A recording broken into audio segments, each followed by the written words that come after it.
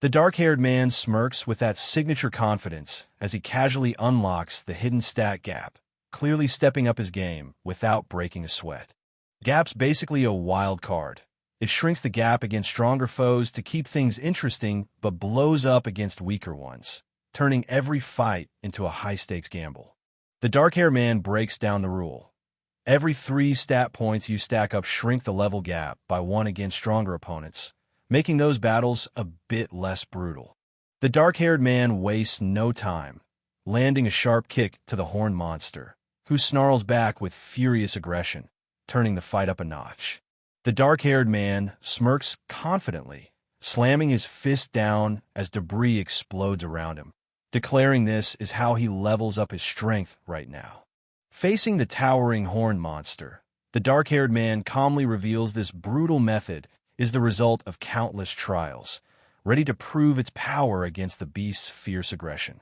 With a sly smirk, the dark-haired man looks up, unshaken by the chaos beneath, his confidence screaming louder than any battle cry.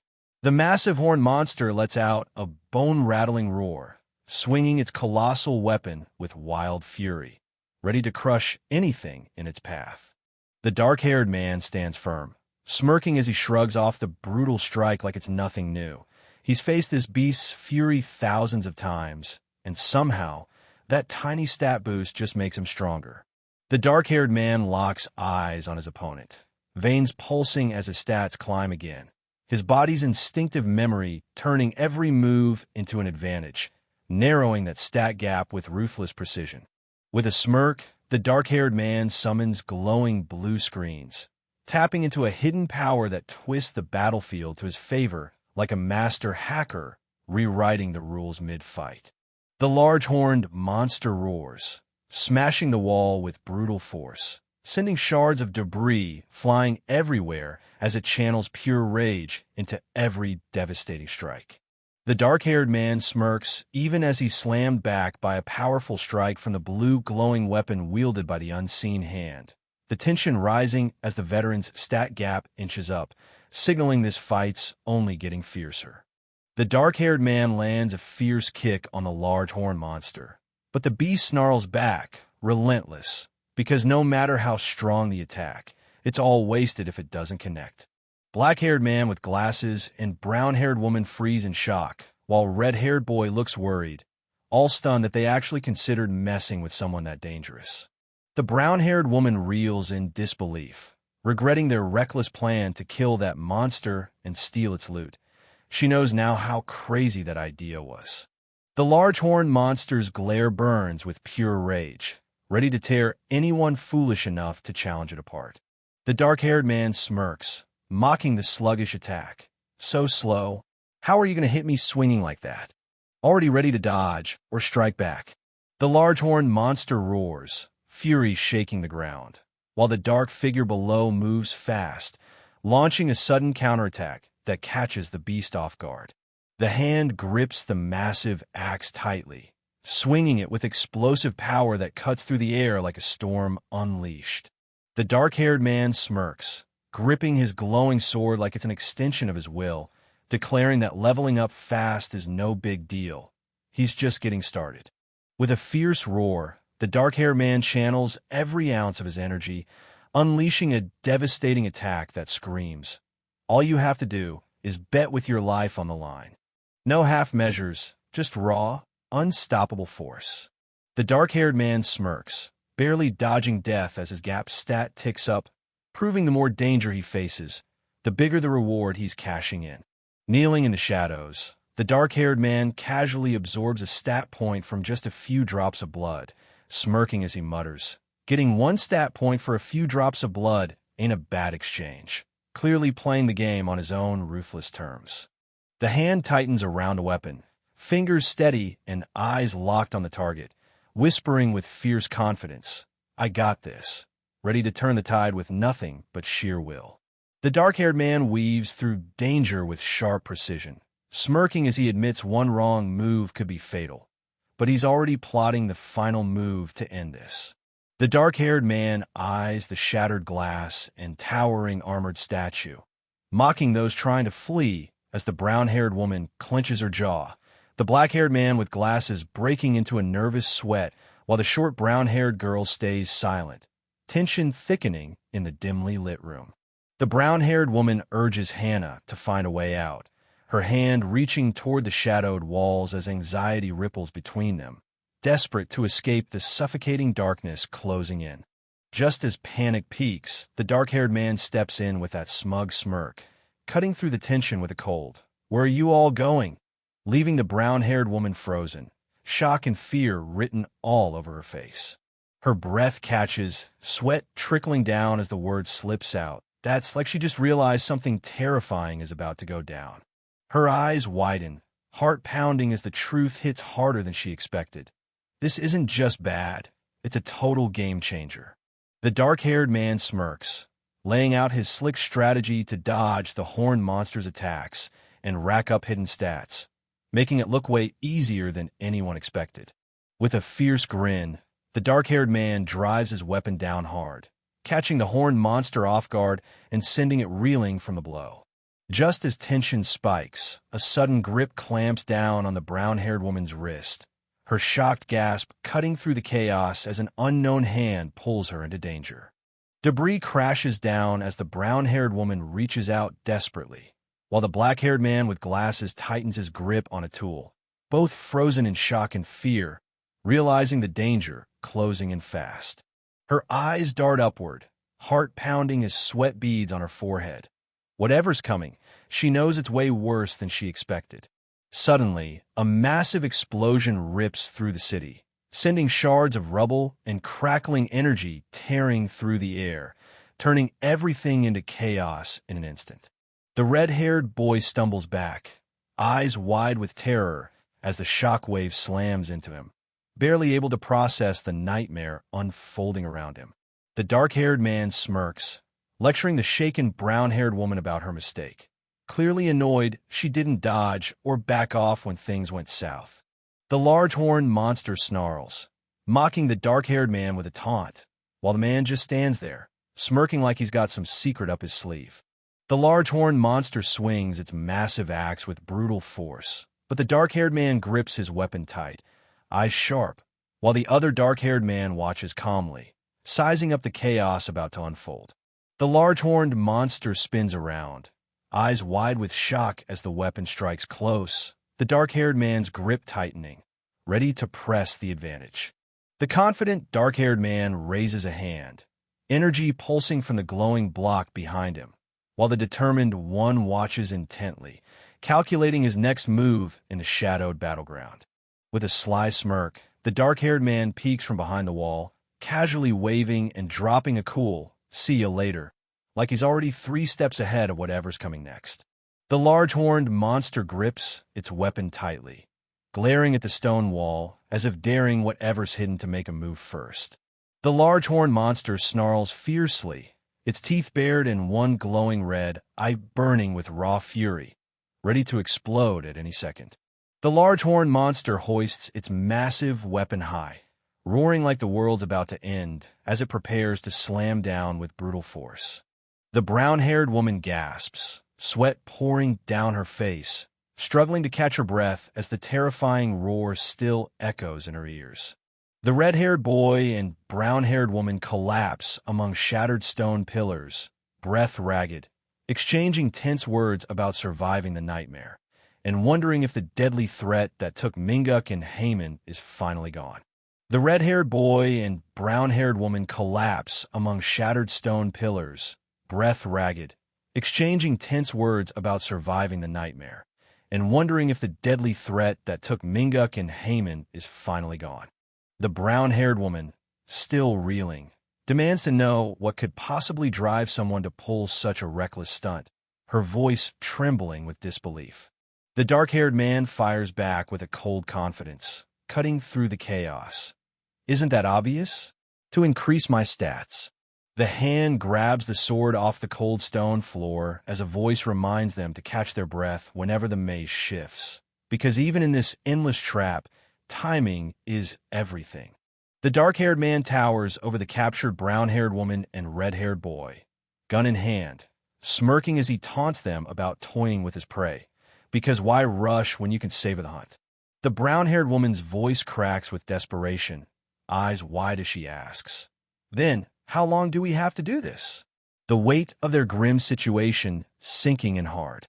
A sharp voice cuts through the tension, declaring they have exactly 1 month to escape the maze. The brown-haired woman's shock deepening, while the red-haired boy's concern turns to urgent resolve.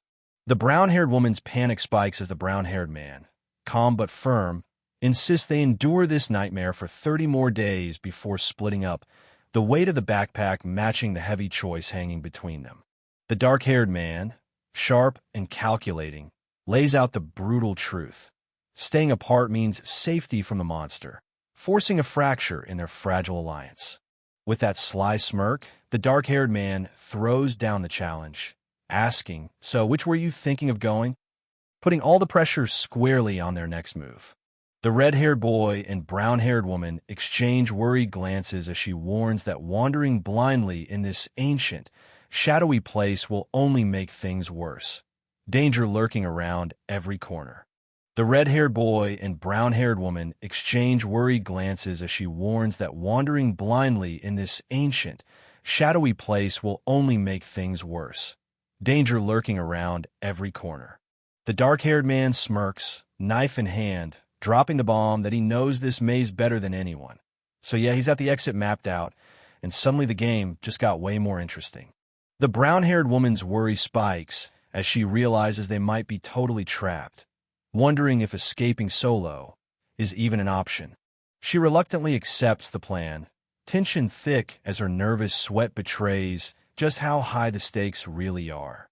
The dark-haired man smirks, flashing a peace sign as he drops the cold truth. Nothing in this world comes free, not even a bus ride, reminding everyone that every choice has a price.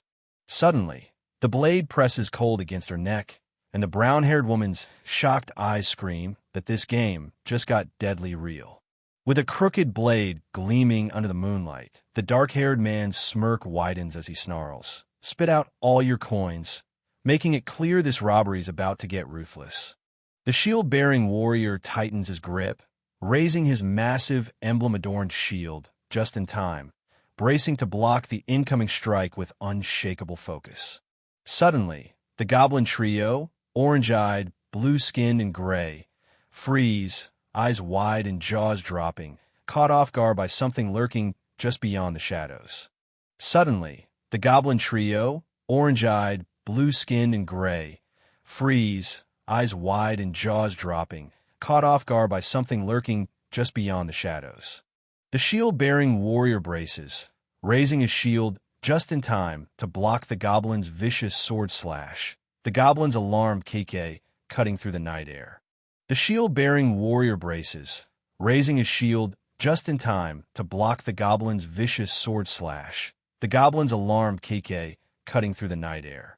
Meanwhile, fans flood the stream chat, freaking out over the warrior's insane 15-hour solo run, dropping wild reactions and hitting that subscribe button like their lives depend on it.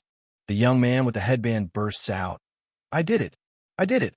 hyped as he proves his crazy experiment actually works, flipping the whole game on its head. The blonde-haired boy and the young man with a headband high-five, hyped about scoring 1,000 coins from the goblin battle, while the black-haired boy with glasses stays focused, typing away on his laptop as the forums light up with praise for manhwa's game-changing moves. The young man with the headband beams, giving props to the squad, saying all this success is thanks to their hard work and teamwork.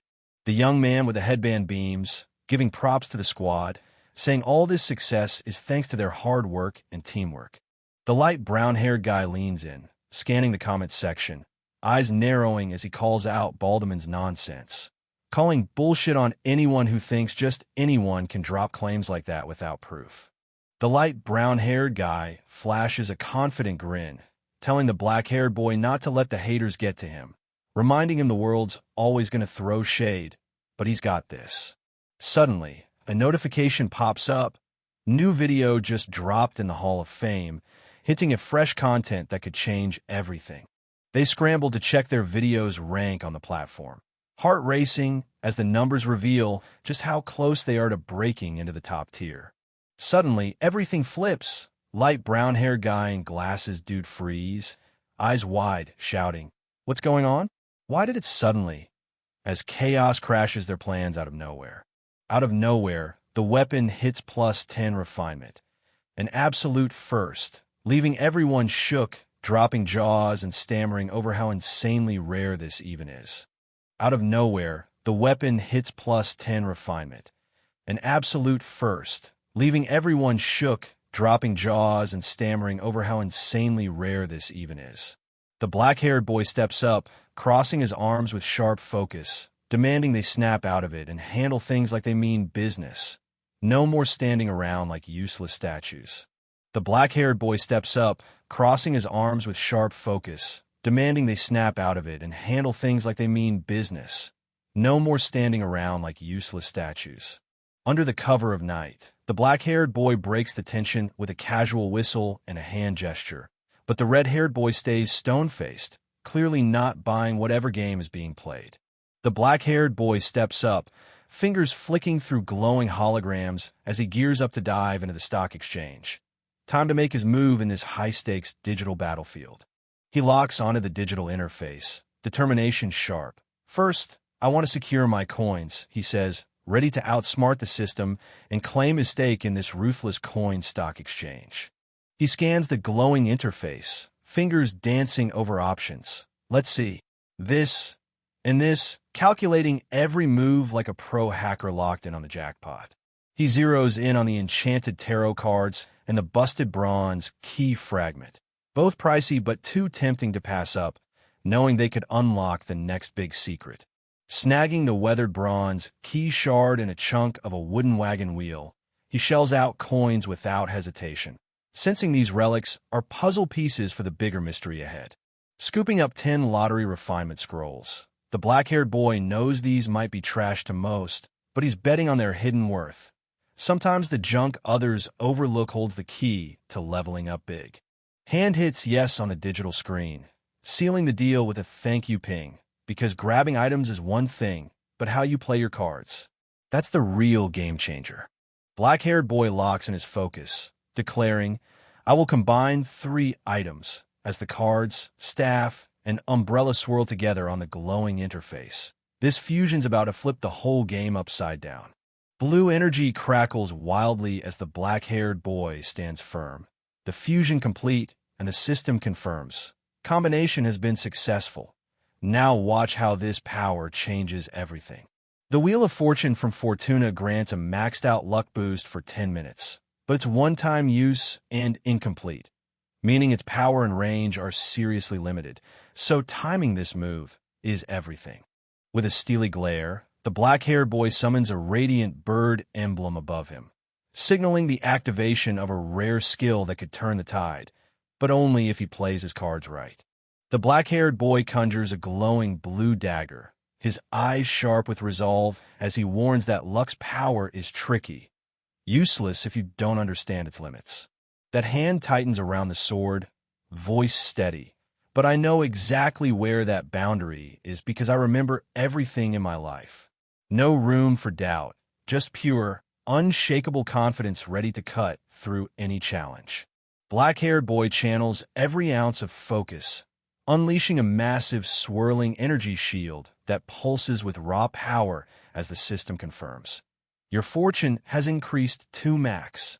Hand-clad in dark sleeve, deftly releases glowing scrolls, each a near-impossible spell with a refinement success rate of 0.00012%.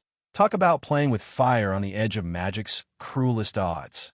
The black-haired boy raises his hand, eyes burning with determination, unleashing a wild surge of swirling energy, declaring that when the stakes are this high, failure isn't even an option. His success rate just hit 100%. He locks eyes on his dagger, announcing he's channeling all his power into it. And just like that, the refinement completes flawlessly. This blade's about to get a serious upgrade. The black-haired boy grips his newly perfected dagger, now officially +10 max, breaking records as the first to hit this milestone on the Korean server while raking in a cool 5,000 coins. His epic +10 dagger achievement is officially immortalized, Tomorrow it's lighting up the Hall of Fame all day, making his name impossible to miss. Black-haired boy unleashes a fierce burst of purple energy, his focus razor-sharp as he dominates the hall with a skill that's as intense as his stare. Now, with that glowing sword in hand, the black-haired boy's confident grin says it all. He's ready to finally wield power that matches his ambition. Meanwhile, the brown-haired girl and the reddish-brown-haired man slump in the darkness, their faces etched with exhaustion as they mutter about surviving the relentless nightmare. Day 10 in hell, and hope's running thin. They finally spark a bonfire with the gathered firewood, flames crackling against the cold, a fragile beacon of warmth and hope in their endless struggle. The brown-haired girl stares in disbelief as the goblin with orange eyes munches on a mushroom, reminding her how desperate they've become, resorting to moss and fungi just to survive. Green-eyed person lies still by the flickering fire, eyes sharp and unblinking, like they're waiting for something or someone to change everything. Green-eyed person lies still by the flickering fire, eyes sharp and unblinking, like they're waiting for something or someone to change everything. The labyrinth twists violently, and a brutal blast slams the pink-haired girl backward, reminding everyone this maze isn't just a maze. It's a deadly trap where every step could be your last. The labyrinth twists violently, and a brutal blast slams the pink-haired girl backward, reminding everyone this maze isn't just a maze. It's a deadly trap where every step could be your last. Brown-haired girl and reddish-brown-haired man huddle close, voices low but tense, realizing if this keeps up, they're not just screwed. They'll be left to rot, tossed aside by that demon once they're done serving its twisted game. Online chatter's buzzing about a ruthless psycho who's been to the 10th floor, formal even facing death. People are scared stiff and telling newcomers to quit while they can, cause messing with him is a death sentence nobody wants. The brown-haired girl scans the eerie blue holograms, her voice sharp. She's desperate for any intel on this mysterious figure everyone's freaking out about. Online chatter blows up. No videos on past Tower Trials players, all locked down like some serious hack. Even Kong Jinhyuk's nowhere to be found. No channel, no subs, just pure solo grind vibes. Online chatter blows up. No videos on past Tower Trials players, all locked down like some serious hack. Even Kong Jinhyuk's nowhere to be found. No channel, no subs, just pure solo grind vibes.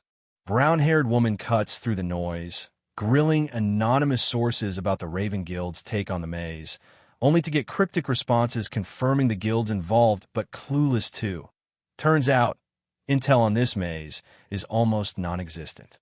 Brown-haired woman cuts through the noise, grilling anonymous sources about the Raven Guild's take on the maze, only to get cryptic responses confirming the guild's involved but clueless too. Turns out, intel on this maze is almost non-existent. The reddish-brown-haired man presses Hannah for answers on the guild's status, but she's stone cold. No intel, no clues, just dead silence, leaving them both stuck in this frustrating void. Hannah breaks the silence, finally opening up with a hesitant, "I was thinking," as the fire flickers between them, casting shadows on their tense faces while the reddish-brown-haired man listens, waiting for the truth she's been holding back. The black-haired boy lies battered on the cold floor, eyes sharp with resolve as he plots to kill their enemy and bunker down in the stone chamber until backup arrives, convinced it's their only shot to escape this nightmare. The brown-haired woman's mind races, voice tight as she admits the real challenge, figuring out how to kill him, while the man in the gray shirt stands silently, eyes locked and serious, weighing their slim chances in this deadly game. The brown-haired woman's mind races, voice tight as she admits the real challenge, figuring out how to kill him, while the man in the gray shirt stands silently, eyes locked and serious, weighing their slim chances in this deadly game. The black-haired boy's fist rockets down. No hesitation. Let's do it now. Everyone dies when their heads are bashed in, anyway. Ready to finish what's already started. Blood drips from the man with the eye patch's injured hand, but the woman in the pink jacket doesn't hesitate. gun trained on him, her expression stone cold, ready to pull the trigger if he makes a move. Meanwhile, the person lying face down near the flickering fire stays motionless, the tense silence around them thick with uncertainty. The red-haired man grips his walkie-talkie tight, eyes darting with worry as he tries to break the silence and call for backup. The person in the pink jacket swiftly adjusts their holster, fingers tightening around something hidden, readying for whatever's coming next. Suddenly, the hand owner reveals a glowing salamander, its eerie light pulsing like a signal in the dark. This little creature's about to change the game. Suddenly, the hand owner reveals a glowing salamander, its eerie light pulsing like a signal in the dark. This little creature's about to change the game. The black-haired guy's jaw tightens as he stares down, that single hanging heavy. He knows this isn't some simple choice, and the weight of it's crushing him. The hand owner steps forward, offering a wooden plate stacked with perfectly grilled mushrooms. Simple, but maybe the key to breaking the tension. Black-haired young man glares fiercely as woman in pink jacket tightens her grip on the gun, the ruined shadows stretching the silent threat between them. Under the flickering campfire glow, the black-haired guy flips skewers while the red-haired man nervously asks about water, and the woman in pink lowers her gun, the tense moment melting into uneasy conversation. The hand owner carefully holds the plate as the other person drops a glowing mushroom onto it, the eerie light casting shadows in the night. Red-haired man and black-haired young man sit amid the rubble, tense and wary, while the unknown person watches closely, breaking the silence with a simple, "Let's eat." The black-haired young man strikes a match, flickering light briefly cutting through the night as he lights a cigarette, lost in thought. The woman's glowing green eyes flash with a sinister smile as the red-haired man's tense expression breaks. He finally realizes he ate it, and everything just got a whole lot darker. The tension snaps as the plate shatters on the floor, shards and food flying, just before the man with the eye patch gets slammed hard in the face. No warning, no mercy, and now everything's about to explode. The man with the eye patch tightens his grip, choking his opponent while the woman in pink watches coldly, finger twitching near the trigger, her serious eyes daring anyone to step in. The red-haired man crashes to the ground, wind knocked out of him, as the woman in pink stands over him, unwavering and in control, while a shadowy figure calmly adjusts their holster, ready for whatever comes next. The woman in pink jacket storms up, eyes blazing, demanding why the black-haired young man stayed silent when he knew the drink was poisoned, but he just turns away, leaving the tension thick in a dim alley. From the swirling mist, the shadowed man steps forward, his presence chilling the air as if the darkness itself answers to him, leaving everyone wondering what secrets he's hiding. The black-haired young man's voice cuts through the tension, eyes locked on the glowing holographic report as he warns, "Guys, we're running out of time." The woman with glowing green eyes snaps, voice cracking with panic as she mutters, "Looks like he found out," sweat dripping down her face, the sinister smile nowhere to be seen. The black-haired man's voice cuts through the tension, eyes locked on the glowing blue screen as he warns that if the numbers are tampered with, appropriate measures will be taken. No messing around this time. A warning pops up. No misconduct found means the reporter risks a penalty. So will they push forward with the report or back out before it's too late? The woman with glowing green eyes breaks the silence, voice sharp and tense. It's totally obvious, but her sweat betrays the pressure mounting behind that sinister smile. The black-haired young man's smile twists dark as he spits out, "Park Hannah, I'm so disappointed," the weight of those words hanging heavy with betrayal. Without hesitation, the hand owner's finger presses down on yes, sealing a choice that's about to change everything. Suddenly, red warning holograms flash wildly, catching the woman in the pink jacket off guard as panic and shock ripple across her face. Suddenly, red warning holograms flash wildly, catching the woman in the pink jacket off guard as panic and shock ripple across her face. The woman in the pink jacket freezes, eyes flashing as the warning alert blares, while the black-haired guy bites his lip, dread creeping in as the countdown edges closer to 0. Suddenly, users start dropping out of the chat one by one, leaving everyone stunned and scrambling to figure out why Ravenkaka bailed without a word. A harsh warning pops up.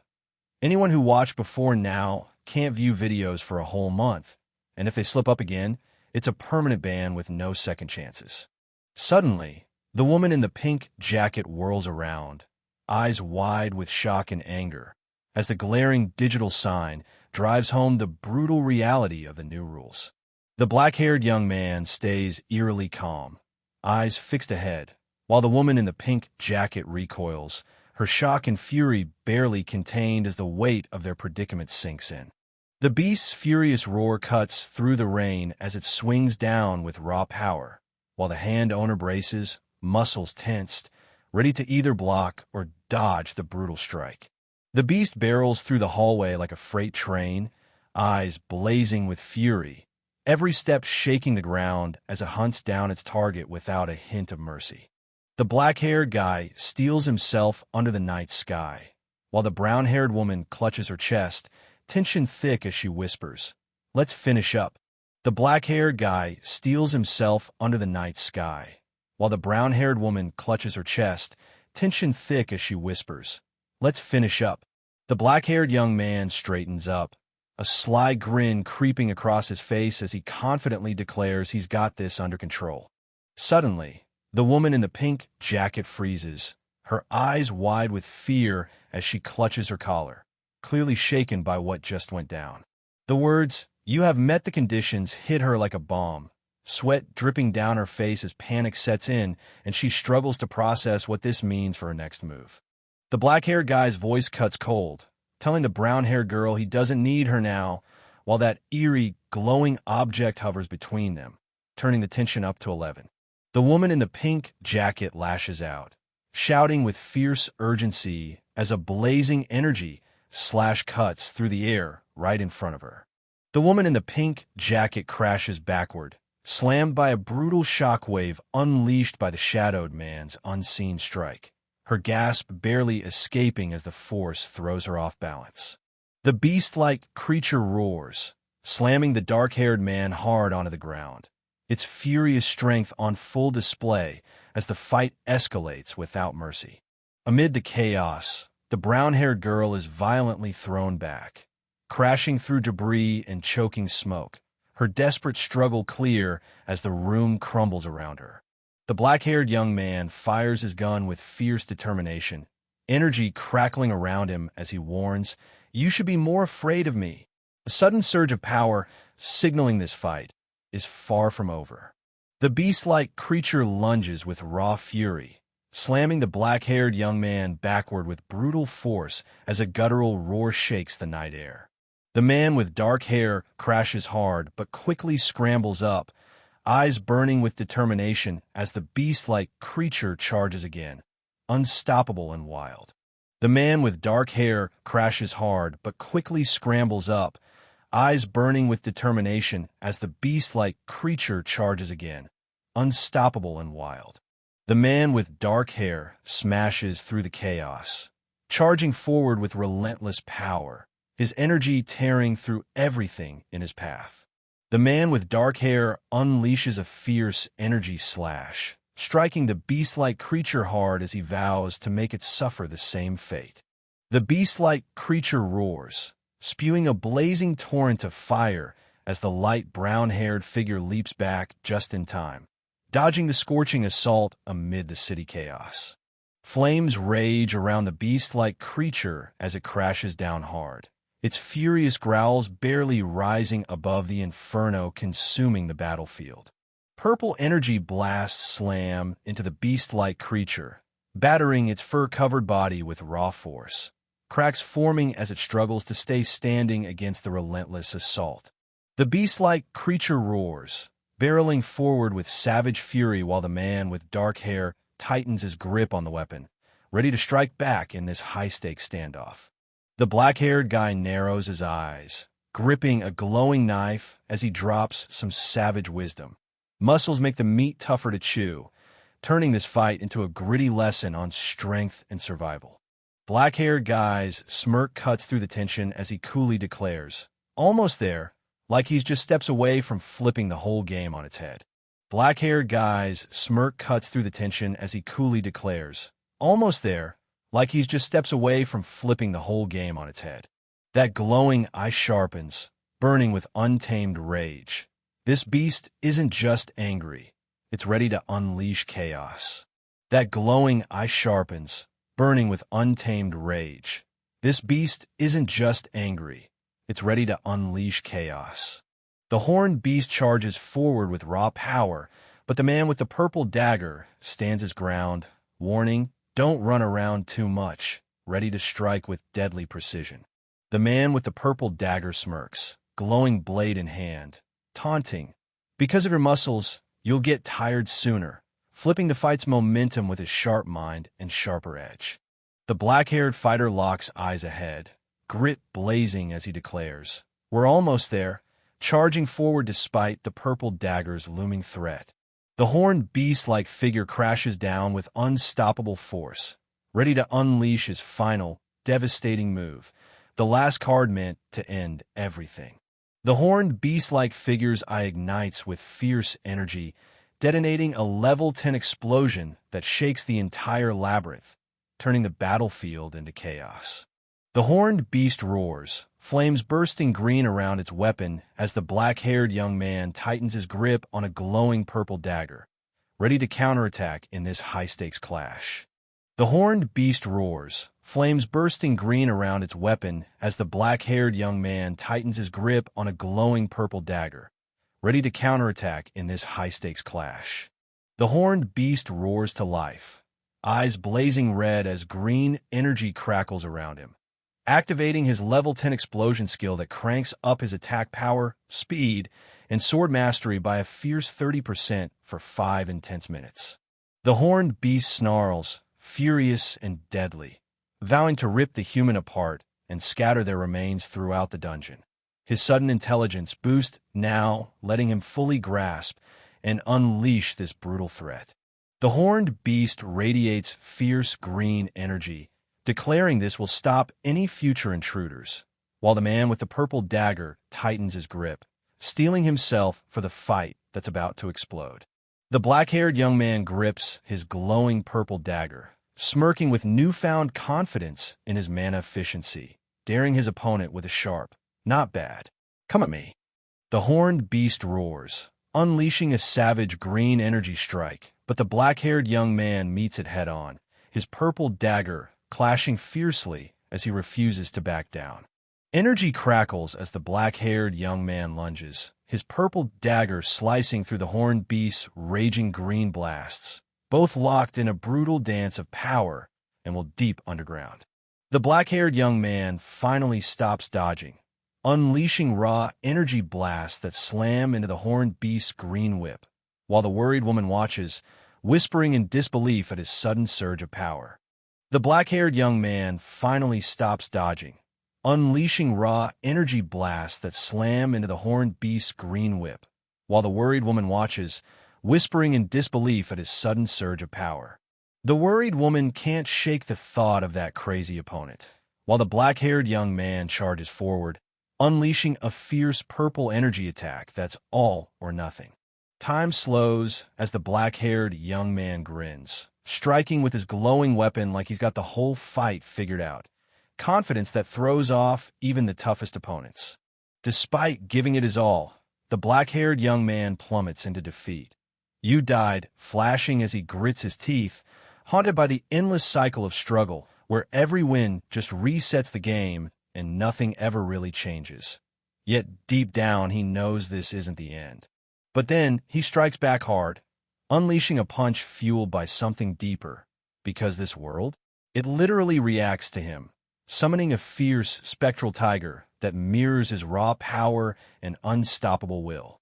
The black-haired young man slashes with his purple dagger, energy bursting from the blade as the arena trembles, his gap stat ticking up, proving every hit pushes him closer to breaking limits no one saw coming.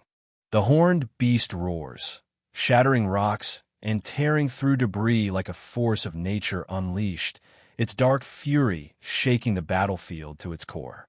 The man with the purple dagger charges, blade glowing with intensity, as the horned beast snarls back, green energy crackling around its claws, ready to strike in a deadly clash. The black-haired young man slashes fiercely with his glowing purple dagger, but the horned beast scoffs, grabbing him mid-air and taunting. "You're just acting strong, human." The horned beast swings its massive weapon with brutal force, sneering, "In the end, you can barely scratch me," but the man with the purple dagger ducks just in time, eyes sharp and ready to strike back. Black-haired man crashes down amid swirling dust, eyes locked forward, every muscle coiled to unleash his next move. The man with the purple dagger coldly announces the 5-minute limit's up, igniting fury in the horned beast's eyes as it snarls, refusing to back down from this deadly showdown. The horned beast activates explosion, unleashing insane power for 5 minutes. But the catch? After the burst, they're grounded for a full 24 hours. No moves, no fight, just raw consequence burning as hot as the flames around them. Minotaurus hangs suspended, powerless for 24 hours, while the black-haired fighter, glowing with a blue aura, confidently calculates a massive 57 stat points and a 19-level gap he's ready to close. With 20 days left, the black-haired fighter eyes his glowing hologram, confident his grind will hit 100 points, fast enough to close the gap and turn the tables. The worried woman asks if it's over, but the man with the glowing blue object warns the explosions just paused. The threat will return if they switch labyrinths and wait a day, leaving her anxiously questioning if she still has what it takes to survive. The black-haired young man flashes a peace sign, eyes sharp and unyielding, reminding everyone the clock's still ticking. 20 days left, and this fight? Far from over. 20 days later, chaos erupts as a sudden impact shatters the floor and sends debris flying, turning the room into a battleground in an instant. The horned beast-like figure roars, slamming its glowing green weapon down with explosive force, energy crackling wildly as the ground trembles beneath its wrath. Without hesitation, the black-haired young man strikes with a precise right side cut, sharp and swift, instantly boosting his gap stat by 0.015, signaling his growing edge in this fierce battle. The black-haired young man unleashes a relentless continuous lower cut, pushing his gap stat up by another 0.015, now hitting a solid 100 as the horned beast recoils, caught off guard by the rapid assault. The horned beast, eyes blazing with fury, lunges forward with a savage growl, declaring, "I've finally reached my target," ready to turn the fight deadly. The horned beast roars, unleashing a burst of energy, but the man with the purple dagger leaps in, striking hard while questioning why the beast seems to weaken with every hit. Maybe the real weakness is just him. The black-haired young man steps on Cav's chest, eyes locked on the fallen beast as he delivers a cold farewell, sealing the fight with quiet finality. The worried woman steps forward, eyes sharp as she tells the black-haired young man that dealing with him is the last obstacle, then nervously drops that she's recruiting interns for Go and Company, leaving him stunned and confused. The serious man grills the worried woman about her ambition, doubting her interest, but she desperately insists she's always wanted to join the company, earning a rare nod from him as he calls her an enthusiastic applicant, all while the black-haired young man watches, still processing the intense exchange beside the massive defeated creature. The worried woman stammers through her answer, pitching sympathy and friendliness as her strengths, while the black-haired young man watches, skeptical and clearly doubting if she's really cut out for this. The man steps closer, voice dripping with disappointment as the worried woman insists she'd never betray him. But his piercing question and cold tone leave no room for easy answers. The announcement drops, first intern candidate for Go and Company, and the worried woman's panic spikes as she desperately begs for more time, clearly not ready to face whatever this means. The man with glowing purple eyes admits he's not successful, tension rising as the worried woman, desperate, offers Braham's ring to turn the tide.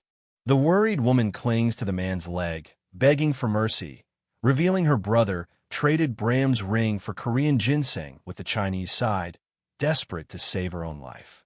The black-haired young man's mind races, doubts creeping in as he wonders if Bram's ring has already fallen into the Crow Guild's grasp, shifting the balance of power in this deadly game.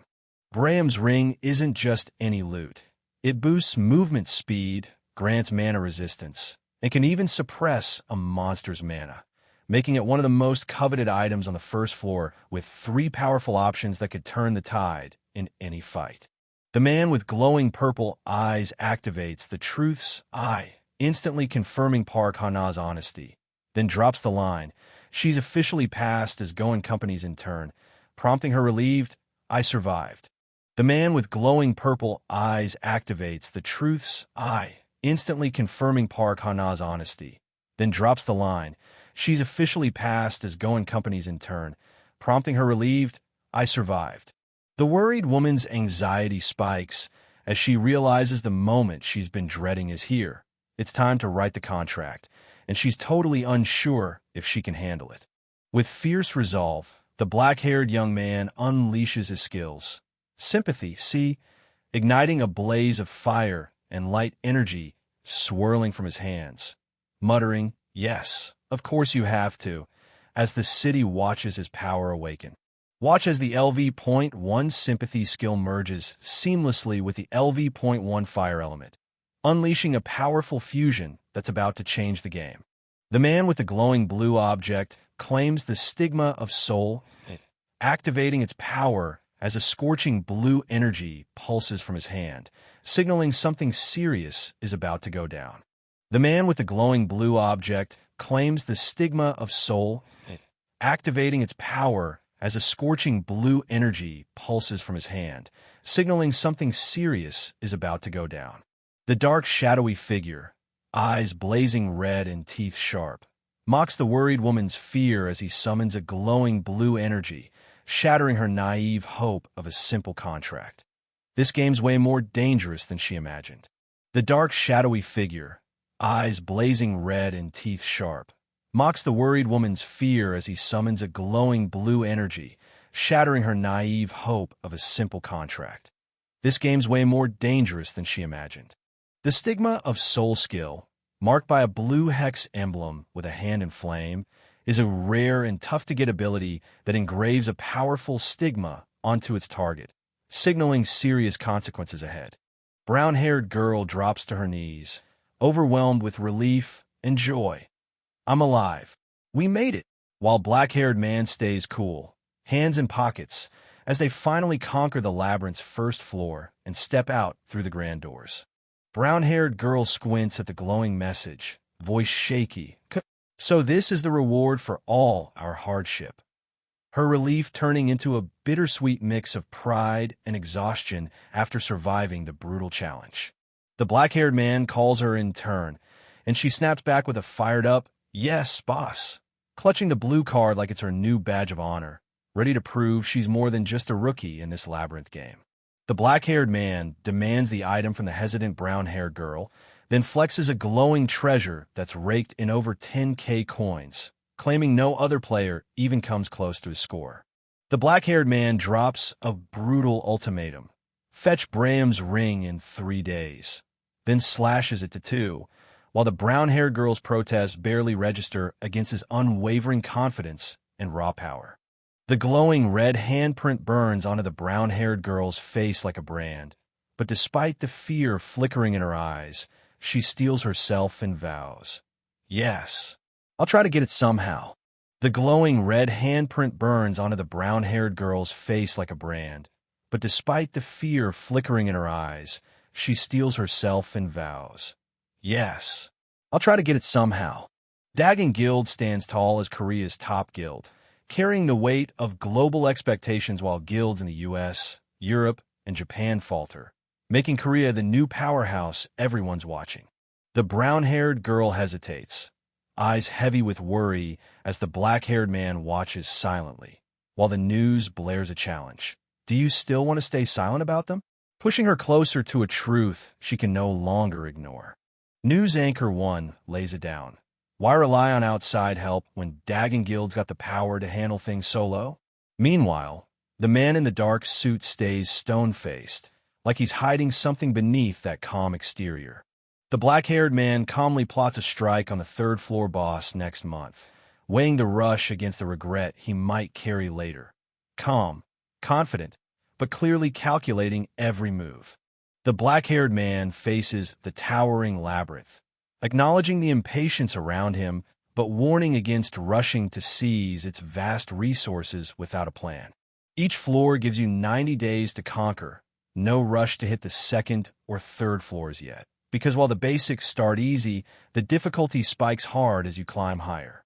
The black-haired man in the white shirt stands firm as deadly foes close in.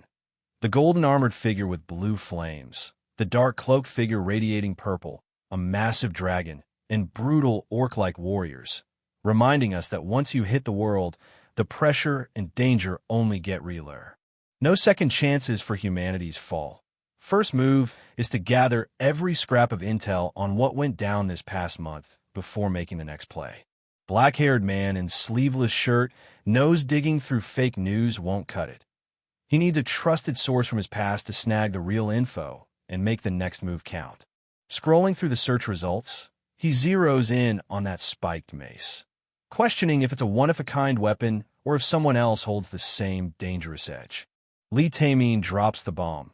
He's the human bee, while that dark, fiery bee figure lurks behind him, flames flickering as he stokes the tension with a lighter's blaze. The fierce woman with red gloves steps up, dropping her alias, Nuclear Fist, and her real name, Yuyanawa, locking eyes with that confident woman in the dark jacket while the pain man watches from behind. The black-haired man recalls how, 2 years ago, the Tower of Trials was filled with old players who didn't quite fit the game's rules, hinting at deeper secrets behind their presence. The woman with boxing gloves breaks the silence, surprised their first meeting happens like this, as the dark bee figure's sinister smile and the black-haired man's unreadable gaze set the tense stage with that odd floral swim ring adding a strange twist. Just like that, Lee Tae-min snags the Machine Monarch title, granting him insane large-scale combat power, but with a brutal mana drain that keeps things balanced. Meanwhile, Yuyanawa coolly sips her drink, her stats and skills flashing, revealing a deadly blend of precision and power that could shake up the whole competition. That red fist emblem screams a rare melee combat skill, and judging by their matching levels, these two hunters probably teamed up, making their combo way more dangerous than it looks. The black-haired man breaks down the copying condition. Only longtime teammates who've climbed to the 20th floor together can steal Lee Tae-min's flexibility skill, proving that deep bonds in the labyrinth unlock deadly advantages. The brown-haired man pushes the black-haired man to step up, but Jin Hyuk stammers his name nervously, clearly unready to face whatever challenge lies ahead. The black-haired man clears his throat, dropping the bomb. His old nickname was Youngapon, and he can't help but cringe over the ID he made 11 years ago, questioning why he ever went with it. The man in the brown coat casually drops that he's 27 and used to be a Paprika TV BJ, sparking surprise from the black-haired man who admits he tuned in sometimes, turning their coffee chat into a low-key nostalgia trip over cake and stories. The man in the brown coat admits he's quit whatever it was, urging the black-haired man to open up since they haven't crossed paths in the game for a day or two, setting the stage for some real talk beyond the labyrinth. The black-haired man and the confident woman with long black hair settle into the cozy cafe vibe, both ready to drop the formal act and actually talk. No masks, no walls, just real conversation flowing easy. The man in the dark suit flashes a knowing smile, admitting he's tired of being used and ready to pick his allies, while the brown-haired woman with the bun crosses her arms, smirking like she's been through the same game and isn't about to lose again.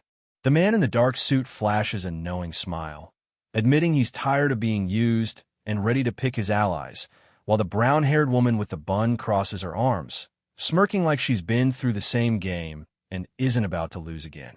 The black-haired man breaks down the global chessboard of guild moves and streaming trends, analyzing how alliances shift and broadcasters shape the underground scene. all while manipulating a holographic screen that maps the pulse of this sprawling, high-stakes world. The black-haired man breaks down the global chessboard of guild moves and streaming trends, analyzing how alliances shift and broadcasters shape the underground scene, all while manipulating a holographic screen that maps the pulse of this sprawling, high-stakes world. The dark, cloaked figure peels back their hood, red smoke curling ominously as they drop the bomb about mine. A ruthless gang snatching people and churning out illicit coin factories, backed by shadowy, red-eyed enforcers lurking in the flames. Brown-haired man zeroes in, grilling black-haired guy about his month-long disappearance, only to find out the dude skipped any kind of testing. Wait, testing for what? The tension's real, and questions are piling up faster than the spoons hitting that blue ice cream. Cruising through city traffic, the man in the brown coat breaks down the tower trial's sudden rise, and how from the second floor up, deaths started stacking hard, turning the challenge into a deadly game no one's walking away from.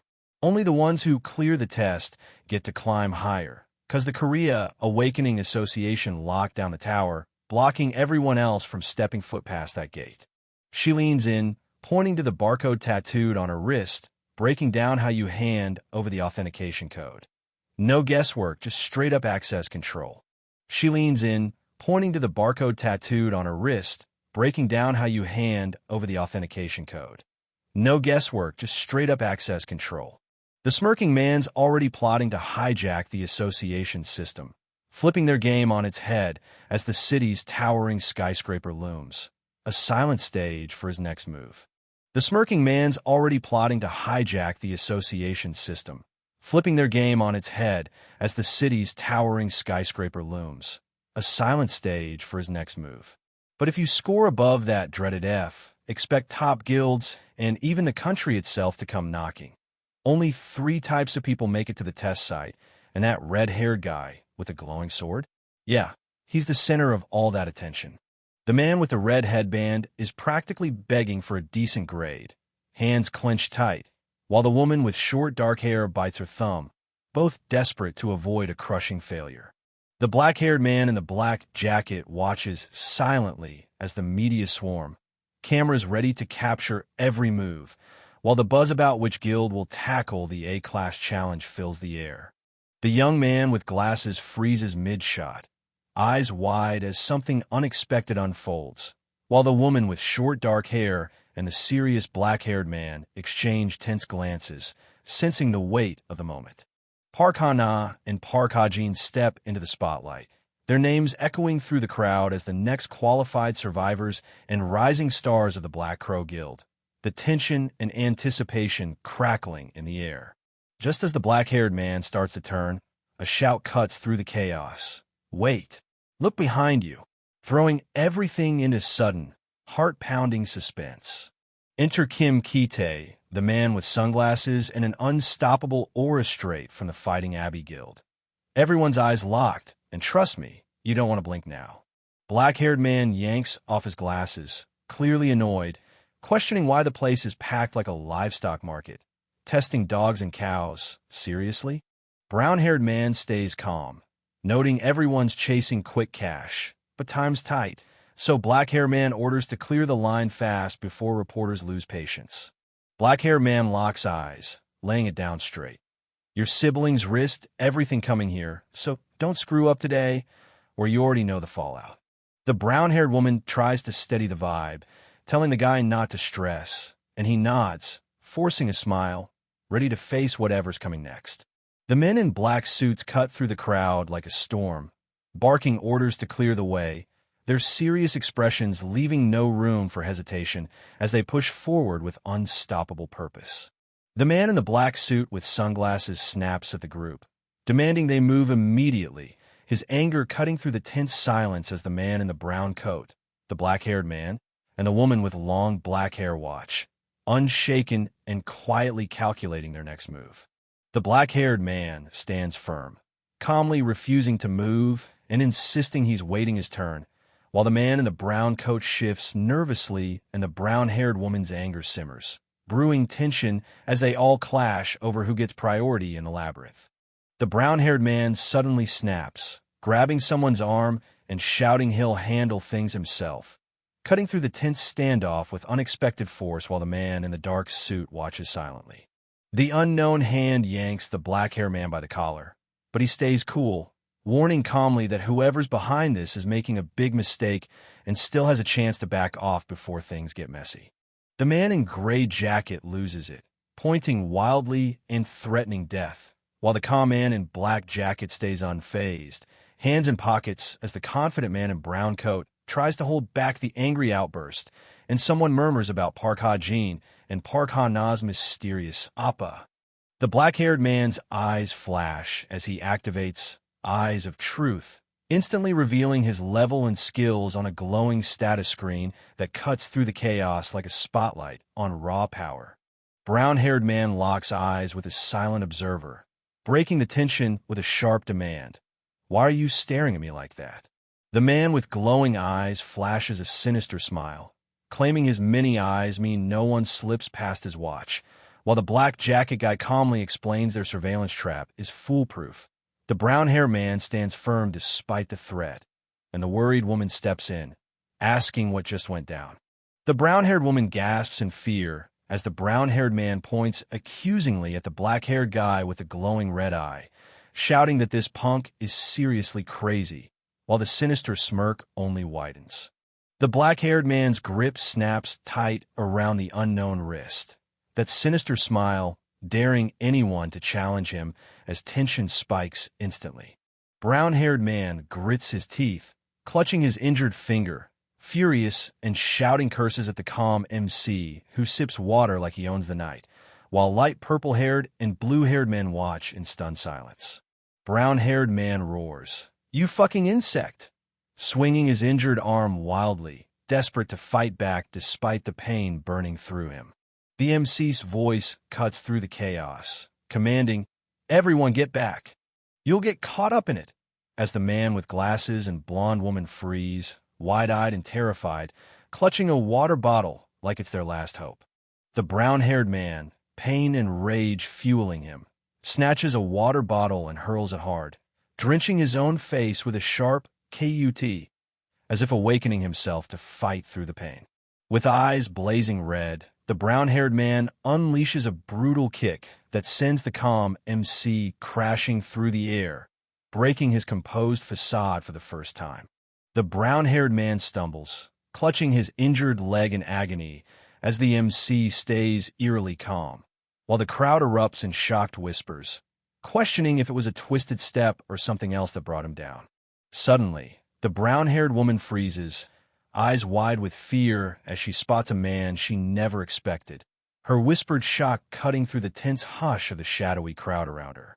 The MC's calm command slices through the chaos. "Leave it at that," while the two suited men flank him silently, backing his unshakable authority without question. The MC locks eyes with the suited group, activating his LV.1 Eye of Truth, his silent power sending a clear warning. This fight with Father Kim Ki-tai just got real. The dark-haired man tries to unleash his skill, but the system slaps him down. No activation because he's under level 20, and that level gap just shut his power off cold. The MC stays calm, dropping a low-key bomb. Didn't realize the troublesome guy brought his nanny along, but hey, he's a handful for a reason, useful enough to tolerate.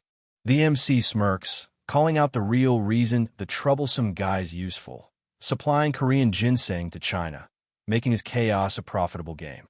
The shocked man's mind races, struggling to process the ginseng connection as the crowd's stunned silence echoes his disbelief, while the man in the blue suit stays eerily calm and the brown-haired woman's fear spikes. The MC breaks the tense silence, challenging their focus on the details with a sharp question about handling the side effects of Korean ginseng, his calm, yet commanding presence cutting through the uncertainty. Kim Ki-tai unleashes his LV.3 blackout barrier, shrouding the night in an eerie darkness as the MC and dark-haired man lock eyes, tension crackling, while the light purple-haired man rushes in desperately shouting Hyung. The man with glowing eyes emerges, radiating pure menace as the crowd gasps. The woman in the red and black top urgently calls out, "Jinhyuk Appa," and the man in the brown jacket watches silently, tension thickening under the neon-lit cityscape. The dark-haired man demands proof about the dungeon exchange, eyes locked on the glowing barrier as the calm MC coolly questions his knowledge, the tension crackling like electricity in the dim, claustrophobic space. He reveals Korean ginseng, hyped as the ultimate stamina and magic power booster, making it clear this isn't just any herb, but a game-changer in the dungeon grind. But here's the catch. Eat it raw, and boom, instant magic poisoning hits hard, leaving the purple-haired guy sweating and struggling as that glowing poison symbol screams danger. But here's the catch. Eat it raw, and boom, instant magic poisoning hits hard, leaving the purple-haired guy sweating and struggling as that glowing poison symbol screams danger. The MC lays out the rare ingredients: Corazian's extract, moonlight stone, and the elusive mandragora root, and offers to reveal their hidden locations, testing the dark-haired man's trust with a sharp question. "Well, do you trust me a little more now?" The dark-haired man's mind races, sweat dripping as he connects the dots. This matches the guild's intel and the explorer's reports, but realizing the truth behind this man's identity hits harder than expected. The MC stays cool, dropping a deal that shakes the room, while the masked figure, eyes sharp, agrees to play along, because sometimes survival means playing the game on someone else's terms. The MC presses his glowing sword forward, eyes burning with warning, while the brown-haired man raises his shield defiantly, snarling that any trick won't slide, tension crackling as they brace for a fight neither plans to lose. The MC's face tightens with frustration as he lays it out. Asking for control over their top-earning dungeons isn't just bold, it's a damn steep price to pay. The MC's face tightens with frustration as he lays it out. Asking for control over their top-earning dungeons isn't just bold, it's a damn steep price to pay. The shocked man's eyes widen, anger bubbling beneath the surface, but the dark-haired man just smirks, cool and collected, insisting, "You're misunderstanding. I'm the one offering the opportunity here," flipping the power dynamic with icy confidence. The shocked man's eyes widen, anger bubbling beneath the surface, but the dark-haired man just smirks, cool and collected, insisting, "You're misunderstanding. I'm the one offering the opportunity here," flipping the power dynamic with icy confidence. The brown-haired man crashes back, pain and rage etched on his face, while the black-haired woman and gray-haired man lock eyes, bracing for the next move as chaos erupts around them, and the man in the blue suit watches coolly from the sidelines. The brown-haired man crashes back, pain and rage etched on his face, while the black-haired woman and gray-haired man lock eyes, bracing for the next move as chaos erupts around them, and the man in the blue suit watches coolly from the sidelines. The blackout barrier drops, and the MC steps forward with steady confidence, his calm voice cutting through the tension as he tells Yanawa to calm down, ready to take control of the chaos unfolding on the city streets. The MC raises his hands calmly, assuring the black-haired woman and gray-haired man that he's fine despite their frantic concerns and readiness to fight, his steady voice cutting through their panic with a cool, "I'm really all right." The dark-haired man turns his back, walking away with cold resolve, while the injured brown-haired man reaches out desperately, pleading, "He was a better listener than I thought. Please wait. Are you just going to let them go?" Tension thick as the crowd watches in stunned silence. Clutching his chest, the brown-haired man snarls, "If you give me one more chance, I'll go all out," before a brutal grip clamps down on his throat, cutting him off with a harsh cook. The man in the dark jacket hoists the brown-haired guy by his collar, coldly warning, "You're not someone the likes of you can handle. Act out again, and I'll make you regret it." "Got it." The brown-haired man gasps, struggling as the black-sleeved hand tightens around his throat, desperation and fear flashing in his eyes as he barely manages to choke out, "Why, yes, I understand." The brown-haired man collapses, clutching his side in pain as the man in the dark jacket and the man in the suit walk away calmly, leaving the shocked crowd behind, whispering, "What the hell happened inside the barrier?" burning with rage and pain. The brown-haired man's eyes blaze red as he snarls a deadly vow. No matter what it takes, he's coming for the one who humiliated him. With the conditions met, the skill Shallow Breathing D is snatched, granting a minor boost in stamina recovery. Though saving it means risking failure, but the grind just got real. MC smirks like he owns the place while the shadowy figure lurks behind, red eyes burning. As he strides into the stunned crowd, whispers ripple. Everyone's caught off guard, daring him to take the test that could change everything. MC eyes the ranking screen, nods with a hint of amusement at the intern's top score, then coolly calls out for the next challenger like it's just another day at the office. The man in the dark jacket lays down the rules. Strike the magic stone with anything, weapon, ability, whatever, to measure your true potential, setting the stage for a test that's all about raw power and skill. The man in the dark jacket lays down the rules. Strike the magic stone with anything, weapon, ability, whatever, to measure your true potential, setting the stage for a test that's all about raw power and skill. Man with glasses coolly orders the man in the long coat to start, eyes locked on the glowing crystals as the dagger-wielding figure steps forward, ready to unleash whatever power those mysterious shards hold.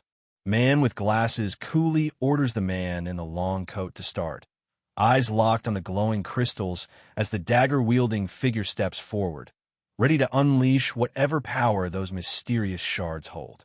Man with glasses, now radiating an intense red aura, warns that mid-grade and higher magic stones barely faze normal people, raising the stakes with his serious, no-nonsense tone.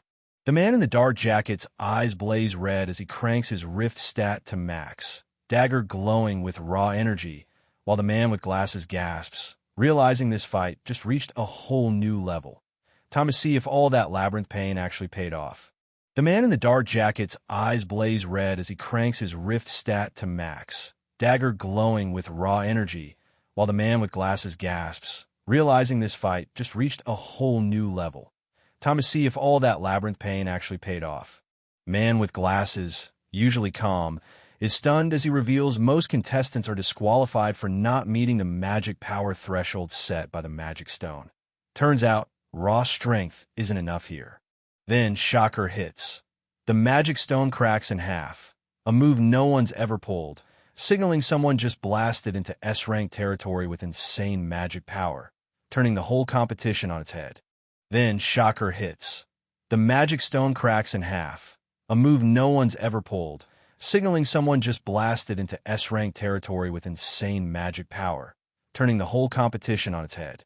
The MC drops a bomb, insisting the report gets postponed by a whole week, leaving the gray-haired man visibly thrown, struggling to wrap his head around this unexpected demand. The MC drops a bomb, insisting the report gets postponed by a whole week, leaving the gray-haired man visibly thrown, struggling to wrap his head around this unexpected demand. The MC grips a glowing knife, dropping a chilling truth. The threat in front of you beats any distant law, leaving the fearful guy drenched in sweat, realizing this lesson just got dangerously real. The MC grips a glowing knife, dropping a chilling truth. The threat in front of you beats any distant law, leaving the fearful guy drenched in sweat, realizing this lesson just got dangerously real. In turn, Park Hannah steps forward, holding out a glowing ring like it's the key to everything, coolly announcing she's got exactly what was asked for, raising the stakes big time for the brown-haired woman caught off guard. The MC casually reveals two glowing orbs, cool as ice, while the brown-haired woman, desperate and furious, demands he remove something. He just raises his hands, smirks, and says he'll judge everything based on her next move. Gray-haired man and black-haired woman both freeze, disbelief written all over their faces as they hear the shocking news. Someone they expected to be top tier is actually stuck at a pitiful F rank, sparking confusion and a scramble to make sense of the unexpected truth. Gray-haired man and black-haired woman both freeze, disbelief written all over their faces as they hear the shocking news. Someone they expected to be top tier is actually stuck at a pitiful F rank, sparking confusion and a scramble to make sense of the unexpected truth. The black-haired woman insists the MC must face the dungeon for the second test, but he stays cool, telling her to focus on climbing the tower while he searches for the dungeon. Just as the gray-haired man approaches, tension thickening around the orange car. The MC leans back, arms crossed, mentally breaking down the tests ahead. First, a magic power ranking, then the real challenge starts with a second test for those who pass. The large orc and smiling orc lay down the rules. Clear a dungeon in the Tower of Trials. No difficulty limits. So most pick goblin or orc-filled floors to prove their strength and survive the chaos ahead. The winged queen lounges on her throne of bones, revealing that the ruins she's targeting are the only ones on the first floor.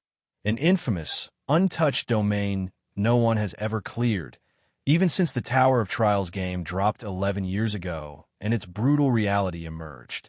The young man with black hair arrives at the eerie Hall of the Depraved, a place he hasn't seen in ages, his slight smile and hefty yellow backpack hinting he's ready to face whatever twisted trials await among the floating rocks and ancient ruins. The young man with black hair arrives at the eerie Hall of the Depraved, a place he hasn't seen in ages, his slight smile and hefty yellow backpack hinting he's ready to face whatever twisted trials await among the floating rocks and ancient ruins. Amid the towering ruins scattered across the mountain, a massive waterfall crashes down the cliffside, while jagged rocks hover mysteriously in the air, setting the stage for whatever trials lie ahead. Since solo runs are off-limits for an F rank, the porter with black hair and his crew strap on heavy yellow boxes, blending in as guild-registered porters to sneak into the forest ruins under the watchful roots. The porter with bald head asks Kongsher what brings him here, and Kongsher admits that making a living takes serious cash, something everyone can relate to as they adjust their yellow boxes and gear up. Kongsher pulls up a photo of his wife and kids, saying he's here to support them, while the porter with black hair, lugging his big yellow backpack, can't help but worry. Guys like Kongsher usually don't make it out alive. The two, dressed in black and dark pants, tread carefully through the woods, grimly agreeing that as F ranks, one slip could mean game over. Plus, no gadgets or ambulances can save him out here. MC tries to calm Porter with bald head, promising that at least the people here will get to go back home, but Porter with bald head can't hide a surprise, clearly not expecting that. A booming laugh echoes off the rocky cliff as the unseen voice mocks the tension, while the porter with black hair dryly thanks them, noting their surprising energy compared to most these days. A scroll sealed with wax unveils the high-stakes raid quest. First attack on Ruins Number 1, difficulty S, tasked to defeat the boss monster and reclaim the throne buried deep in the ruins. The porters finally reach the ruins, dropping their yellow boxes with black straps as their leader calls for a break. Everyone's gearing up, tension building before the raid kicks off. The glowing chest labeled Special Goods pops up, announcing a perk for the first to conquer the tower, and MC's eyes narrow, realizing this raid just got a whole lot more serious. The perk activates, instantly boosting luck and adaptability by 10 points each, leveling up the game and raising the stakes for everyone trying to survive the tower. The Cold Heart skill kicks in, locking an icy composure under pressure but chilling out your human emotions, turning emotional heat into frosty control. Porter with black hair just triggered Monopolize, a passive skill that unlocks the ultimate prize if he can snatch the very last reward. Talk about playing to win, no holding back. MC's eyes go wild as he looks up, mind racing. This whole situation? Yeah, it's fucking crazy, and he's not backing down. MC's eyes go wild as he looks up, mind racing. This whole situation? Yeah, it's fucking crazy, and he's not backing down. As the glowing symbol blasts radiant energy into the sky, the young man with black hair, the man with short light brown hair, and the person with long light hair tied back watch intently. Tension thick in the air like something big is about to drop. The man in armor winces, battling a pounding headache, but stays sharp, asking about the head count. And when the man with short black hair confirms all 50 made it safely, he confidently insists there's no way they could have messed up thanks to the magic they used. The men scope out the Balhi Guild's main attack squad, debating if these are really the heavy hitters, and one points out the captain, young but clearly leading the charge. Song Chunhwa, the man in armor with black hair, activates his eye of true skill, orders the squad to organize ranks on the move, and pushes everyone to follow the advance party. Time to get moving. MC just found out the copy condition means he has to win Song Chunhwa's loyalty during this raid. And yeah, he's not thrilled. This is way harder than he expected. MC's mind races as he realizes the captain they're up against, a leader from one of the top 10 guilds, might not be as unbeatable as everyone hyped. He's sizing up the man in armor with black hair, try to figure out how to turn this to his advantage. The guy with the fake mustache sighs, grudgingly accepting the chaos as long as MC doesn't slow him down, muttering about how wild things have gotten. Floating debris swirls around the shattered stone pillars and crumbling archways, the ruins standing silent under the bright sky, as if caught in the aftermath of some powerful force. The robed figure grips a staff glowing with a red gem, warning the group that darkness ahead is deadly and orders everyone to stick close, stressing that losing their way means no rescue. The robed figure with staff channels a faint red glow from their staff, activating the level 1 Illuminate spell to light their treacherous path. The man with black hair on right side and the man with bald head stand amid shattered stone and fallen beams, eyes scanning the wreckage as they absorb the sheer scale of the destruction, whispering, "How tremendous! So this is the ruins." MC and the team tread carefully through the shadowy ruins, eyeing the smashed monsters left by the advance party and noting the crushing force that took them down, all while the heavy, eerie vibe of the place makes every step feel like a trap waiting to snap shut. MC appears carrying yellow boxes, catching everyone's attention as the man in armor and Song Chunhwa exchange tense words about the surprisingly low casualties, while MC silently sizes up the eerie aftermath of the brutal fight littered with smashed monsters. Song Sichunhwa can't believe the guild attack power was way stronger than expected, while nearby, one guy in a blue vest abruptly grabs another, demanding he start handing out water and ice, leaving the other dude totally confused. The man with black hair on right side reminds himself he's still just a porter while the other guy confidently assigns him to handle the foreigners, despite the porter's low-key phobia of them. The man in golden armor with helmet questions the meaning behind the cross symbol on the other's armor, while the observer with black hair leans in, intrigued by the mysterious emblem and a hint of foreigners stirring up tension. The Zion Guild finally shows up, their emblem, a shield with a cross and 2 swords, marking them as Europe's elite, instantly shifting the vibe with their arrival. MC spots a short figure in the group, hesitating but curious. He shakes his cup of ice, wondering if maybe this time, making friends won't be so impossible. MC offers Song Sichunhwa a cup of iced water, breaking the tension with a simple "good work," and the knight's grateful "thank you" hints at a fragile but real connection forming. The man in golden armor with white cape quietly activates his LV.1 communion skill, sparking a subtle but clear shift as the target starts to see him in a slightly better light. The man in golden armor with white cape stands calm and confident, his presence undeniable, while MC's eyes widen in shock as realization hits. This person is... The youngest daughter of the Larinia family steps forward, wielding an ornate sword and a decorative shield emblazoned with her aristocratic house's heraldic crest, her presence demanding respect and hinting at a legacy wrapped in power and prestige.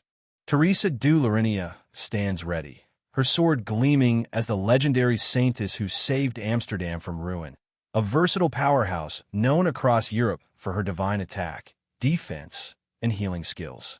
The person with long light hair tied back sips from a cup, realizing why there were no casualties. Clearly, only someone skilled enough to handle the undead with precision would dare raid the ruins instead of facing the third-floor boss head-on. The person with long light hair tied back casually activates the LV.1 Eye of True skill while sipping from a mug, remarking how refreshing it feels. The skill activation totally flops because of a level gap, making him freak out. Could she really be over level 20? But then a message pops up saying luck and adaptability stats just canceled out that level difference. Porter with black hair activates Eye of Truth at level 2, instantly spotting the target's stats, while a stronger skill fizzles out from the level gap. Talk about turning a fail into a win. MC's eyes light up as the glowing stat window pops up, excitement bursting out. Finally, the hidden info is crystal clear. The blonde woman with blue eyes smiles gently as the text reveals the catch. To copy her skill, you must save a top 100 player like Teresa from a life-threatening situation. MC studies the glowing screen, impressed by Teresa's insane stats and her tough class quest, realizing why everyone's hype about her. Just as a female knight thanks him, and he nods back, ready for whatever's next. MC clutches the glowing blessing of the stars, gratitude flooding him as he admits he's the one truly thankful for being chosen to wield the strongest innate ability paladins can get. The armored woman grips her sword tight, eyes steeled as she wrestles with the impossible, how to put herself in danger and still find a way out alive. A desperate voice cuts through the ancient silence, urgently yelling, "Chunghua Hyung, come here, hurry," as tension thickens against the cold stone walls. Song Sichun HWA rushes forward, heart pounding, disbelief and sweat mixing as he mutters, "I can't believe it." The group's battered and bruised, scattered among the wreckage, voices tense as one warns, "We're in trouble, Hyung. We hit the Guardian Sentry. It's too late." The young man with black hair watches silently, weighing the grim reality sinking in around them. The Guardians have spotted them. Red symbols flare to life as a countdown starts ticking down from 9:59, and a harsh voice breaks the silence with a sharp, "Seichaiti." The sleeping bomb, this ancient ruined security system, stays dormant until triggered by an outsider, then wakes up with a vengeance, summoning Guardians to unleash hell. So basically, just don't mess with it unless you want chaos. Song Sichun HWA freaks out, yelling about some idiot who touched the forbidden spot and triggered the sleeping bomb. But it's too late to blame anyone now. The chaos is already unfolding. The man with black hair on right side clenches his teeth, sweat dripping down as he warns, "It's too late. We only have 10 minutes left," the clock ticking louder with every second. Song Chunhwa's eye flashes red with fierce resolve, knowing charging the Guardian now is pure suicide. Half their team, maybe more, won't make it out alive. As the plan to evacuate non-combatants within 10 minutes is laid out, a fierce voice cuts through with a sharp and no, shutting down any hope of retreat and ramping up the tension. Man shouting upside down screams with fierce determination, refusing to accept defeat and reminding everyone how hard it was to finally become a captain, insisting this fight isn't over yet. Song Sichun HWA pushes deeper into the fortress, ignoring his companion's frantic warnings about no backup and enemies closing in, determined to face whatever's inside head-on. Song Sichun HWA cuts through the bickering, snapping that he'll take full responsibility and they don't need backup. Just follow him and trust he can handle whatever's waiting. Teresa the Saintess steps into the light, her calm presence cutting through the chaos as everyone turns their attention to her. Song Sichun HWA stands firm, announcing the Guardians have awakened, sparking tense chatter about Bally's next move, while the man with black hair on right side brushes off the worry, confident no massive guild acts without a solid plan. The young man with blonde hair flexes confidence, insisting all solo players just need to follow the captain's orders, convinced the guild should have wiped out the Guardians by now. Just as Jinty's caught off guard by this massive mechanical hand looming over him, a brutal impact explodes nearby, someone urgently yelling his name like it's do or die. Song Sichun HWA grips his sword tight, sweat dripping as two men close in, his eyes wide with fear. He knows this fight might be his last. Song Sichun HWA grips his sword tight, sweat dripping as two men close in, his eyes wide with fear. He knows this fight might be his last. Song Chanhwa roars orders across the battlefield, rallying tankers to charge forward and commanding porters to retreat fast, all while warning, "They're the Guardians. Prepare for battle." The fighters spring into action as the fighter with yellow backpack shouts, "Move now!" while commanding everyone to buff the tankers and healers to gather all their magic power for the fight ahead. Song Chanhua shouts as he activates the Iron Shield Level 3, raising a glowing emblem-covered barrier that instantly boosts his defense for the brutal fight about to unfold. Song Janhua commands the squad as the Edge Formation Level 2 kicks in, with the fighter with shield and fighter with sword locking into their battle stances, shields raised and blades ready, gearing up for whatever's coming next. Li Yunmi unleashes the Song of Warrior Level 2, magic staff glowing as a powerful aura surrounds them, while the fighter with shield and fighter with sword steel themselves, ready to hold the line against the incoming onslaught. The armored figure with blue flames crashes down with fiery force, clashing head-on with the man with black hair who stands firm, sparks and energy exploding from their brutal collision. The fighter with shield braces behind their shield as blue flames surge toward the group, weapons raised in desperate defense, while a shout rings out, "Commander!" cutting through the chaos. The fighter with sword yells for tankers.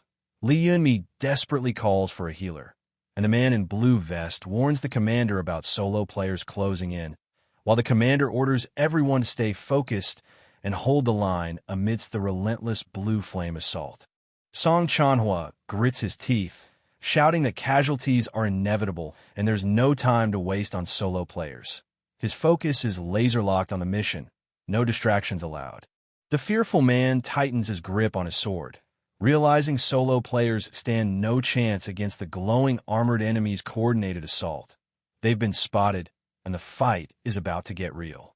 The fighter with shield trembles, desperate tears falling as he shouts for help, his cries echoing into the dark night. They ignored us. Anyone, please help us.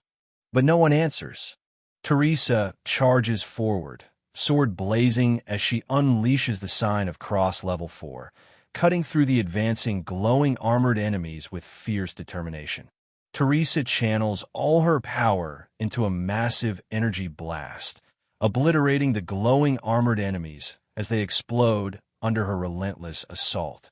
The fearful man spots Teresa, his voice trembling as he calls her name, while she stands firm, sword and shield glowing, ready to face whatever's coming through the chaos of flying debris.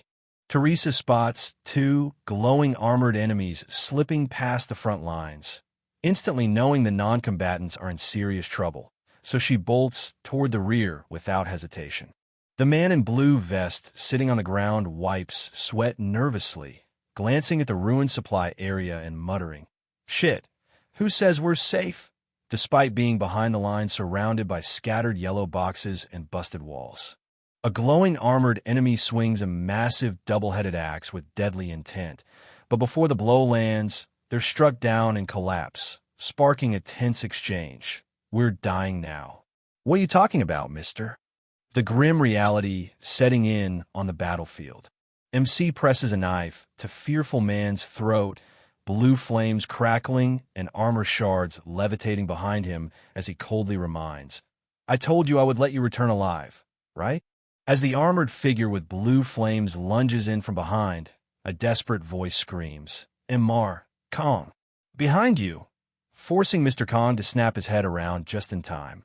The armored figure with blue flames channels a massive surge of fiery energy from his arm, blazing bright and fierce, while MC watches intently, ready for whatever's next.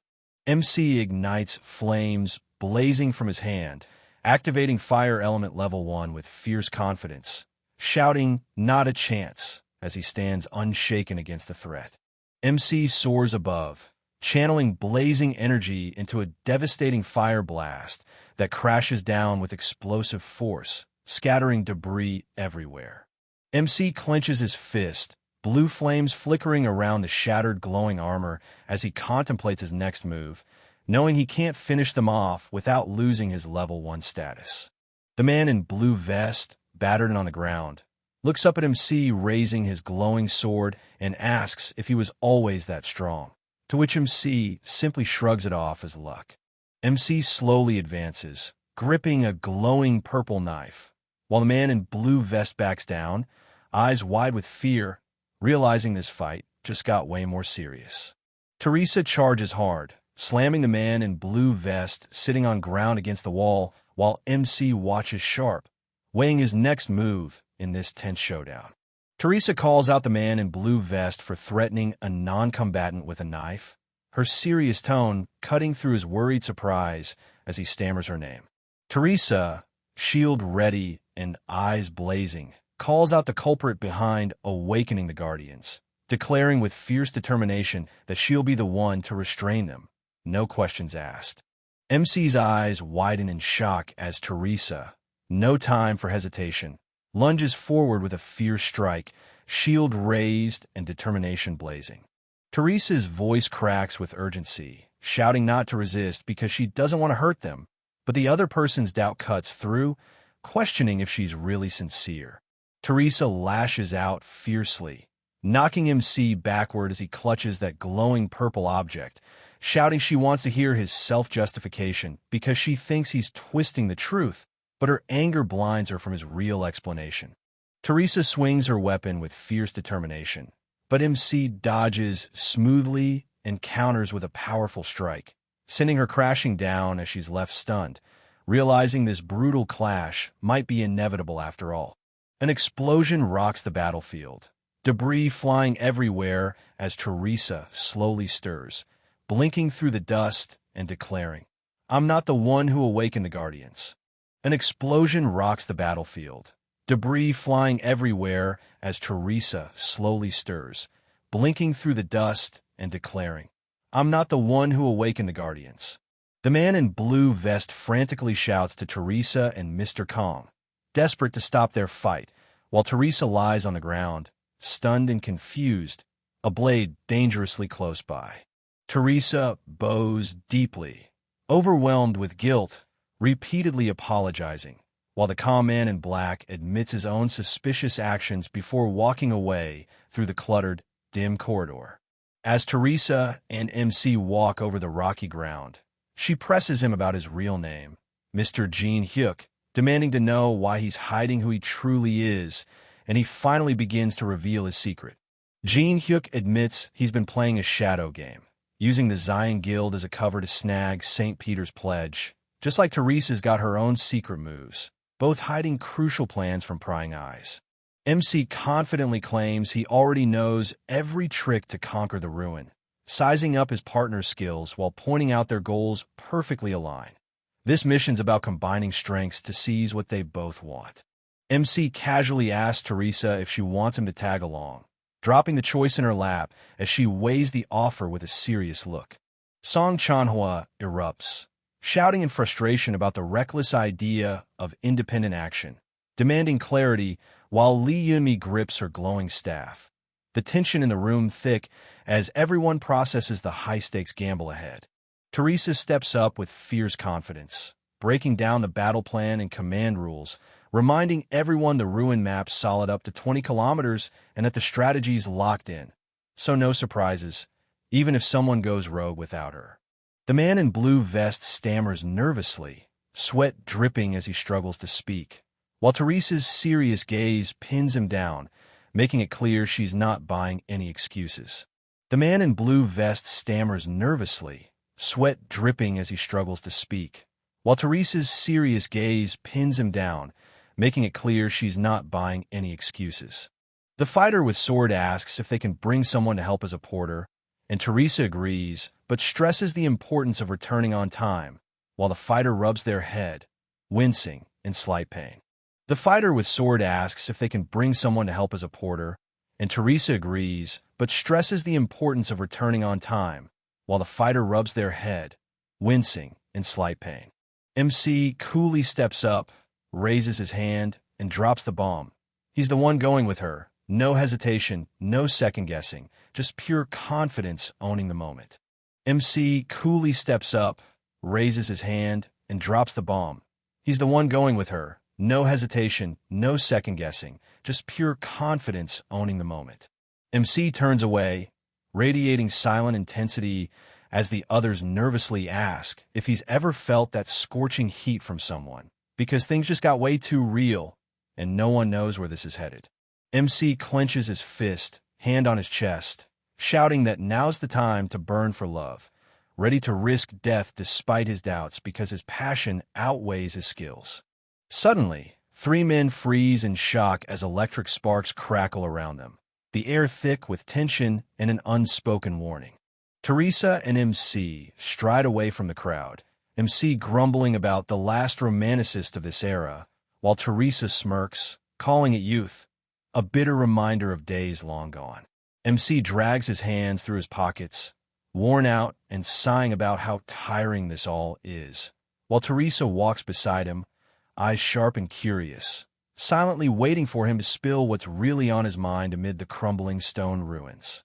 Enemies and the large dark elf with red eyes suddenly spot something above, their glowing eyes sharp with alarm. As Teresa urgently calls out to MC from the balcony, tension skyrocketing inside the damaged fortress. The unknown figures huddle around the glowing red sarcophagus, one finger stabbing at it as they argue over Peter's oath hidden right in the middle, while another insists they've already checked every inch. Teresa tells MC they need to remove the grain covering the sarcophagus, and MC confirms he's already aware. Suddenly, red warning holograms flash. The Lord of the Corrupted Corridor is looking for you, and both Teresa and MC freeze, the danger closing in fast.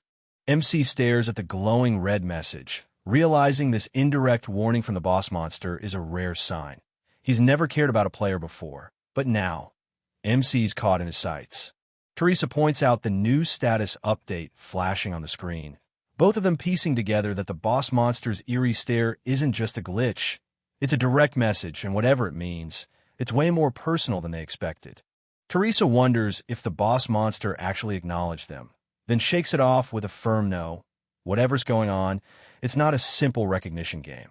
MC drops the bomb that the boss actually acknowledged him, while the female can't help but question where he's getting all that wild confidence from. Teresa hits MC with a question about how well he really knows this place, and MC admits he's familiar, but it's been a minute since he last checked in. Teresa pauses, eyes sharp, and asks straight up, "Then what should I do?" Looking for a clear plan to move forward. Inside the shadowy fortress, the large dark elf with red eyes and the enemies lock eyes, tension thick as they brace for the chaos about to unfold. Teresa crashes down from above, sword and shield ready, as a horde of skeleton warriors closes in, dust flying with the force of her landing. The enemy's dark elf with glowing red eyes snarls, raising clawed hands to unleash some deadly magic, while skeleton warriors brace for the fight ahead.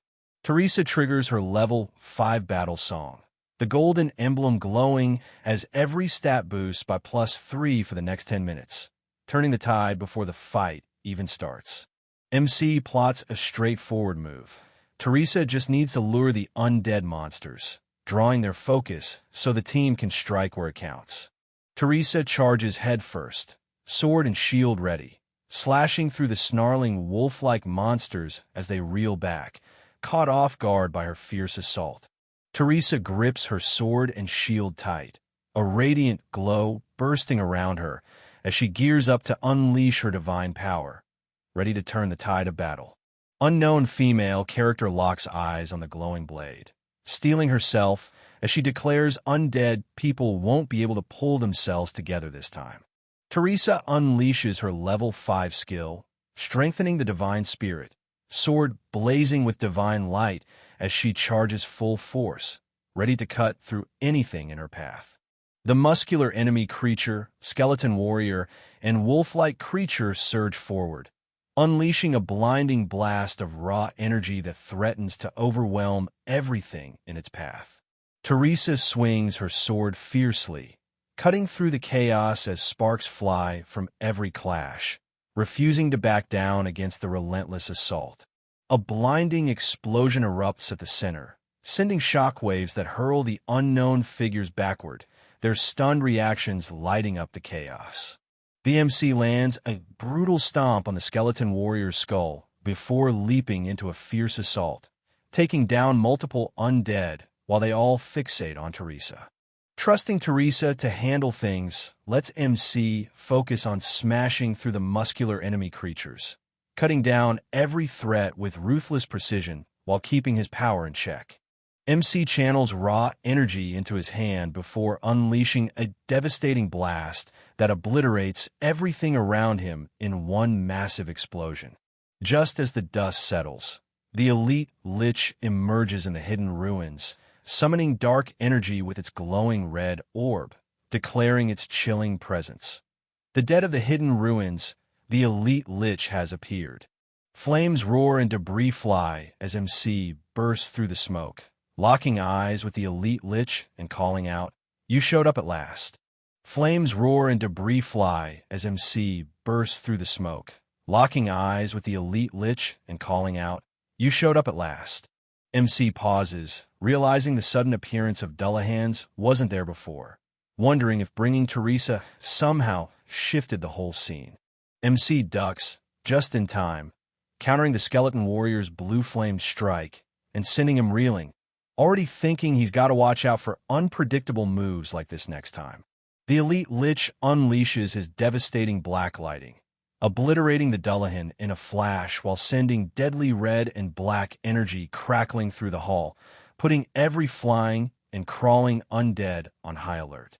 The elite Lich raises his dark staff, unleashing a violent burst of shadow magic that hurls the MC backward, sending debris and rubble flying through the dungeon in a chaotic storm of destruction. The dark red energy pulses violently from the device, slamming into MC and forcing him to stagger back, caught off guard by the sudden brutal assault. The powerful strike tears through the Class 3 magical barrier, breaking it apart with explosive red and black energy, proving even the toughest defenses can crumble. MC swiftly dodges the armored enemy's blue energy-spiked gauntlet, charging up a fierce purple energy weapon in his hand, ready to unleash a devastating counterstrike. The elite Lich's level 5 energy shield shatters completely, leaving it exposed and vulnerable after that brutal assault. The muscular enemy creature shatters into blazing blue flames and flying armor shards as MC tumbles back, clutching his dagger tight, catching a breath before the next move. MC tightens his grip on the glowing purple sword, eyes sharp as Teresa fends off a swarm of skeleton warriors, his mind racing. What's the next move before she's overwhelmed? The elite Lich steps forward, eyes glowing red beneath the hood, snarling that the skeleton ripoff is the last one left as a deadly beam of energy crackles to life, ready to strike. MC freezes in shock as a voice yells, "I finally found you," just before a boot stomps down hard, shattering a skull beneath it. The unknown male character grips his sword tight, calmly declaring he's the only one who can read the monster's moves and was certain the target would show up right here. Unknown man steps up, dagger glowing ominously as he points it forward and drops a cold, "Long time no see," setting the stage for a showdown. MC narrows his eyes, demanding, "Who are you?" But MC just smirks, dagger still glowing, replying, "You should remember me."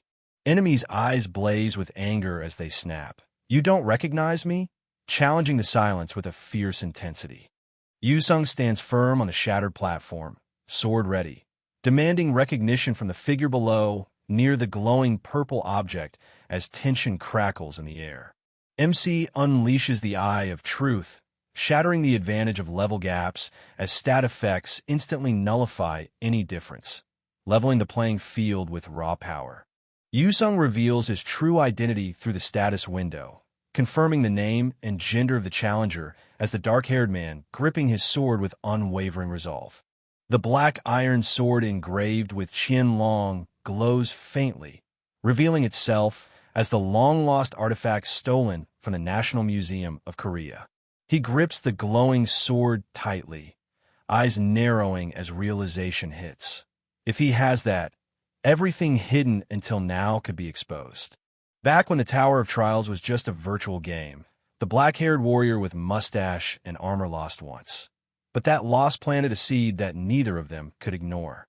Yusung stands tall atop the fallen blue beast, swords piercing its body, locking eyes with the black-haired warrior with mustache and armor, who braces himself defiantly, ready to face whatever challenge comes next.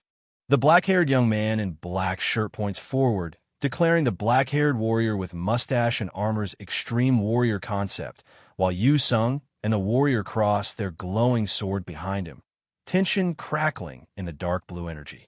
Yu Sung coldly confronts MC, revealing the harsh truth that the game became reality and questioning MC's shallow perception, while MC struggles to accept the painful memory from a museum. Yu Sung advances with deadly intent, dagger gleaming, declaring this battle will end differently as MC braces for the inevitable clash. Yu Sung's voice cuts through the haze, refusing to be pushed back any longer as he charges forward with unyielding resolve. Teresa ignores the warning, gripping her sword tight as she charges headfirst into the fray, determined to prove her strength no matter the cost. Teresa barrels forward, shield raised high, cutting through the chaos as the dark-haired man snarls, "The Saintess, you brought quite the annoying comrade."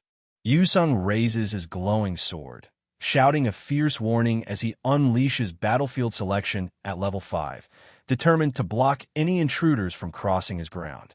An unknown figure crashes down through a violent explosion of energy shards, forcing MC to recoil in shock, raising a hand instinctively as debris scatters around the high-tech room. Teresa shouts Jin Hyuk's name, her sword raised as a hand presses a glowing purple orb, unleashing a surge of energy that tears through the shattered room and intensifies the chaotic magical clash. The black-haired young man in black shirt smirks confidently, clutching the glowing purple orb between his fingers as he declares, "I'll see you later," setting the stage for a powerful, inevitable showdown. Teresa grips her sword tightly, eyes fixed on the glowing altar as a blue beam of light descends, her voice cutting through the silence with a single name, Jin Hyuk. Yu Sung rises from his knees, sword glowing fiercely as he locks eyes with MC, declaring, "There won't be anyone to bother us anymore. I challenge you again." Chun Yu Sung unleashes his level 5 skill one-on-one, boosting all his stats by 10%, ready to dominate the duel with raw power. MC watches as Kong Jin Hyuk's stats drop by 10%, turning the tide as power shifts sharply in this high-stakes duel. Yu Sung advances steadily, sword in hand, fully aware that Kong Jin Hyuk's crippling debuffs have pushed the battle into a dangerously uneven fight. The system detects Yu Sung's dire disadvantage and triggers the special condition of the skill fusion, signaling a game-changing move is underway. As the situation spirals beyond control, the small glowing humanoid figure intensifies its radiant aura, while the large muscular figure with glowing eyes looms silently, their combined presence rewriting the original copy conditions with unstoppable force. MC reaches out as blue digital energy swirls around his hand, initiating and instantly approving the copy of Chun Yu Sung's unique ability, shifting the battle's tide in a flash.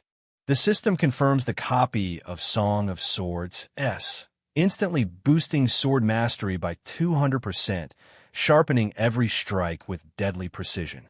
MC channels blue energy into his palm, summoning a glowing magical book that pulses with raw power, ready to unleash its secrets. The dark-haired man lunging with sword charges fiercely, shouting a sharp warning to snap his opponent out of their calm before his blade crashes down. The black-haired young man with confident smile summons a glowing purple sword and unleashes a rapid flurry of strikes, overwhelming multiple opponents before they can mount a proper defense. Yu Sung snarls in disbelief, blocking the strike with his dagger while demanding what his opponent's sudden shift from mid-range fighting to close-quarters dagger combat means. MC unleashes a surge of blue energy from his hands, declaring swordsmanship fun, but signaling he's done for now, shifting the fight's rhythm with a confident edge. Yu Sung roars, unleashing his LV.6 soul-chasing sword energy as his blade blazes blue, demanding acknowledgement no matter the cost. Yu Sung slams his sword down with brutal force, cracking the stone floor beneath and sending shards flying as his opponent barely raises a blade to block the devastating strike.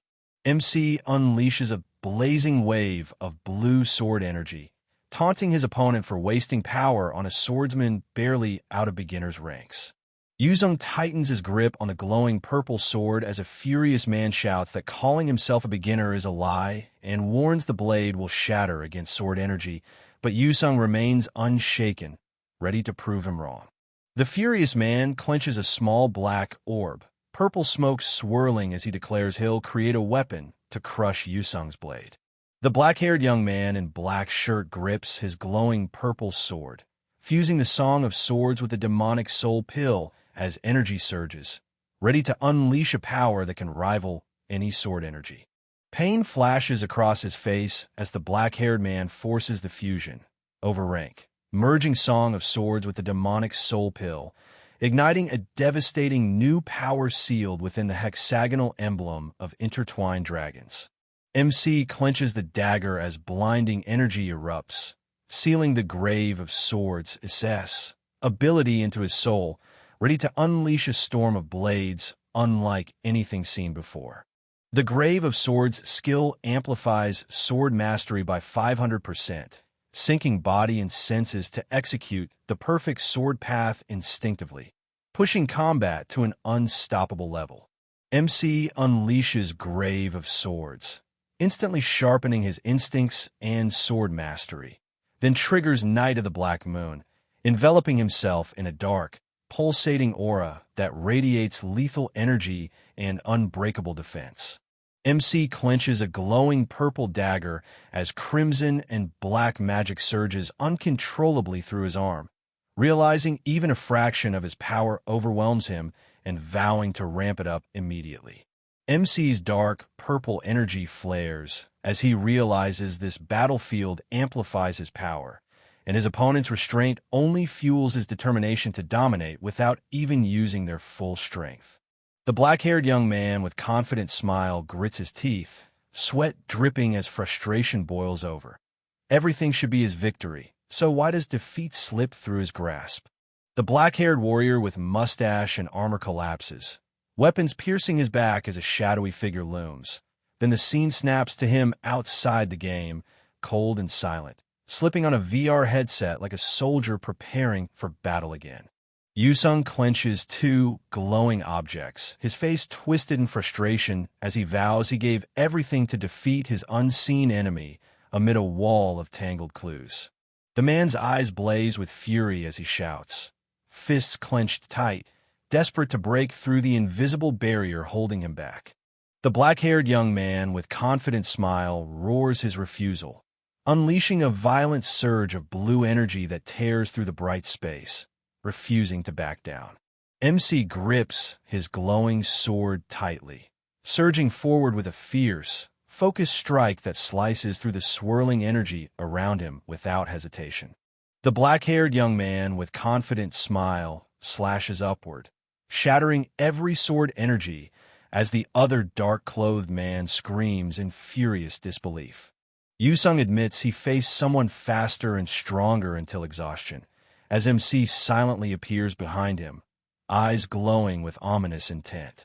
MC slashes forward, his glowing purple dagger colliding with his opponent's blade in a fierce burst of energy, neither willing to yield an inch in their deadly duel. MC roars, gathering a surge of glowing purple energy above his head, channeling every ounce of power into a devastating strike. The black-haired young man with confident smile unleashes a storm of swirling energy shards as a desperate hand reaches out to intercept the deadly assault. MC stands tall, gripping a glowing dagger, taunting the defeated man slumped on the floor beside a massive sword embedded in the ground, counting his victories coldly as the dark hall hums with tension. Yuzong kneels, exhausted, begging to be killed for the 138th time, while the silent figure nearby offers only a faint, unsettling smile. The dark-haired man with serious expression coldly predicts Yuzong's relentless cycle will drag on to a 139th desperate plea. The black-haired young man in black shirt warns that the Tower of Trials is deadly even for rankers who slip up, insisting they must gather as many strong players as possible to survive. Yusung offers his dagger, explaining it takes 60 days to copy a skill from the same strong player, emphasizing the value of powerful allies in the Tower of Trials. The black-haired young man in black shirt smirks confidently, declaring he won't have to chase down the target to copy his skills, turning the game in his favor. The man in black extends his hand, locking fingers with a kneeling figure as a vibrant symbol ignites between them, signaling the activation of Commune Level 1. The black-haired young man in black shirt admits defeat with a confident smile, but warns the serious man, turning away, that next time, the outcome will change, leaving a tense promise hanging in the night air. Yusung declares the battle selection deactivated, demanding MC's real name. But before MC can answer, Teresa urgently calls out, shattering the tense silence with a sudden warning. A massive sword crashes into the ground, shaking the air as MC's eyes widen in shock, barely managing to question the name just spoken with a trembling disbelief. Yusung stands firm, sword resting on his back, breaking the tension with a blunt, unexpected outburst that echoes through the hall. Teresa's curiosity spikes as the black-haired man awkwardly blurts out a name so ridiculous it leaves both of them frozen in disbelief. The hooded man with cloak questions the status of the monsters up front, but Yinsung's sharp reply reveals something's off. Those threats aren't gone yet. The hooded man with cloak activates a magical detection device, shocked as it reacts to lingering magic despite his certainty that all threats were eliminated. Suddenly, a massive iron golem crashes through the shadows, sending the crowd into chaos as shouts of warning echo through the dim hall. Yunsung shouts a warning as Velas spots a figure perched atop the iron golem, their ominous presence cutting through the smoky battlefield. Velas's eyes widen as a high-ranking vampire descends, the air thickening with dread while armored figures stand motionless, caught between shock and readiness. Velas bows deeply, voice cutting through the smoke as she announces herself with chilling calm. "Welcome, humans. My name is Velas." Velas declares herself a bloodkin loyal to Jinzo, the mysterious master who rules over these dark, crumbling ruins. Velas steps forward, her eyes burning with fierce loyalty as she swears to protect Jinzo's dark empire at any cost. Velas steps forward, calm but unyielding, acknowledging the challenge as she delivers a sharp proposal, sword still raised and tension crackling in the air. A hand inches toward the gleaming knife blade as a cold ultimatum cuts through the silence.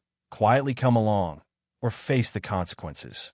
Bloodfest ignites as the man with spiky black hair and Velas brace themselves, crimson energy seeping into the ground while the man with black hair grips his sword, ready for the deadly clash ahead.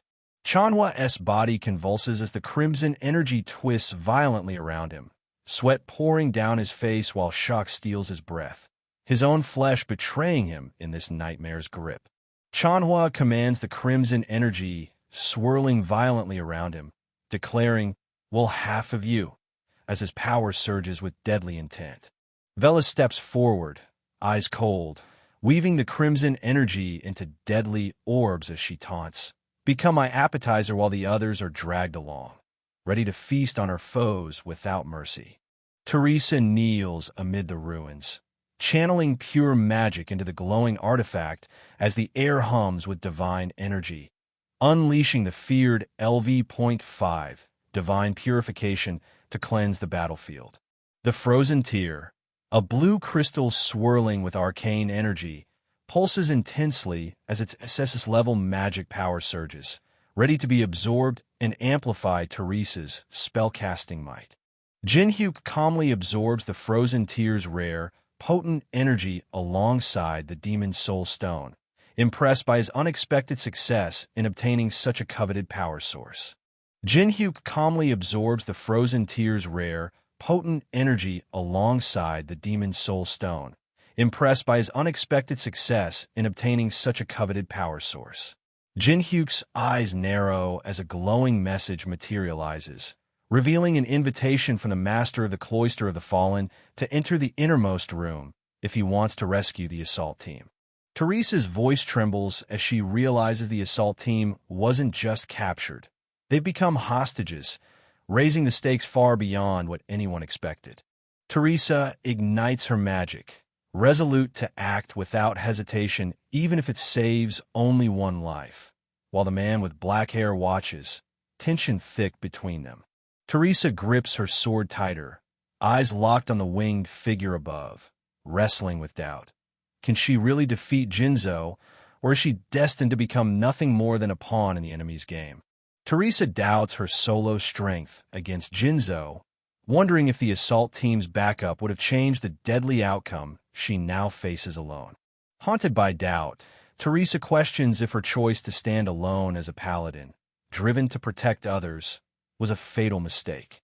The man with dark hair and coat declares his detachment from the team and departs, leaving Teresa standing firm as Jin-hyuk kneels calmly amidst the ruins.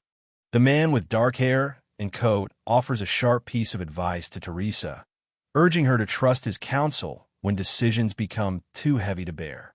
The man with black hair lashes out, calling his rival dishonorable and selfish, admitting that this is exactly why he refuses to back down and keeps challenging him, while the man with dark hair and coat remains silent, his back turned in quiet resolve. The man with dark hair and coat declares one thing for certain, while Teresa listens intently amidst the floating debris, tension thick in the dim light. Jin-hyuk's voice cuts through the silence, declaring with unwavering confidence that only that punk holds the power to defeat Jinzo in this world. The man with dark hair and coat turns away, clutching a small object, while Teresa, now smiling, acknowledges his words with a sharp, "Thanks for the advice." Teresa grabs Jin-hyuk's arm firmly, her voice steady as she declares she wants to commission him for a party contract. Jin-hyuk warns his fee won't be cheap, but Teresa counters with a pile of coins, insisting he help her take down Jinzo no matter the cost. Jin-hyuk and Teresa seal their uneasy alliance with a fist bump, steeling themselves to face Jinzo head-on despite the looming danger. Jin-hyuk and Teresa face the ancient door pulsing with overwhelming purple magic, the sheer power warning them that what lies beyond is far from ordinary. The man with black hair urges calm, reminding that the opponent's strength was known, while Teresa hesitates, caught between fear and resolve. Jin-hyuk insists that strength alone doesn't guarantee victory and reveals he does have a plan, pressing Teresa for her trust as the night deepens. Jin-hyuk clasps his hands tightly, the glowing light casting shadows as he demands Teresa's absolute trust, warning her that whatever unfolds inside depends entirely on their unbreakable bond. The man with black hair strides forward into the throne room, flanked by a silent ally, as dozens of eyes from the balcony fixate on their every move beneath the grand chandeliers and blood-red banners. Velis smirks knowingly, the flicker of embers casting shadows across his sharp features, while the hooded figure behind him remains silent, tension thick in the smoky air. Teresa strides forward with fierce resolve, her sword gleaming as she answers the challenge in the dimly lit corridor. The silver-haired woman lounges effortlessly on a throne crowned with skulls, her cold gaze daring anyone to challenge her dark reign. Velis admits exhaustion from waiting, pressing Jin-hyuk for the truth about the people's safety as tension crackles between them like the glowing embers around. With a sharp gesture, Velis shuts down the dimension break, commanding Jin-hyuk to witness the captives firsthand as the oppressive magic fades. Jin-hyuk's sharp gaze locks onto the golden armor as a weary voice questions if Park Ha-jin is the one who unleashed the Guardians, tension thickening the air. Jin-hyuk reveals he summoned them because of the strange smell Teresa emits, leaving her puzzled but tense as the room's silence grows heavy. Jinzo sits calmly, crossing her legs as she admits the scent is the sweetest she's ever smelled, tension thickening the air. Jinzo smiles, fangs flashing as she admits the scent of blood is intoxicating, the sweetest she's ever known, and it's stirring something fierce inside her. Jin-hyuk's shock is clear as Jinzo taunts him, claiming his sweet blood unsettles her like never before, her smirk daring him to react. Jinzo leans in with a sinister calm, promising to savor Jin-hyuk's blood slowly, mocking his tension as she prepares to claim her prize.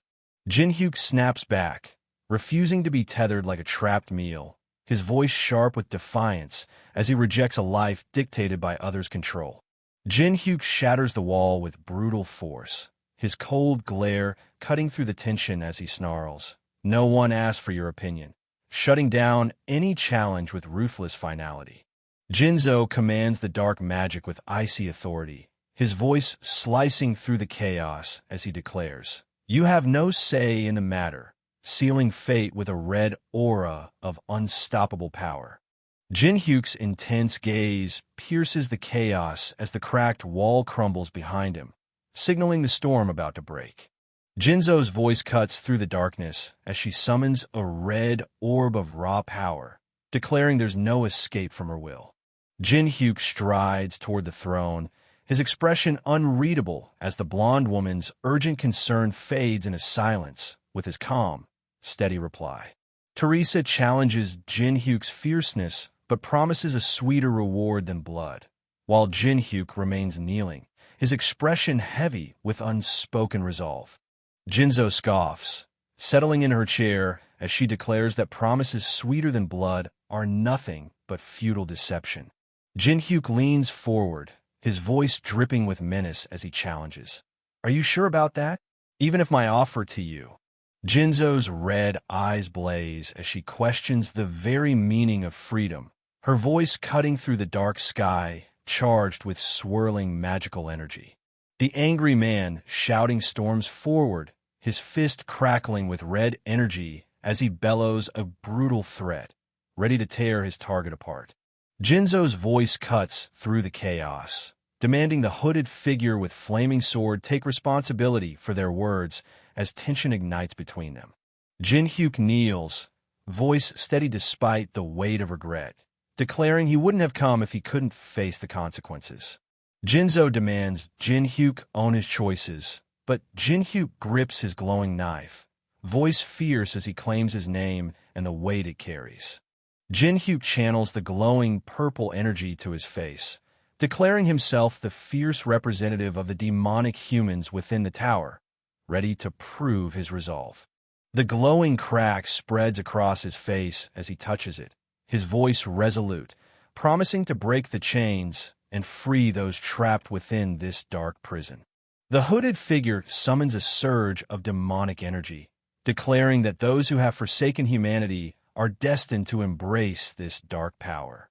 Two demonic humans wielding a massive crescent weapon and a glowing red sword block the player's path, sometimes allying with labyrinth monsters to guard the dark tower's ascent.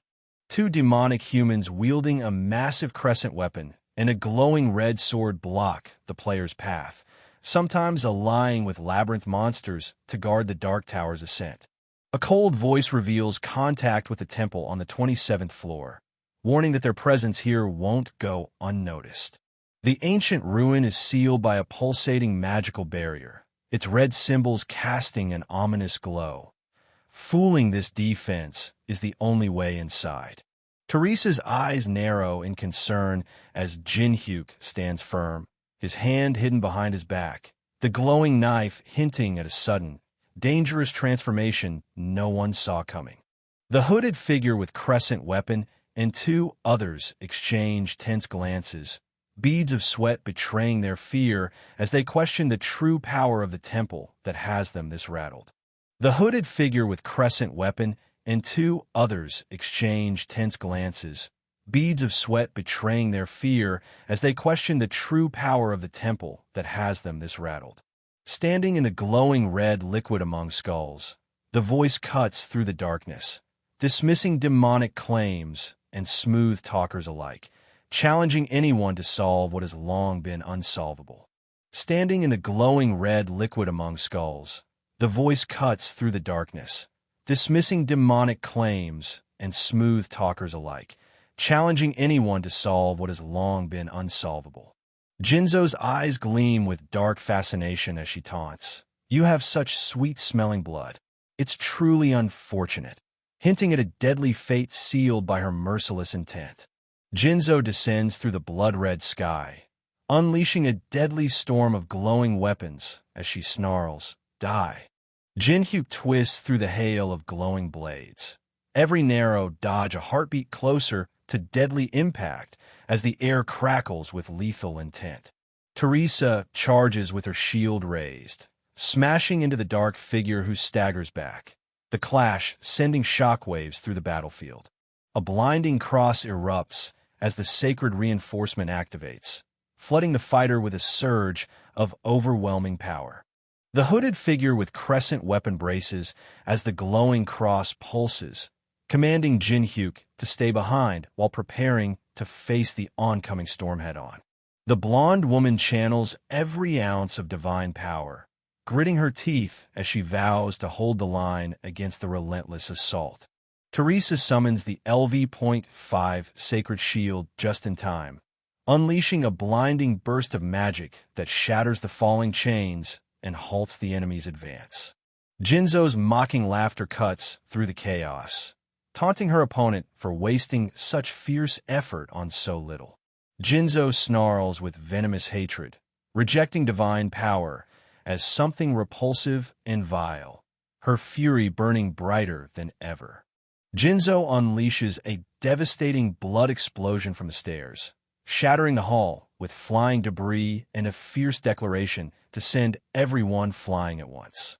The armored blonde steels herself, calculating how long she can hold the line while placing her faith in Jinhyuk's backup to turn the tide. Teresa's defense shatters as a glowing purple knife plunges into her side, blood staining her armor while shock freezes her stance amid the chaos. Jinhyuk cradles Teresa as she coughs blood, the glowing knife still buried deep, his expression hardening with grim resolve amid the dark, blood-stained chaos. Jinzo's eyes flare with fury as she summons a surge of crimson energy, her arm rising to unleash a devastating spell in the blood-soaked darkness. The standing figure presses the glowing knife forward, blood pooling beneath the fallen one as a tense challenge cuts through the silence. "If I prove that it's not just a bluff, will you trust me then?" Jinzo mocks Jinhyuk's betrayal, standing tall on the throne as Jinhyuk, knife still glowing, challenges her to prove his loyalty with actions, not words. The injured blonde woman clings to Jinhyuk's pant leg, urging him to remember their plan to save the attack force together despite the chaos surrounding them. With a fierce glare, the attacker raises a glowing knife, demanding, "Was this your plan?" as tension crackles in the smoky air. Jinzo's cracked, glowing face reveals the toll of battle, but the smirking opponent shows no fear, ready to press the advantage in this deadly game. Jinzo's laughter echoes through the red-lit chamber as she mocks the human's effort, coldly acknowledging their allegiance with a chilling grin. Jinzo's laughter echoes through the red-lit chamber as she mocks the human's effort, coldly acknowledging their allegiance with a chilling grin. Jinhyuk reveals a glowing ring, explaining that sealing Alice Nim's soul inside it will temporarily fool the barrier and buy them time. Jinhyuk reveals a glowing ring, explaining that sealing Alice Nim's soul inside it will temporarily fool the barrier and buy them time. Jinzo shatters the barrier with fierce determination, admitting she sacrificed all the experience she could have gained since entering the Tower of Trials just to keep her soul sealed. Jinhyuk unleashes the 7-star skill soul transfer, summoning glowing blue runes that swirl with raw energy, ready to rewrite fate itself.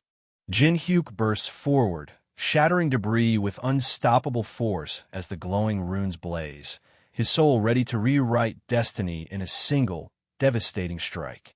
Jinhyuk kneels, channeling raw magic through a glowing circle beneath him, defying the warning that it can't be used unless you're level 1.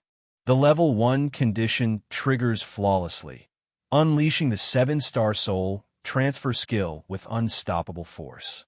The level 1 condition triggers flawlessly, unleashing the 7-star soul transfer skill with unstoppable force. Jinhyuk's magic circle pulses with energy, warning it vanishes in a minute and will trigger instantly once the target consents. Now, the choice is theirs alone. Jinhyuk's magic circle pulses with energy, warning it vanishes in a minute and will trigger instantly once the target consents. Now, the choice is theirs alone. Jinzo's voice cuts through the dark as she summons Bellis, confessing her doubts about trust while the magic circle pulses ominously beneath her. Jinzo's voice cuts through the dark as she summons Bellis, confessing her doubts about trust while the magic circle pulses ominously beneath her. Jinzo steps onto the glowing circle, extending her hand with fierce resolve as she demands one last answer. Can she truly trust the unseen force holding her captive in this underground palace? A hand reaches out, promising unwavering loyalty and honor, daring the other to accept and never look back. Kong Jinhyuk activates LV.1 commune. Their fingers touch, sparking a subtle bond that shifts the subject's feelings just enough to lean in their favor. Alice Vaughn Ataraxia utters the command, igniting the glowing ring as ancient runes flare to life, initiating the soul transfer. Jinzo screams as the blue energy swirls violently, declaring that Braham's ring will absorb the soul of progenitor Alice, sealing her fate in the dark mystic void. The ring's blue smoke curls as a hand grasps it, the holder murmuring about the unexpected comfort within its eerie glow. The figure's voice cuts through the haze, questioning if this eerie, glowing ring truly feels like a new home. Jinhyuk activates the blessing of the star, a radiant power surging from his glowing knife as the armored figure advances, tension crackling in the grand hall. The man's smile widens as purple shards of energy crackle across his face, his voice cutting through the darkness with a chilling, "Welcome back." A glowing emblem reveals the blessing of the star. A single revival is granted, but only if death isn't instant, with a strict 240-hour cooldown ticking down. A glowing emblem reveals the blessing of the star. A single revival is granted, but only if death isn't instant, with a strict 240-hour cooldown ticking down. Blood drips from her mouth, but her eyes blaze with unyielding resolve as she pushes through the pain, refusing to fall. Teresa staggers forward, blood staining her armor, her voice cutting through the smoke with a sharp, "Welcome back." Teresa spits blood, defiantly discarding the rune letter as the Hour Man, clutching a mysterious glowing object that pulses with dark power. Teresa spits blood, defiantly discarding the rune letter as the Hour Man, clutching a mysterious glowing object that pulses with dark power. Bellis lunges forward, his blade cutting through the chaos as Jinhyuk tightens his grip, ready to face the deadly strike head-on. Bellis roars in fury, unleashing a surge of crimson magic that pulses with raw, destructive power as he condemns the foolish humans daring to challenge him. Bellis shouts his fury, unleashing the devastating LV.13 blood wave, a crimson tsunami that obliterates everything in its path, punishing those who dared betray their master. Bellis shouts his fury, unleashing the devastating LV.13 blood wave, a crimson tsunami that obliterates everything in its path, punishing those who dared betray their master. Jinhyuk clenches his fist as flames erupt, unleashing the full force of the level 5 fire element to turn the tide in the burning cathedral. Jinhyuk charges through the blaze, slashing with his purple knife as the explosion tears through the battlefield, scorching everything in its path. Teresa's voice cuts through the smoke, demanding the hostage's location as urgency spikes amidst the chaos. Teresa raises her sword, unleashing the level 4 sign of the cross, a radiant power surging to break the ropes binding the hostages and turn the tide in this desperate fight. The kneeling man confirms their arrival just in time, relief flooding his voice as he asks about the fate of the vampires amidst the ruined battlefield.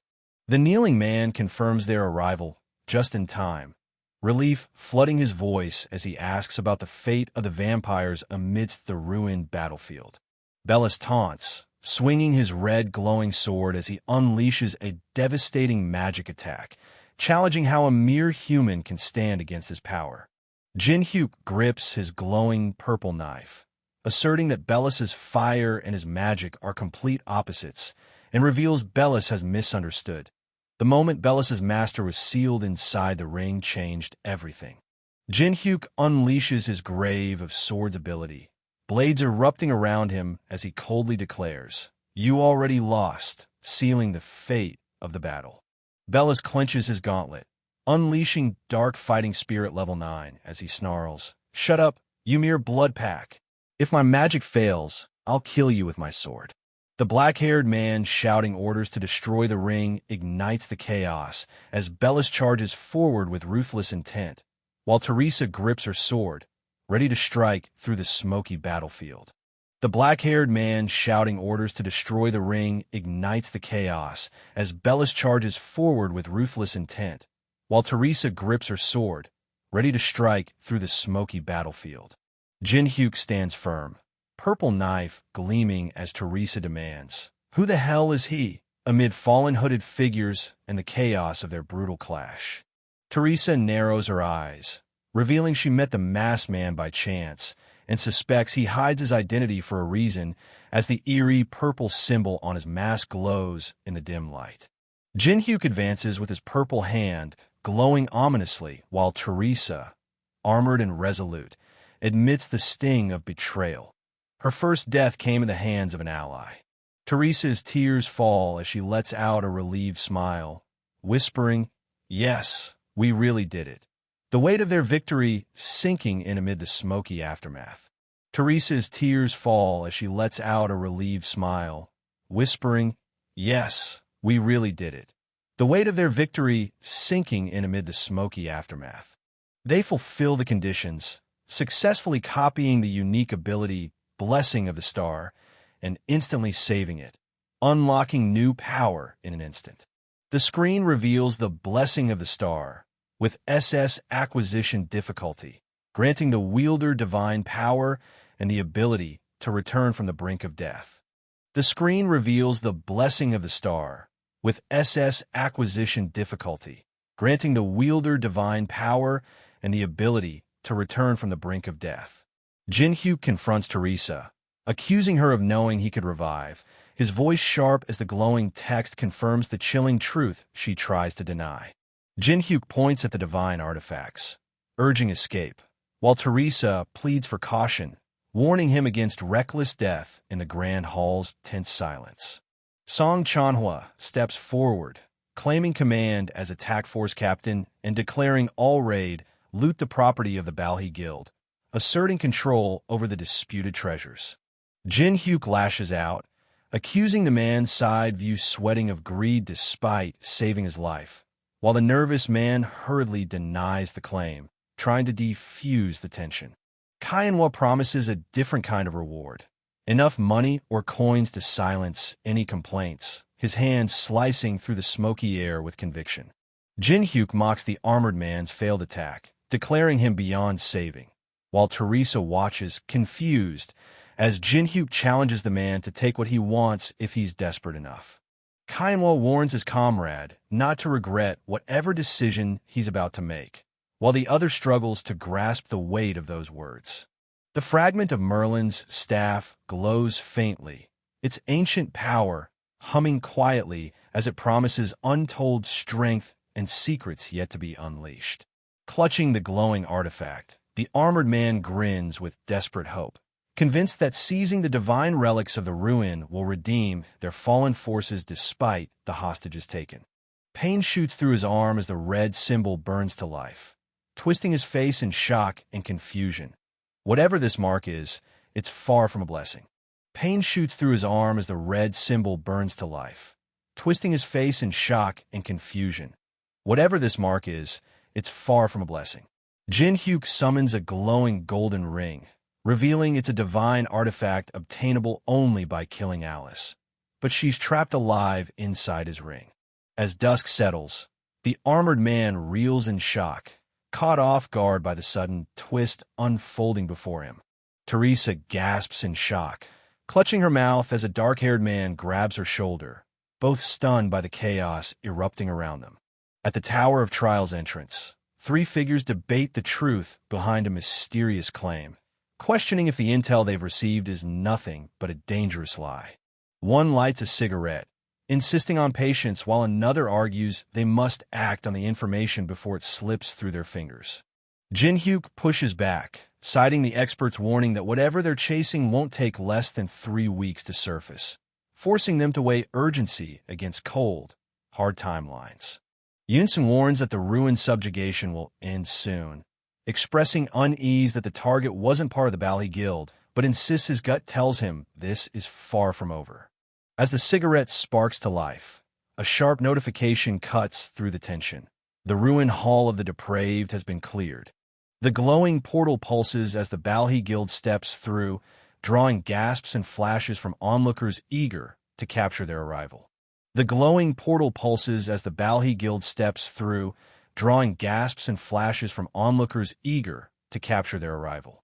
The figure steps forward, silencing the crowd with a calm declaration that the true victor was the team's unexpected wildcard, whose relentless strategy turned the tide when all seemed lost. The crowd erupts in shock and confusion, cameras flashing as whispers of chaos ripple through the packed room, everyone desperate to understand the sudden upheaval that just unfolded. Teresa steps forward, her presence commanding as the crowd realizes she, not Song Chanhua, cleared the ruin, sparking a surge of whispers questioning the Zion Guild's role in the feat. Jin-hyuk steps forward, voice cutting through the murmurs, as he declares that Teresa alone cleared the ruin, silencing doubts and shifting all eyes onto her undeniable strength. Jin-hyuk stands firm, voice low and steady as he admits they were mere spectators to the mastermind's flawless stage performance, powerless beneath his control. Jin-hyuk stands firm, voice low and steady as he admits they were mere spectators to the mastermind's flawless stage performance, powerless beneath his control.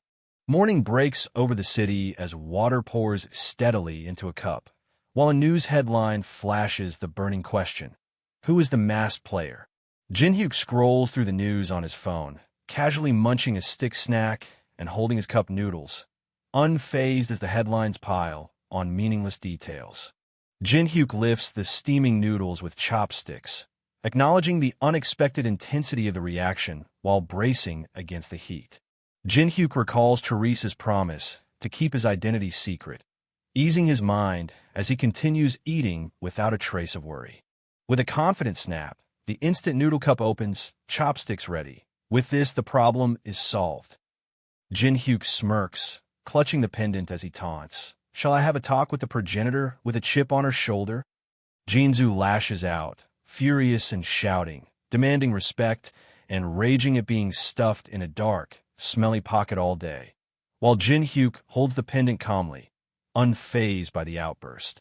Jinzu spins wildly, energy rings slicing through the air as dizziness takes over, desperate to stop whatever Jin-hyuk's calm grip on the glowing pendant is about to unleash. Jin-hyuk swings the pendant with a calm smirk, his voice cutting through the tension as he asks, "Well, do you feel better now?" Jinzu screams in fury, collapsing to the floor as he warns, "Would you feel better if you were me?" Listen carefully. Vampires never forget a grudge.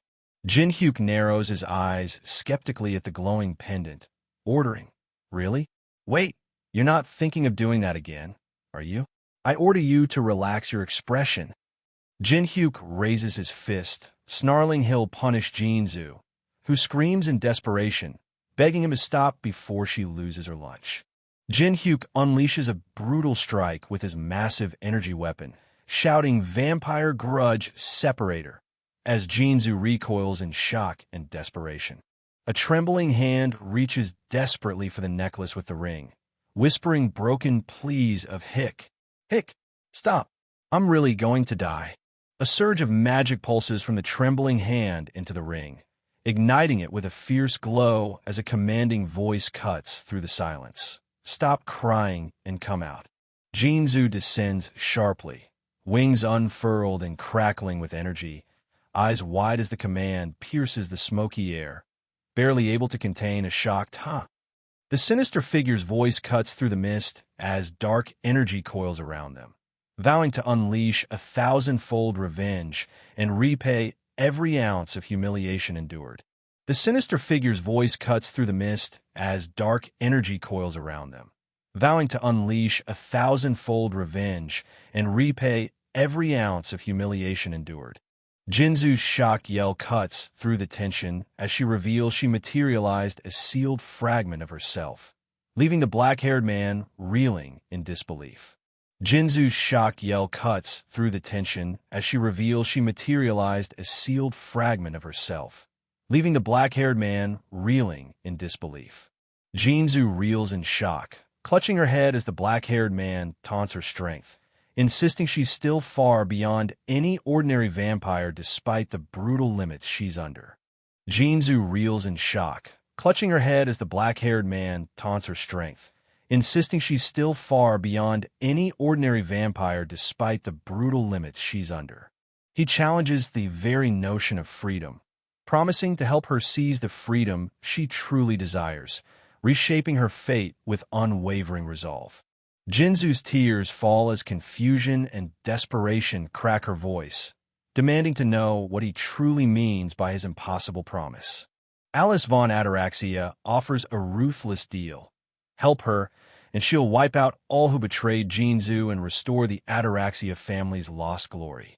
The raid seemed doomed until the masked player crashed in wielding a massive dark weapon glowing purple, flipping the entire battle and leaving Jinzu stunned and shouting in disbelief. Jin Hyuk ignited a blazing inferno with every slash of his sword, his furious combos cutting through the darkness as flames exploded around him, proving his skill was beyond mere experience. It was raw, unstoppable power. Whispers spread as two figures connect the dots. Jin Hyuk's absence from the boss raid meant he was lurking in the ruins, and with the Saintess of Amsterdam's nod, his name demands respect, forcing even rivals to bow before his rising legend. Young man's phone glows as he looks up, sweat dripping, realizing the guilds are hoarding massive wealth while the city's streets whisper secrets he can't ignore. Young man's eyes lock onto the towering office building, the weight of truth crashing down as he mutters, and it looks like it's true. Jin Hyuk clenches a fist crackling with purple energy, declaring coldly that the corruption or monopoly of a large guild is none of his concern. A brutal impact shatters the street as the man in the long coat storms forward, fury burning in his eyes. No one threatens him and gets away with it. The man in the long coat grabs a nearby pipe, swinging it with savage precision to break through the advancing guard's defense.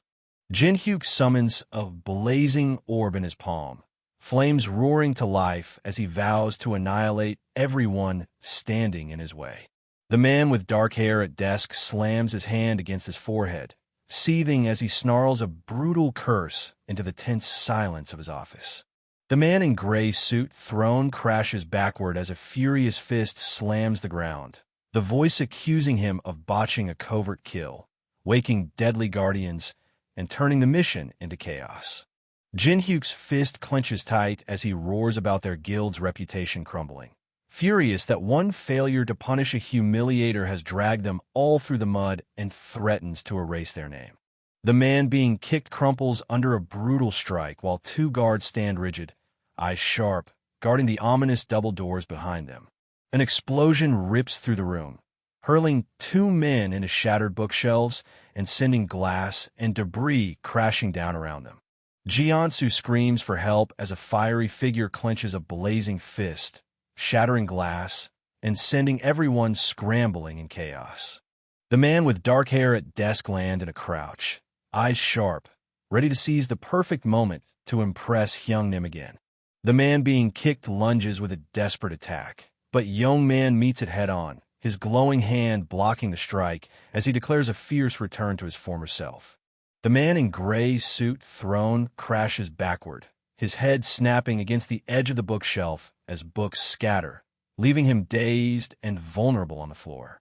Jin Hyuk stands unfazed, smirking as the furious man at the desk points and shouts accusations about past humiliations and false hopes of safety after crossing powerful enemies. Jin Hyuk lounges on the sofa, dismissing the anger with a calm, "That's not something you should be concerned about," while casually admiring the game board between them. Shin Jiansu's eyes blaze with focus as he snatches the sword from the stand, instantly triggering his level 5 quick sword skill. Jiansu hurls a cylindrical object across the room, aiming straight at the man calmly seated in the chair. Jiansu lunges forward, slashing with his sword at lightning speed, taunting that his quick sword move is faster than sound itself. Jin Hyuk lies still, eyes calm as a massive weapon crashes down, the chilling threat echoing. "Then you should die." Jin Hyuk smirks, unfazed as the Jiansu swings his sword in shock, stammering about a go piece, but the strike cuts through nothing but air. The man leans back, casually placing white stones on the board while holding a small, glowing object, declaring, "You had something perfect for me to throw."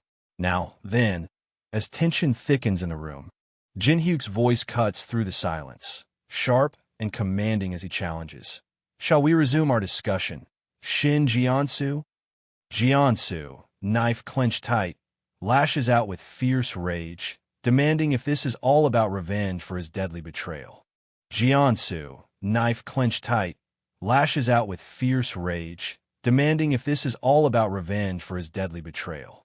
Amidst the cracked floor and raging fire, multiple injured people lie scattered, casualties of the chaos, tearing the building apart just for revenge. Jin Hyuk's sharp, electrified object straight into the man with black hair, looking surprised forehead, making him cry out in shock as blood drips and a coin slips from his grasp. The man thrown to the ground crashes hard, but Jin Hyuk just smirks, slamming his glowing electric ring to life like he's about to shock everyone's bad attitude right out of the room. Hyeonsa begs Jin Hyuk to stop, desperate and worn out, but Jin Hyuk just fires back with a smug grin, asking if that means he should hold back, like he's even capable of going easy now. Jiansu cuts through the chaos, urging everyone to stay calm and reminding them that over 50 rankers are busy clearing the tower, so they're not alone in this fight. Jin Hyuk challenges the older guy with a cold "so," but the older man fires back hard, warning that killing him means everyone else will hunt the killer down without mercy.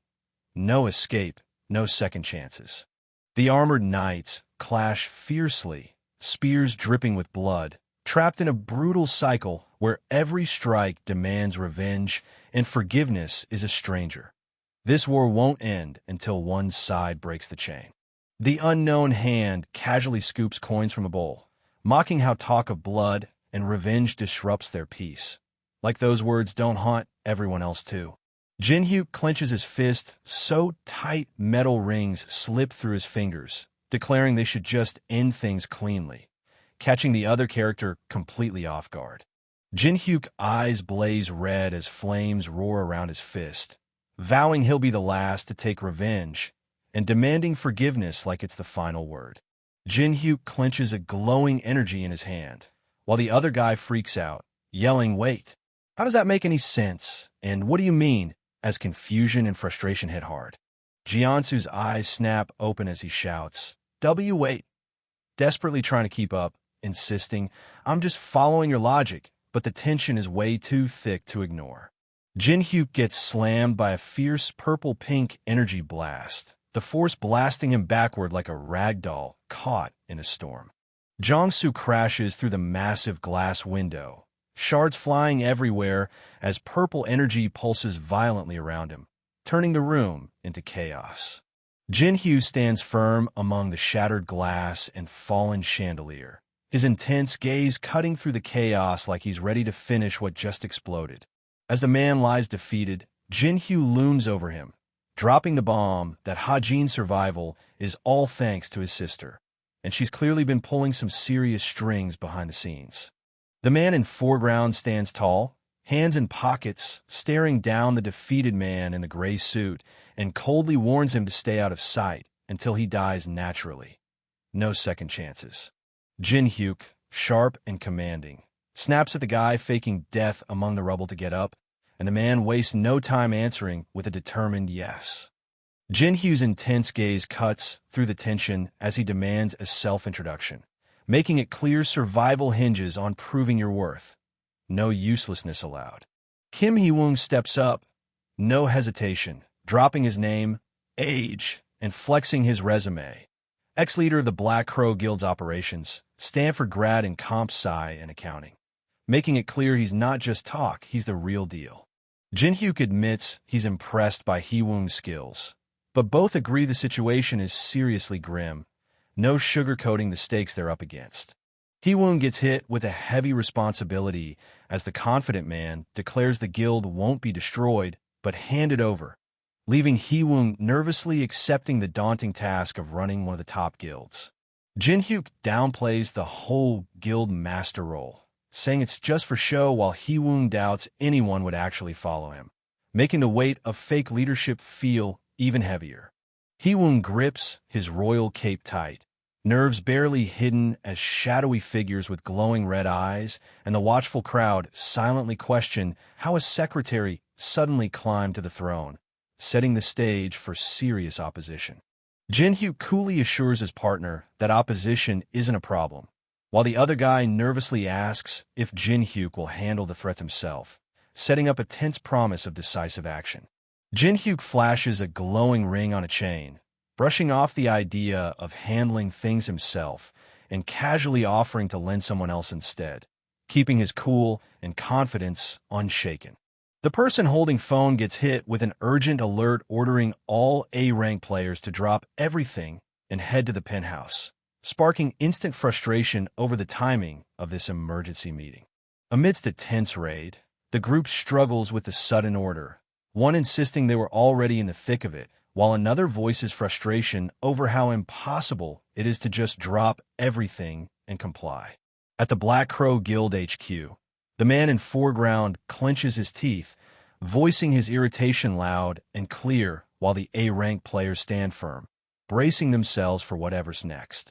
At the Black Crow Guild HQ, the man in foreground clenches his teeth, voicing his irritation loud and clear while the A-rank players stand firm, bracing themselves for whatever's next. A sharp-suited man demands the gray-haired Jiansu to step aside, questioning why he's blocking someone else's building, just as Jiansu gets slammed hard onto a white car, denting the hood and shocking everyone nearby. Jiansu lies motionless, eyes shut and mouth agape, clearly knocked out cold after that brutal hit. The room's a disaster zone, chairs overturned, glass shattered, and multiple injured people sprawled out lifeless or unconscious, while the chilling words echo, "The guildmaster is dead." The room's a disaster zone, chairs overturned, glass shattered, and multiple injured people sprawled out lifeless or unconscious, while the chilling words echo, "The guildmaster is dead." Jin-Hyuk sits cool and collected behind his desk, unfazed by the shattered window behind him, as the nameplate and files hint he's got control. Even as someone yells, "Kim Hee-woong," the man in foreground, frustration written all over his face, yells, holding up a glowing blue object like it's proof of some wild accusation, demanding, "Why are you sitting there?" The man in suit with wavy brown hair grabs the man with black hair and sunglasses by the collar, shouting for every single detail while the nervous guy stammers, clearly overwhelmed and sweating under the pressure. The person with reddish hair and the man with black hair and sunglasses watch a mysterious figure with long white hair outside as the man with black hair notes that new consignees have arrived, while the white-haired figure mutters something barely audible.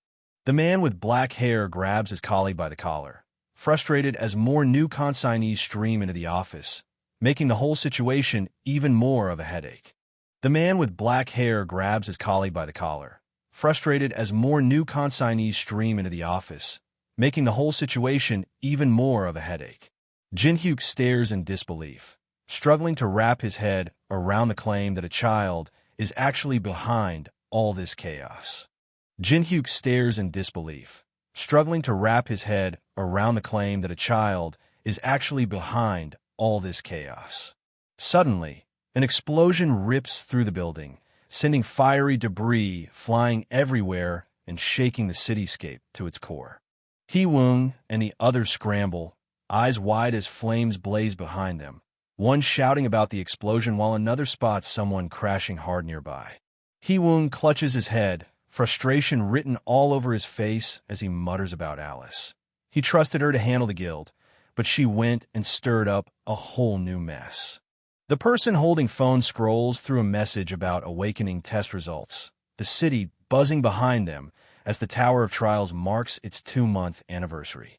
The world order's shifting hard, and people are hustling to keep up, with digital billboards flashing insane sales and mining guard recruitment, signaling this new era's rapid, ruthless pace.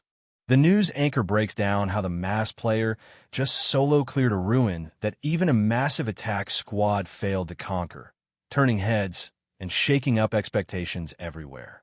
Only 2 people know the masked player's real identity, and Mr. Kim, the porter leader, happily agreed to keep the secret under wraps. Teresa steps up, cool and confident, sealing the deal by promising to keep the masked player's secret just like Mr. Kim. Teresa steps up, cool and confident, sealing the deal by promising to keep the masked player's secret just like Mr. Kim. The towering Awakened Association building stands sharp against the bright blue sky, a silent fortress promising power and secrets high above the bustling city below. The man in the coat bows deeply, sealing the deal as others casually move around, the tension finally snapping. Everything's set, no turning back now. Jiansu steps into the light, streaming through the open door, declaring loud and clear. There are no more restraints binding him. The young man in hoodie, eyes blazing with resolve, declares it's finally his moment to take control and monopolize everything. Sunlight bounces off towering skyscrapers as the Awakened Association stakes its claim on the city. The Jinhyuk with phone studies the mobile Awakened certificate, noting its surprisingly ordinary appearance while a voice calls out, "Jinhyuk Appa." Jinhyuk turns sharply toward the voice, his expression shifting as recognition and surprise flash across his face. The woman gestures as she explains the people claiming to know him, while he descends the stairs, processing the unexpected news. Jinhyuk smiles slightly and declares, "I'll introduce them to you." Alice crosses her arms and glares, revealing she's a Northern European player and a progenitor stirring inevitable chaos. The man in sunglasses introduces Kim Hee-wong as the new manager of the Black Crow Guild, promising to handle dungeon scouting and support allies of Representative Kong. Tears stream down as the man finally feels recognized, calling this moment a reward compared to working under Shin Jiansu's harsh rule. Jinhyuk declares he's the true master behind the Black Crow Guild, not the figurehead everyone thinks, daring others to ask him for favors whenever they need. They smile brightly, promising to get along even better from now on. They clasp hands firmly, sealing their newfound bond with unshakable determination. Jinhyuk lashes out in anger, shouting that it's their fault for pushing him too far, though he claims he never meant to go that far. Jinhyuk snaps back, accusing his opponent of failing to endure provocations despite living for thousands of years, only to be met with a cold denial that no one has ever provoked him like that before. Jinhyuk snaps back, accusing his opponent of failing to endure provocations despite living for thousands of years, only to be met with a cold denial that no one has ever provoked him like that before. Jinhyuk dashes into the forest, senses sharp and ready for any threat lurking in the shadows. Jinhyuk dashes into the forest, senses sharp and ready for any threat lurking in the shadows. Golden padlock, sealing the dungeon as the guilds keep the elite floors locked behind the third-floor boss's defeat. A crooked tower leans defiantly among the city's skyline, hiding a secret no one expects. Jinhyuk smirks confidently, eyes locked on the crooked tower, declaring, "Of course, excluding me." They step cautiously past shattered pillars beneath the cold glow of the moon, the once celebrated moon lake, now abandoned and silent. He walks the rocky path beneath the purple sky, recalling a time long past while humanity races toward extinction. Jin-hyuk places a hand on his chest and steps into the lake, promising a hunt unlike any other. He strides through the water, passing 12 animal statues that guard the tranquil moonlit lake.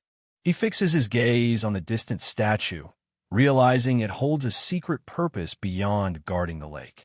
Jin-hyuk inspects the fish-shaped statue, questioning if a secret button hides within, but doubts it's that obvious since no one's found it yet. Players debate the groove on the carp statue at Moon Lake, but no one has found the key to unlock its secret. Jin-hyuk holds the cold metal object under the full moon and realizes the key isn't just a piece of metal, it's moonlight itself. He presses against the device, adjusting the moonlight's flow and with precise control over the groove's entry. The sequence stone glows intensely as the hand presses firmly, aligning the groove's pattern perfectly with the engraved code. Jin-hyuk pries open the glowing crystal object with painstaking precision, revealing a mysterious light that pulses from within. The heavy door creaks open, revealing a dark stairway plunging underground as they step forward without hesitation. Jinzu descends the stairs while the other marvels aloud at the hidden space deep within the Tower of Trials. She their hand against the glowing wall, breathing in the long-lost feeling of freedom that floods their senses.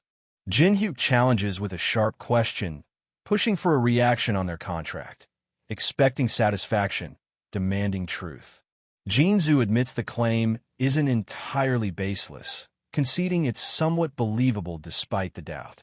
Jin-hyuk manifests divine power with a surge of glowing blue energy, absorbing the frozen tear to trigger the second defrosting and boost his mana by 18. Jin-hyuk exhales with relief, realizing it's become much easier to retain Alice, while the Jinzu hovers nearby, silently questioning. Jin-hyuk summons fire in his hand, the small winged figure hovering close as they discuss the beings in the tower, and the game turned reality. Jinzu leans forward, eyes sharp as she demands, "What are you doing all of a sudden?"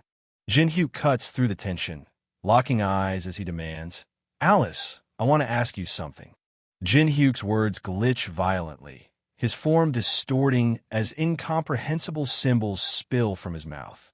Jin-hyuk processes her frantic shout, realizing vital information about the tower is being completely blocked.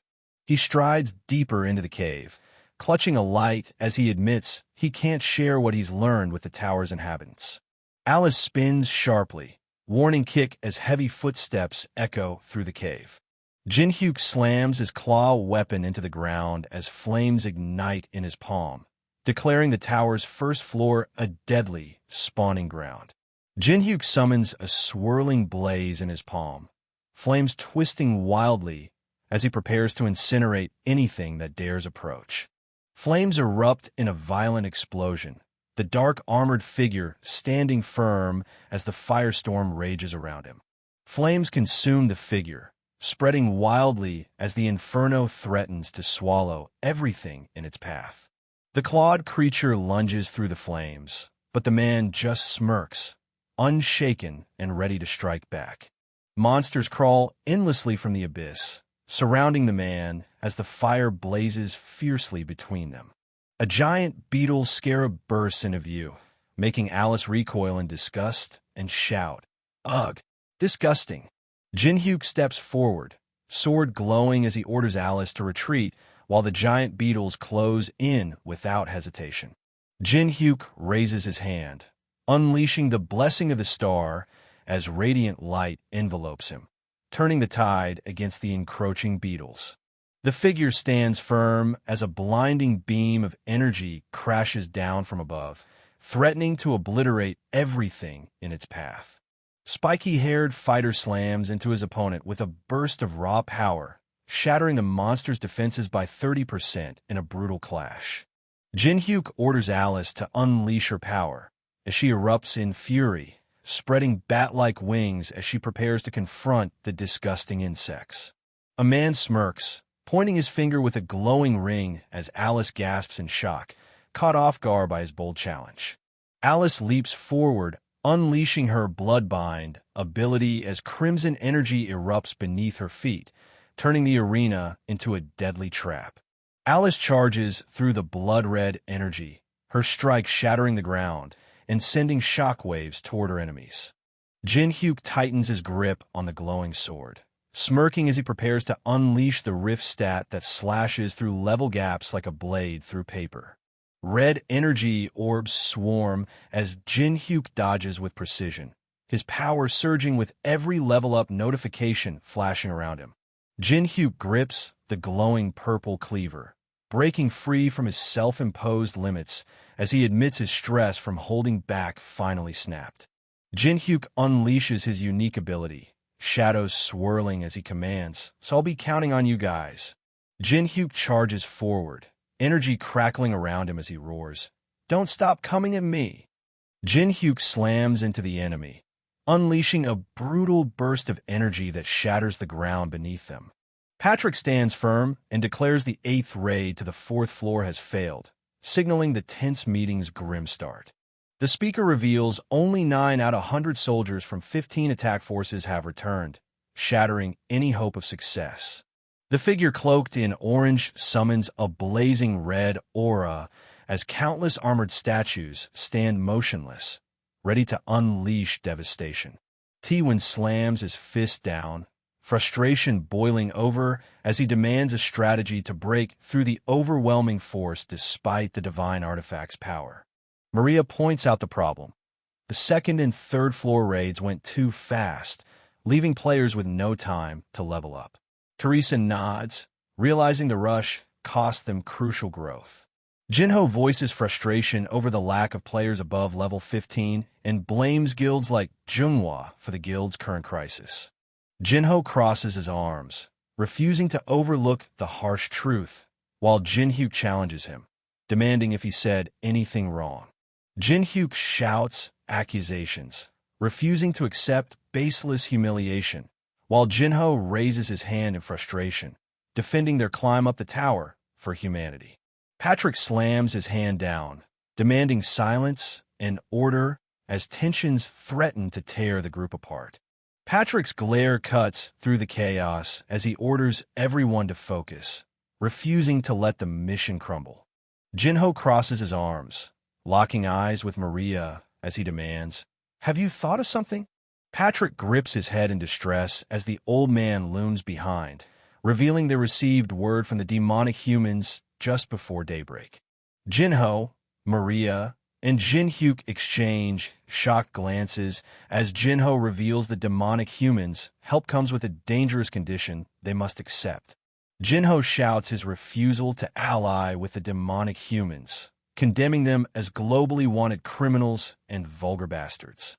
Maria and Teresa exchange serious words about the world's distrust of demonic humans and the overwhelming power of the large guilds over governments. Teresa clutches her necklace, warning that with growing influence, every word and action must serve a just and great cause. The chandelier's flames flicker wildly, then surge as a furious voice demands, "What do you mean we're trash?" Patrick leans forward, voice sharp as he defends the wounded pride of the so-called trash, flames roaring beside him. The old man grips his skull-topped staff, voice dripping with dark power as he taunts. "But don't you already know that you can't do anything with your strengths alone?" The old man slams his staff into the ground, unleashing a shockwave that tears through the battlefield, forcing everyone to brace for impact. Jinho slams his hand on the wooden table, eyes blazing as he snarls, "You demonic human trash! What do you think you are?" Jinho launches a fierce punch, snarling, "Since you showed yourself to me, I'll kill you." The man in the red jacket swings his glowing sword with deadly precision while hurling a massive object, declaring, "We finally agree on something, Beck Jinho." The old man leans forward, voice dripping with menace as he warns, "You're all quite hot-blooded. However, you might change your mind after hearing my proposal." Old man commands to join forces, promising the power to take down the 3rd floor's boss. Jinho shouts in disbelief, tearing apart the claim that the demonic human association's tiny force could break through the army. Old man grips his skull-top staff and declares, "We just need to have quantity, don't we?" Old man slams his skull-topped staff down as purple energy swirls, unleashing the gravekeeper of the Black Tomb. A massive skeletal hand crashes through the floor as Patrick's eyes widen in alarm. Skeleton warriors clad in armor burst from the earth, their shields raised as they rise to join the fray. They glare at the towering building, voice dripping with disbelief as they confront the necromancer's terrifying power to command such a massive undead army. Patrick's eyes widen as he spots the skull-topped staff in the old man's grip, realization hitting hard. The old man raises the skull-topped staff, declaring it the legendary Staff of Greed, forged from 99 rare materials. Tywin wipes sweat from his brow, piecing together the deadly potential if the Staff of Greed merges with necromancer powers. Tywin declares the third boss raid isn't impossible, but Maria's shock reveals the ruthless truth. They're facing evil demonic humans. Jinho insists they should be tearing the old man apart right now, his frustration barely contained as the hooded figure stands firm with his skull-topped staff. Jinho weighs the stakes, deciding that if the price is a secret the public must never learn, then it's a risk worth taking. Teresa grips his sword and shield, firing back with a fierce question that leaves no room for doubt. Teresa tightens her grip on sword and shield, her voice sharp with disbelief as she condemns the alliance with the demonic humans. Teresa grips her sword tighter, eyes scanning the dim room as the armored woman clings to Jinhyuk's absence, desperation thick in the air. Teresa's eyes lock on the incoming video call from Kong Jinhyuk, hesitation flickering as she debates whether to answer. The tower announces that a single rookie cleared the first floor alone. His identity is listed as unknown. The rookie finally appears in front of the guild representatives through a screen call. The people who were searching for him realize the super rookie is right in front of them. An experienced summoner reacts calmly and says he has heard about the rookie who cleared the first floor. The summoner warns that a boss raid is completely different from a normal floor run. The rookie confidently replies that he can still handle it. The summoner reveals a large number of summoned skeleton soldiers and questions what couldn't be done with that many summons. The guild representatives agree, believing the summons are enough to challenge the boss. Someone interrupts and claims the rookie's equipment is fake.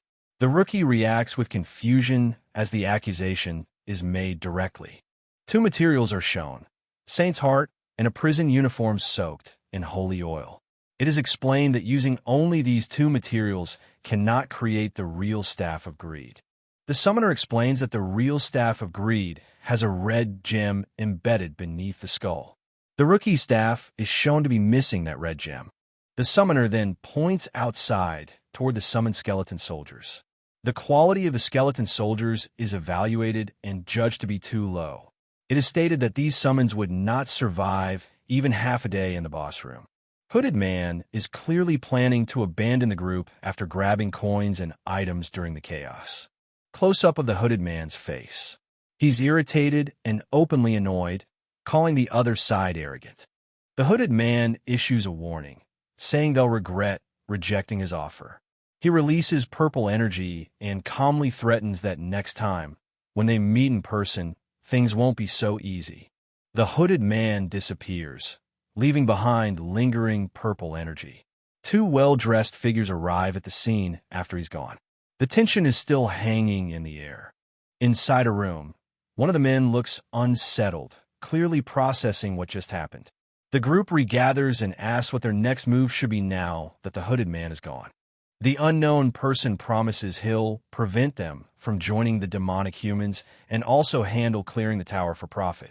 The group questions him, asking if he's really planning to do everything alone.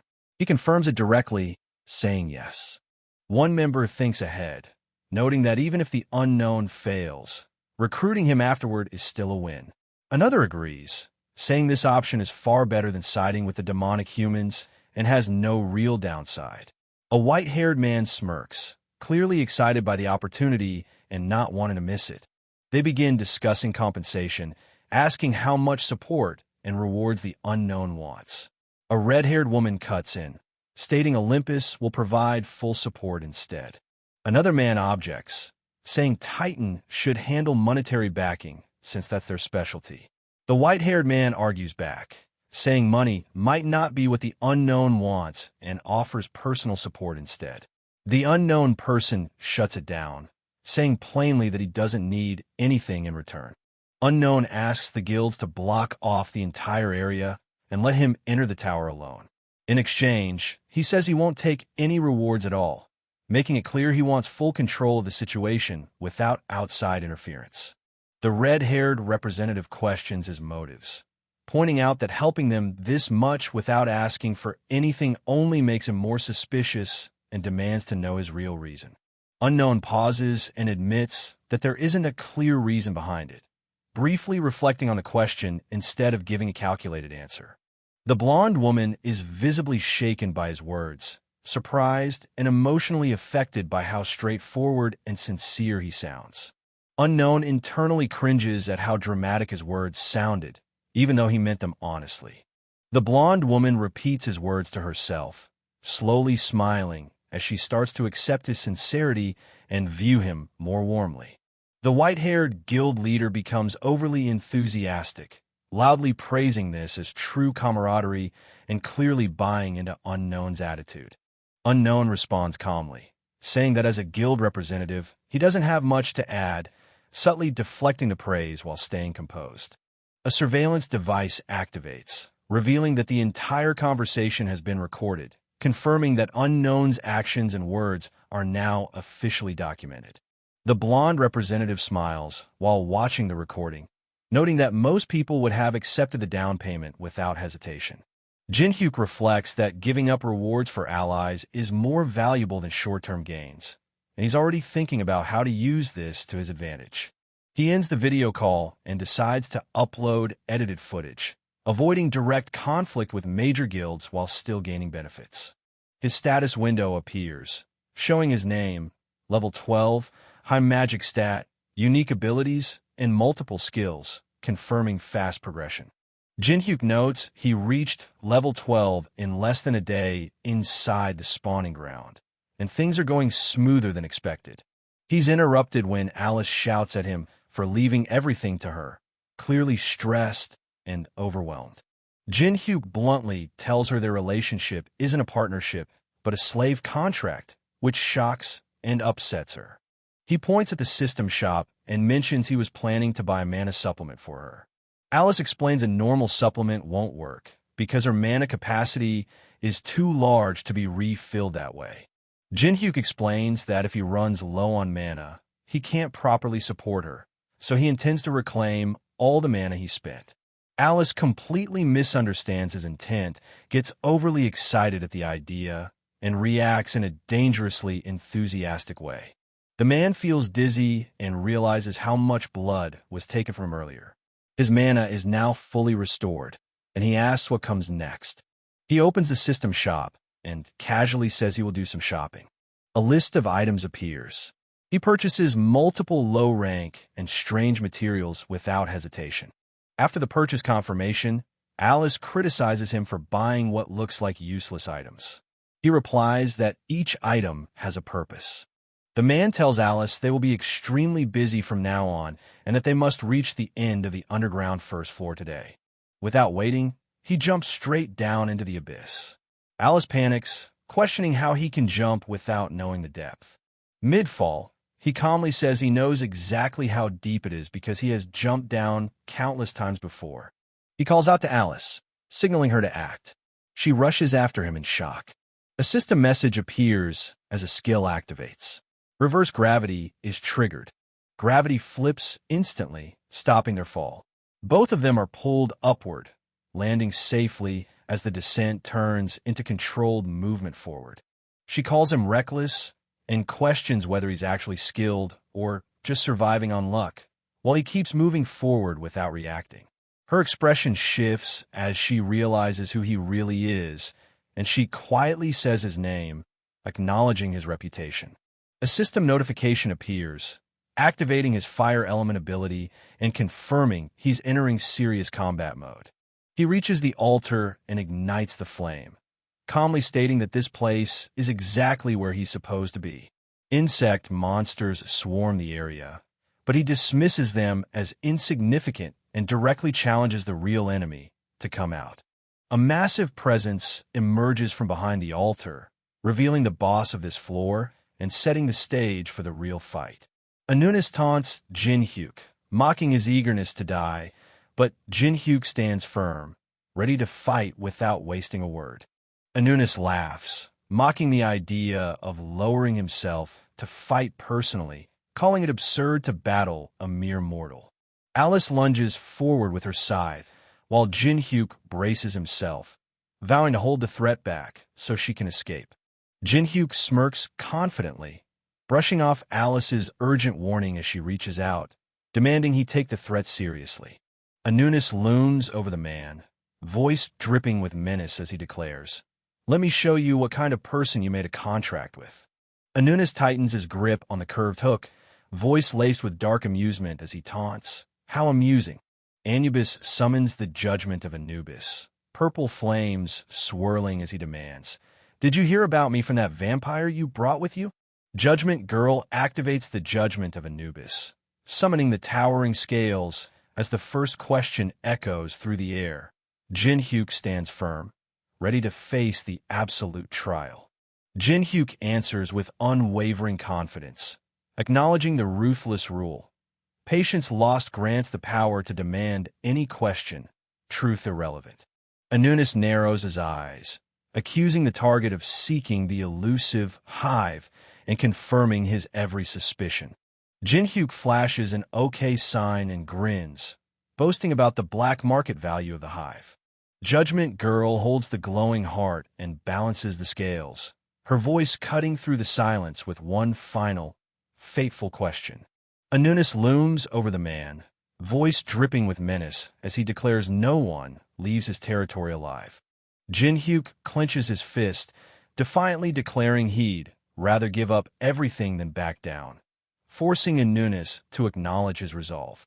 Jin-hyuk stands firm among jagged purple spikes as the judgment of Anubis ignites, declaring all conditions met without mercy.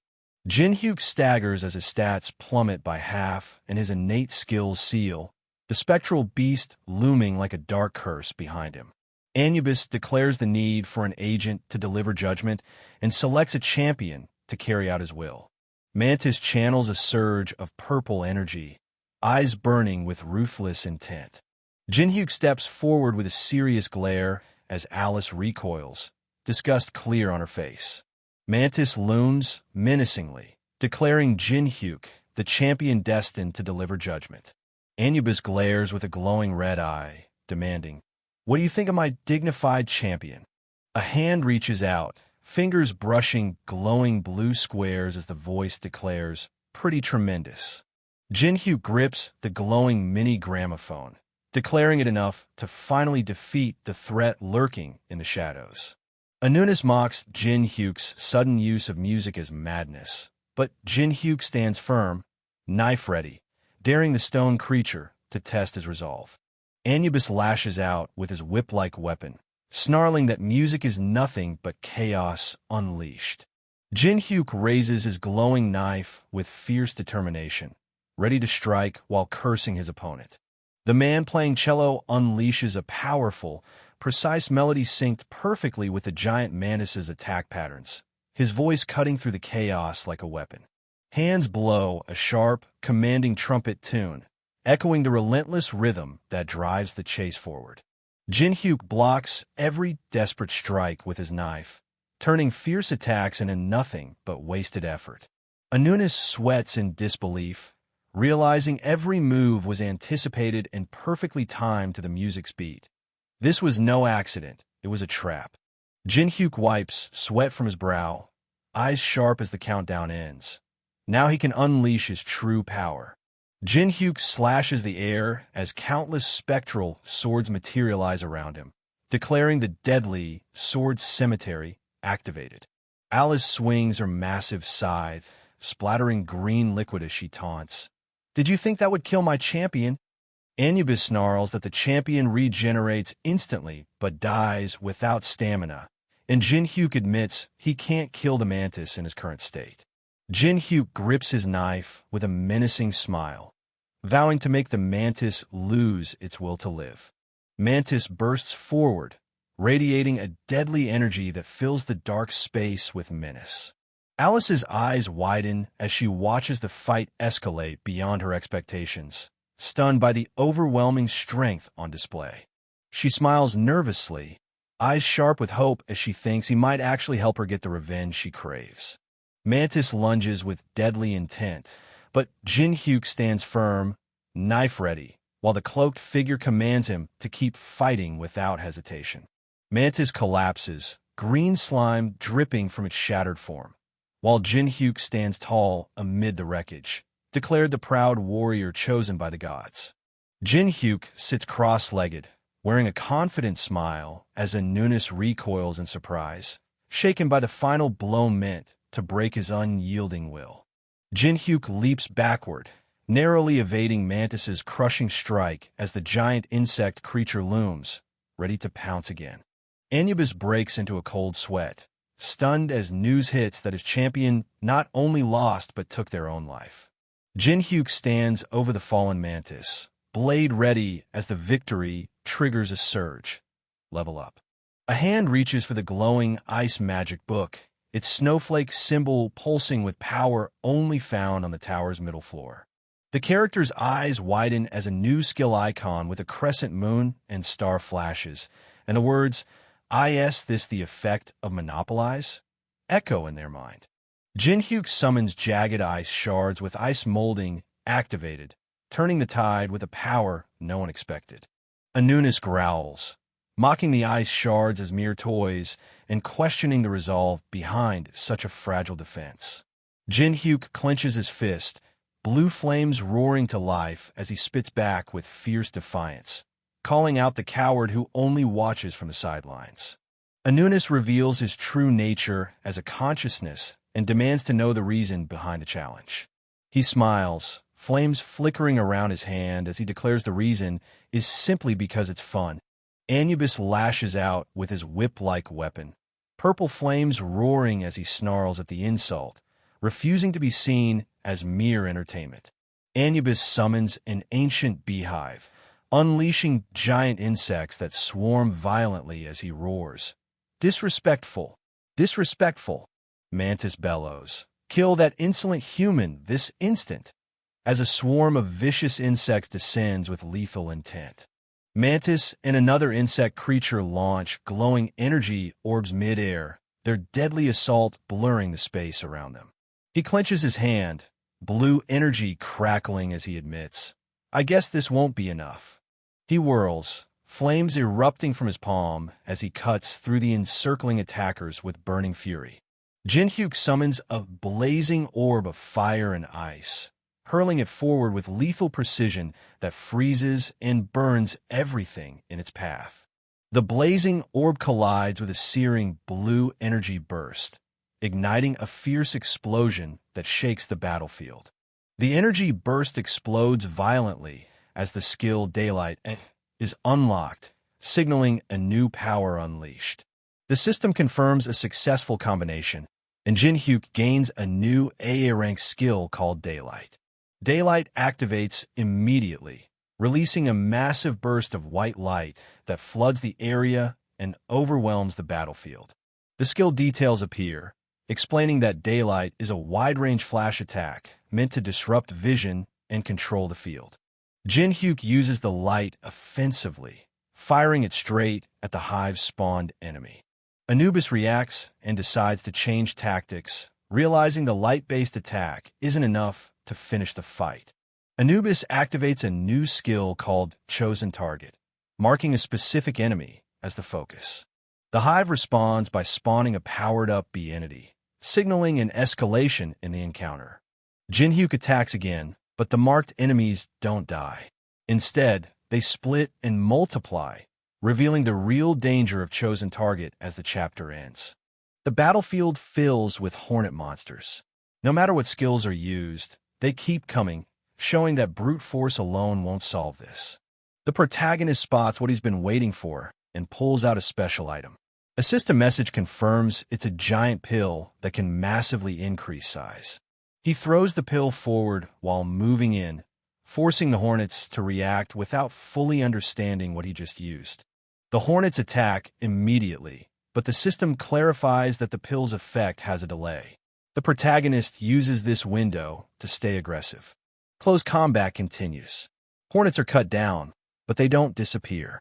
Instead, more keep appearing, proving they aren't meant to be killed normally. Anubis loses patience and shouts orders, demanding the hornets kill the protagonist immediately as the situation starts slipping out of control. The swarm spreads and multiplies mid-battle. The narration explains the real threat. Enemies that don't die only increase in number. The protagonist stays calm despite the chaos. The scene ends with the sense that this isn't about winning fast, but forcing the enemy into a worse position. He activates the unknown cube. The system confirms it's been used, and energy starts forming around him. The system lists the materials being consumed. All 4 items are selected to reinforce the unknown cube. The items merge. The cube reacts violently as the fusion process completes. He analyzes the repeated attack pattern calmly instead of panicking, preparing a counter. The cube's effect triggers. A fire attribute activates, changing the nature of his attacks. A giant pill effect activates. The enemy is overwhelmed as its body starts breaking apart. Multiple giant pills drop at once. The system confirms repeated item drops from the same enemy. He realizes the truth. This boss can multiply endlessly, giving infinite experience and items. Used correctly, it becomes the perfect copy and farming machine.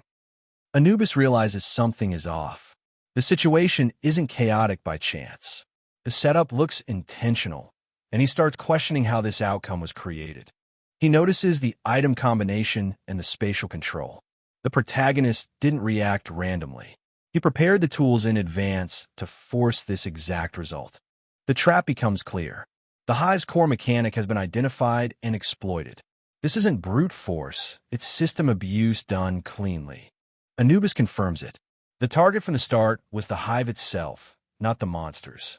Once the core is hit, everything collapses. Anubis destroys the hive, ending the endless multiplication. The battlefield resets instantly. The advantage shifts back. The protagonist reacts calmly. No surprise, no panic. He treats it as expected progress and prepares to move forward, signaling the end of this phase and the start of the next climb. Anubis declares he will judge the MC later for disrespecting him, but his presence is already breaking down. The vessel hosting Anubis collapses completely and loses stability. System confirms the vessel of Anubis has been destroyed and the conditions are cleared. A system save triggers as the battlefield resets and energy disperses. The skill judgment of Anubis is granted with overranked difficulty and strict activation rules. Details explain the skill weakens the target by half and restricts abilities for 1 minute. Usable only once per target. The system warns that abusing the skill may invite direct wrath from ancient Egyptian gods. Multiple gods observe the MC, some showing interest while others react with hostility. The MC realizes he's been noticed by higher beings and comments on their narrow mindset. A winged girl appears suddenly, confused about what just happened, as the MC calmly states he already won. The MC status screen updates, showing a major level increase and newly unlocked abilities. His core stats double, and he decides to distribute points evenly for stability. A system video call interrupts his planning. His core stats double, and he decides to distribute points evenly for stability. A system video call interrupts his planning. The caller reveals himself as Cheon Yu-sung, surprised that the MC remembered him. Cheon questions where the MC is and whether he has entered an unknown zone. The MC shuts the question down and refuses to explain his location. Cheon Yu-sung calls Kong Jin-hyuk and says he has a proposal for him, which immediately puts Jin-hyuk on edge. Yu-sung explains that in 24 hours, the Awakened Association will hold a martial arts tournament, and all AA rank and above players, including himself, will participate. Jin-hyuk questions the timing, pointing out that the association is still failing to clear the third-floor boss, so holding a tournament now makes no sense to him. Yusung directly invites Jin Hyuk to join the tournament so they can settle things with a final fight to decide who wins and who loses. Jin Hyuk rejects the idea, saying he has no reason to waste time since Yusung doesn't even have a skill worth copying. Yusung reveals his leverage by showing an invitation ticket to the black market, making it clear this is the real reason Jin Hyuk won't be able to refuse. The auction hammer comes down hard. The item is sold, and the crowd reacts instantly. This isn't a normal market. This is power changing hands. The auctioneer smiles confidently, announcing the sale. Every bid here carries weight because everyone knows where they are. Cheon Yusung explains the truth. This place isn't a player coin exchange. It's a hidden black market. Only invited members can enter. Real money is used here, and the items are far beyond what ordinary players can access. Since the Tower of Trials became real, secret places like this started appearing. For someone aiming at the third-floor boss, this market is a goldmine. The protagonist realizes the irony. A secret place meant only for the rich, yet might give him exactly what he needs. Suddenly, a system message appears. His uploaded video has been chosen as a hot issue. The spread is faster than expected. A newly created unknown channel shoots to the top. The video shows the masked player agreeing to challenge the third-floor boss. Viewers explode with reactions. Some doubt him, some admire him, and others believe that only the unknown could pull this off. With over 50 million views, the profit is massive. Even after heavy fees, the earnings are worth it. The stage is set, and all eyes are on the masked challenger. The protagonist yawns in his seat. With all the noise and hype, even the spectacle is starting to feel tiring. Around him, the crowd roars with excitement. He quietly wonders when this endless tournament is finally going to end. On the stage, fighters clash violently. Blades spark, abilities explode, and the audience cheers at every hit. The explanation follows. This tournament gathers 24 competitors, all ranked AA or higher. After repeated failures against the third-floor boss, the guilds and the Awaken Association created this event to regain public trust. Cameras roll nonstop. This isn't just combat. It's a performance meant to show strength and reliability. The protagonist sees through it immediately. In the end, it's nothing more than a carefully staged show. Still, it serves a purpose.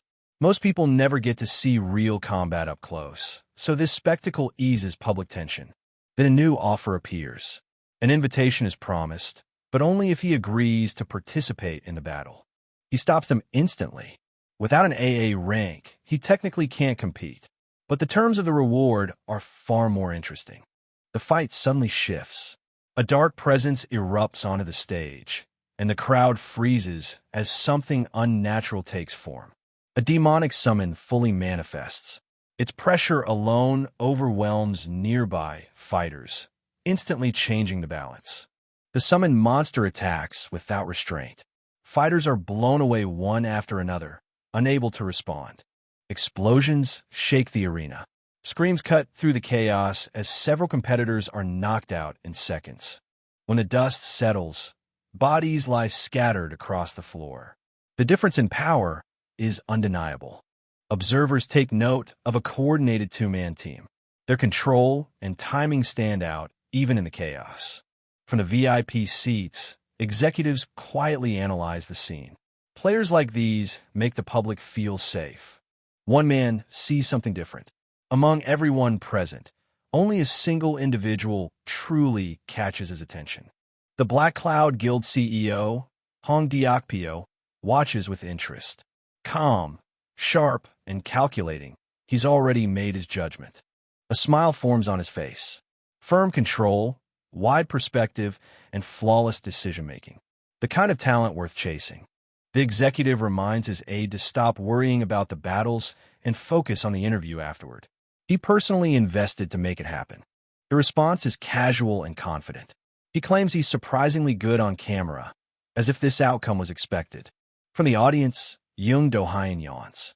He openly admits the winner has talent, and could reach S rank within a few years.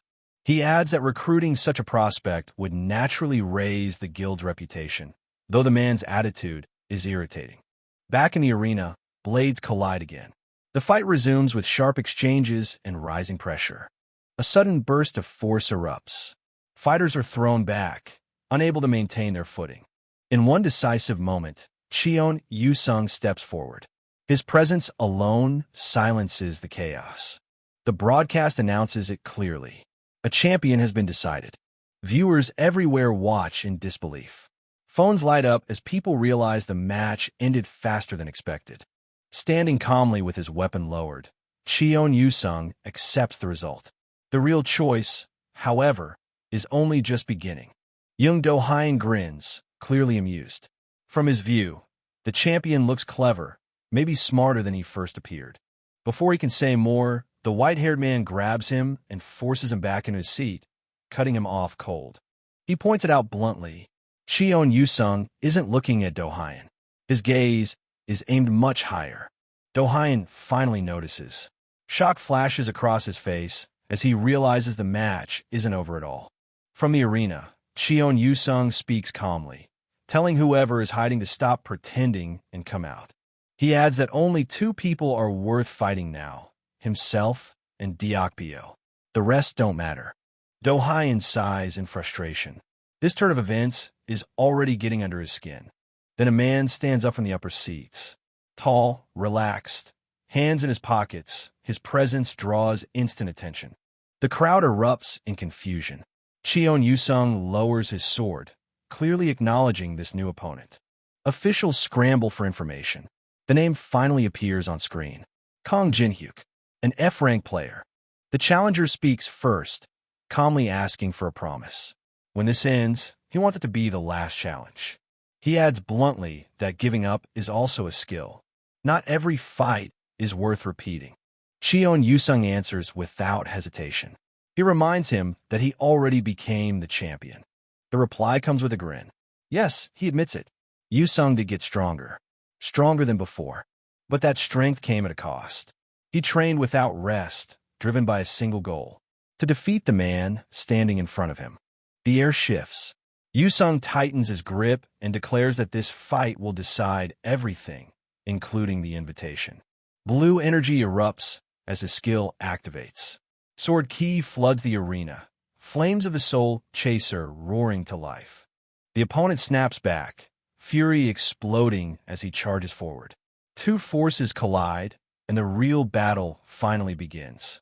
An explosion rips through the street as an energy beam slams into the nearby building, sending debris flying and forcing everyone to take cover. Concrete and metal rods crash down as the ground splits open beneath the ruined ceiling, threatening to bury anyone caught in the collapse. The man in dark clothes grits their teeth, standing firm as they demand how many damn skills their opponent has left to unleash. Jin-hyuk watches silently as the man crashes through the shattered glass floor, the sword clattering beside him, signaling the fight's brutal escalation. Jin-hyuk kneels beside the unconscious figure and claims the black market ticket, insisting this isn't stealing, but a promise kept.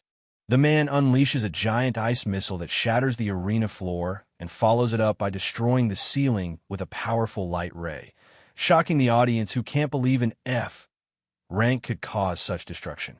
Jin-hyuk crouches and breaks the silence with a cold greeting, prompting the older man to acknowledge their last tense encounter at the museum.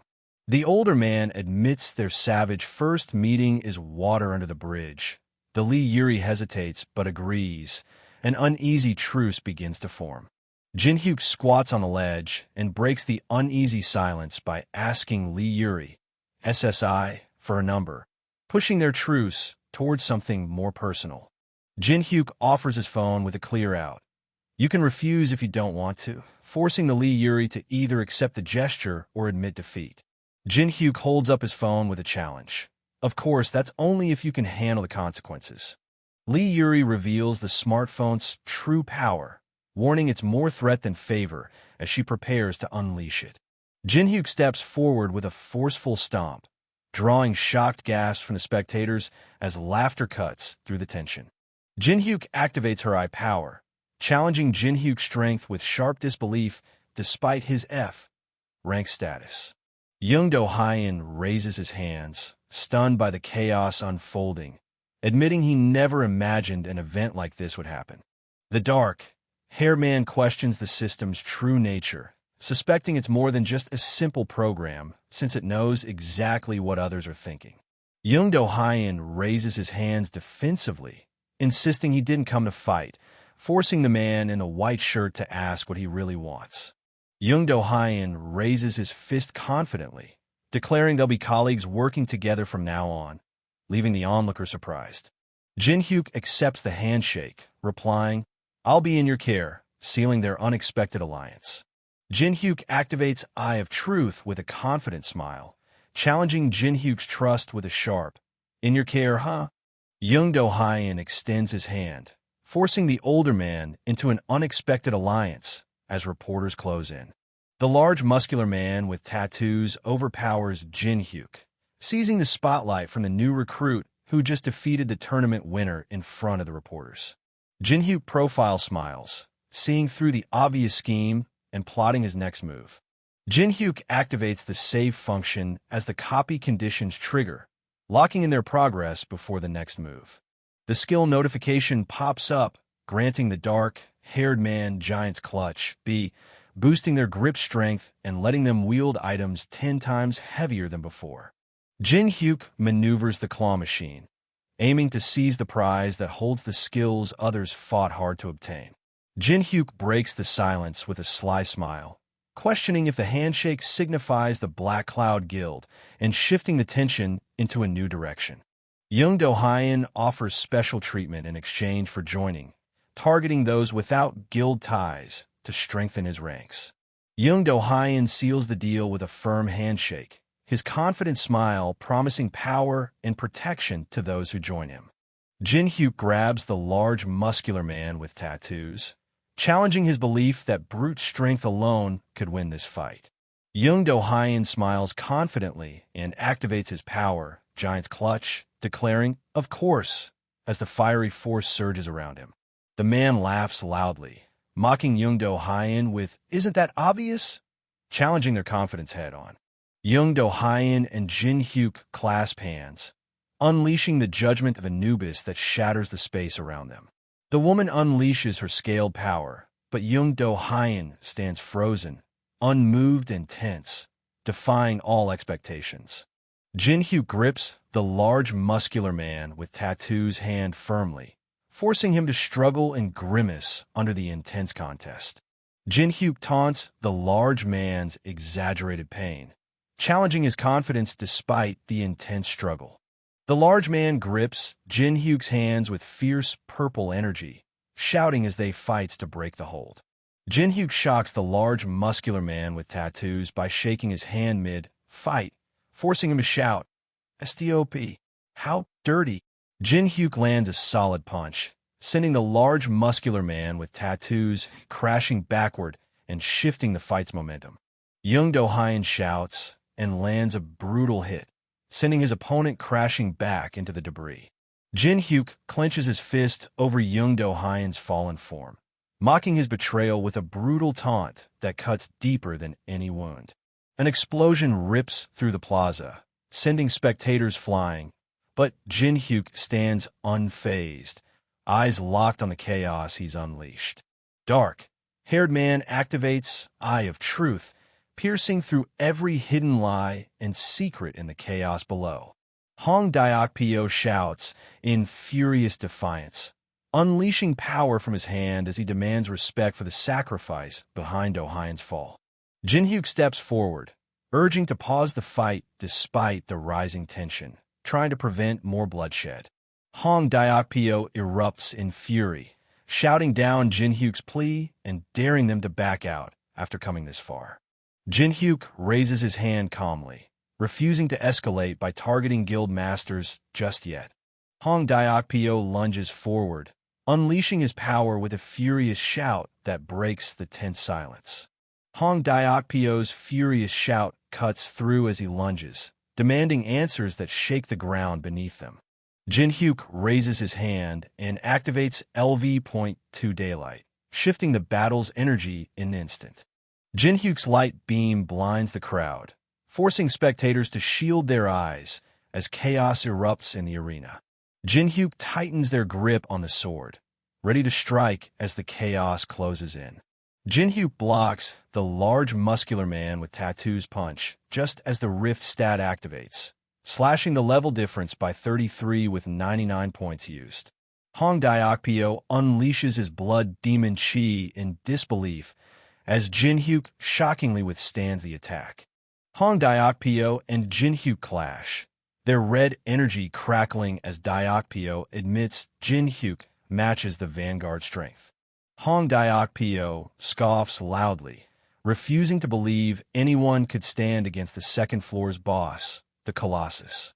Jin-hyuk grips his dagger just as Hong Daokpyo activates his power and urgently demands, "Please stop." Young Do-hyun taunts the black-haired man in coat to act more dependable in front of the martial arts tournament crowd, raising the stakes between them. Han Sang-jin steps forward, raising their hand to command everyone's attention with a single, sharp declaration. President raises his hand, signaling authority as the room falls silent under his command. Jin-hyuk in the white shirt steps forward, confirming they's the one who leads Korea's Awakened. President reveals his identity as Han Sang-jin, the Awakened Association leader, shifting the power dynamics instantly. Hyok-pyo accuses a rival of brutalizing a guild player, forcing the president into a tense confrontation that could ignite a full-scale conflict.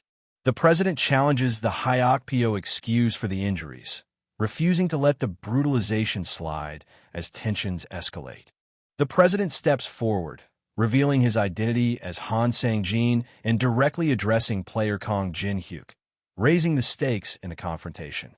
The president admits he only learned about Kong Jin-hyuk 20 minutes ago after a call from Department Head Park, shifting the power dynamic with this new information. The reporter urgently relays that he was told to come immediately because something unbelievable is happening, sparking tension among the seated men in suits. The president confronts Jin-hyuk about irregularities in his test results and the pressure he put on the examiner, raising serious questions.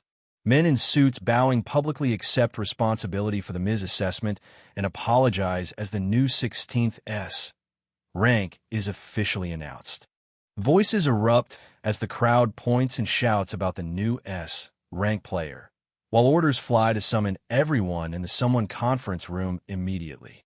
The crowd surges forward, pushing past barriers as the reporter shouts for space, while the Black Crowd Guild CEO watches the chaos unfold with a serious gaze.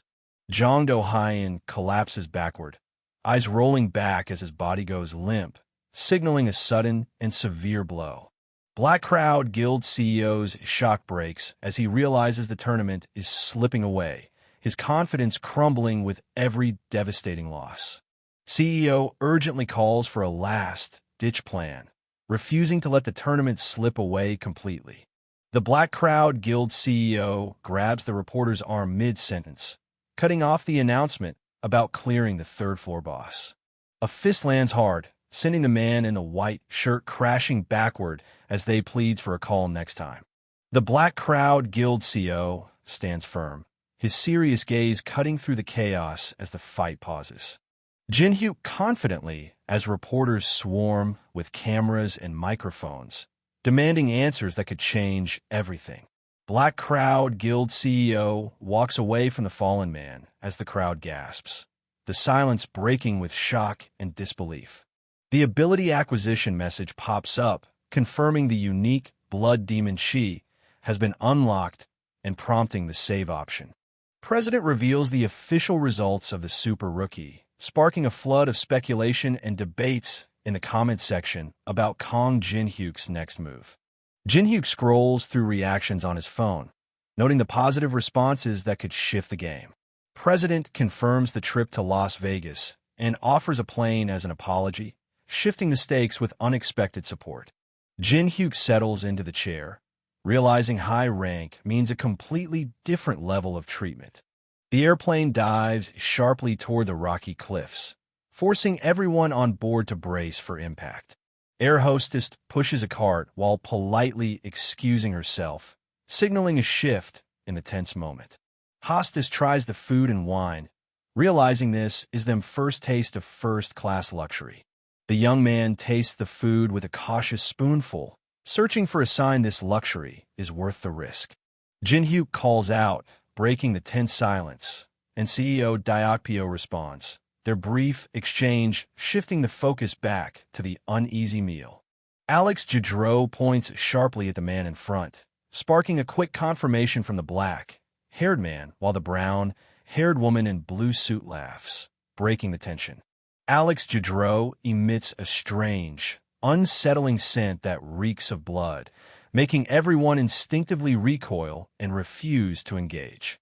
Alice questions Jin-hyuk's claim, but she insists the man isn't an ordinary human, raising the stakes of their tense exchange. Jin-hyuk realizes Alice's brutal judgment means they're far from ordinary, forcing them to reconsider their own hidden threat. Jin-hyuk activates Eye of Truth, instantly revealing a hidden layer beneath Alice's brutal judgment that shakes their understanding completely.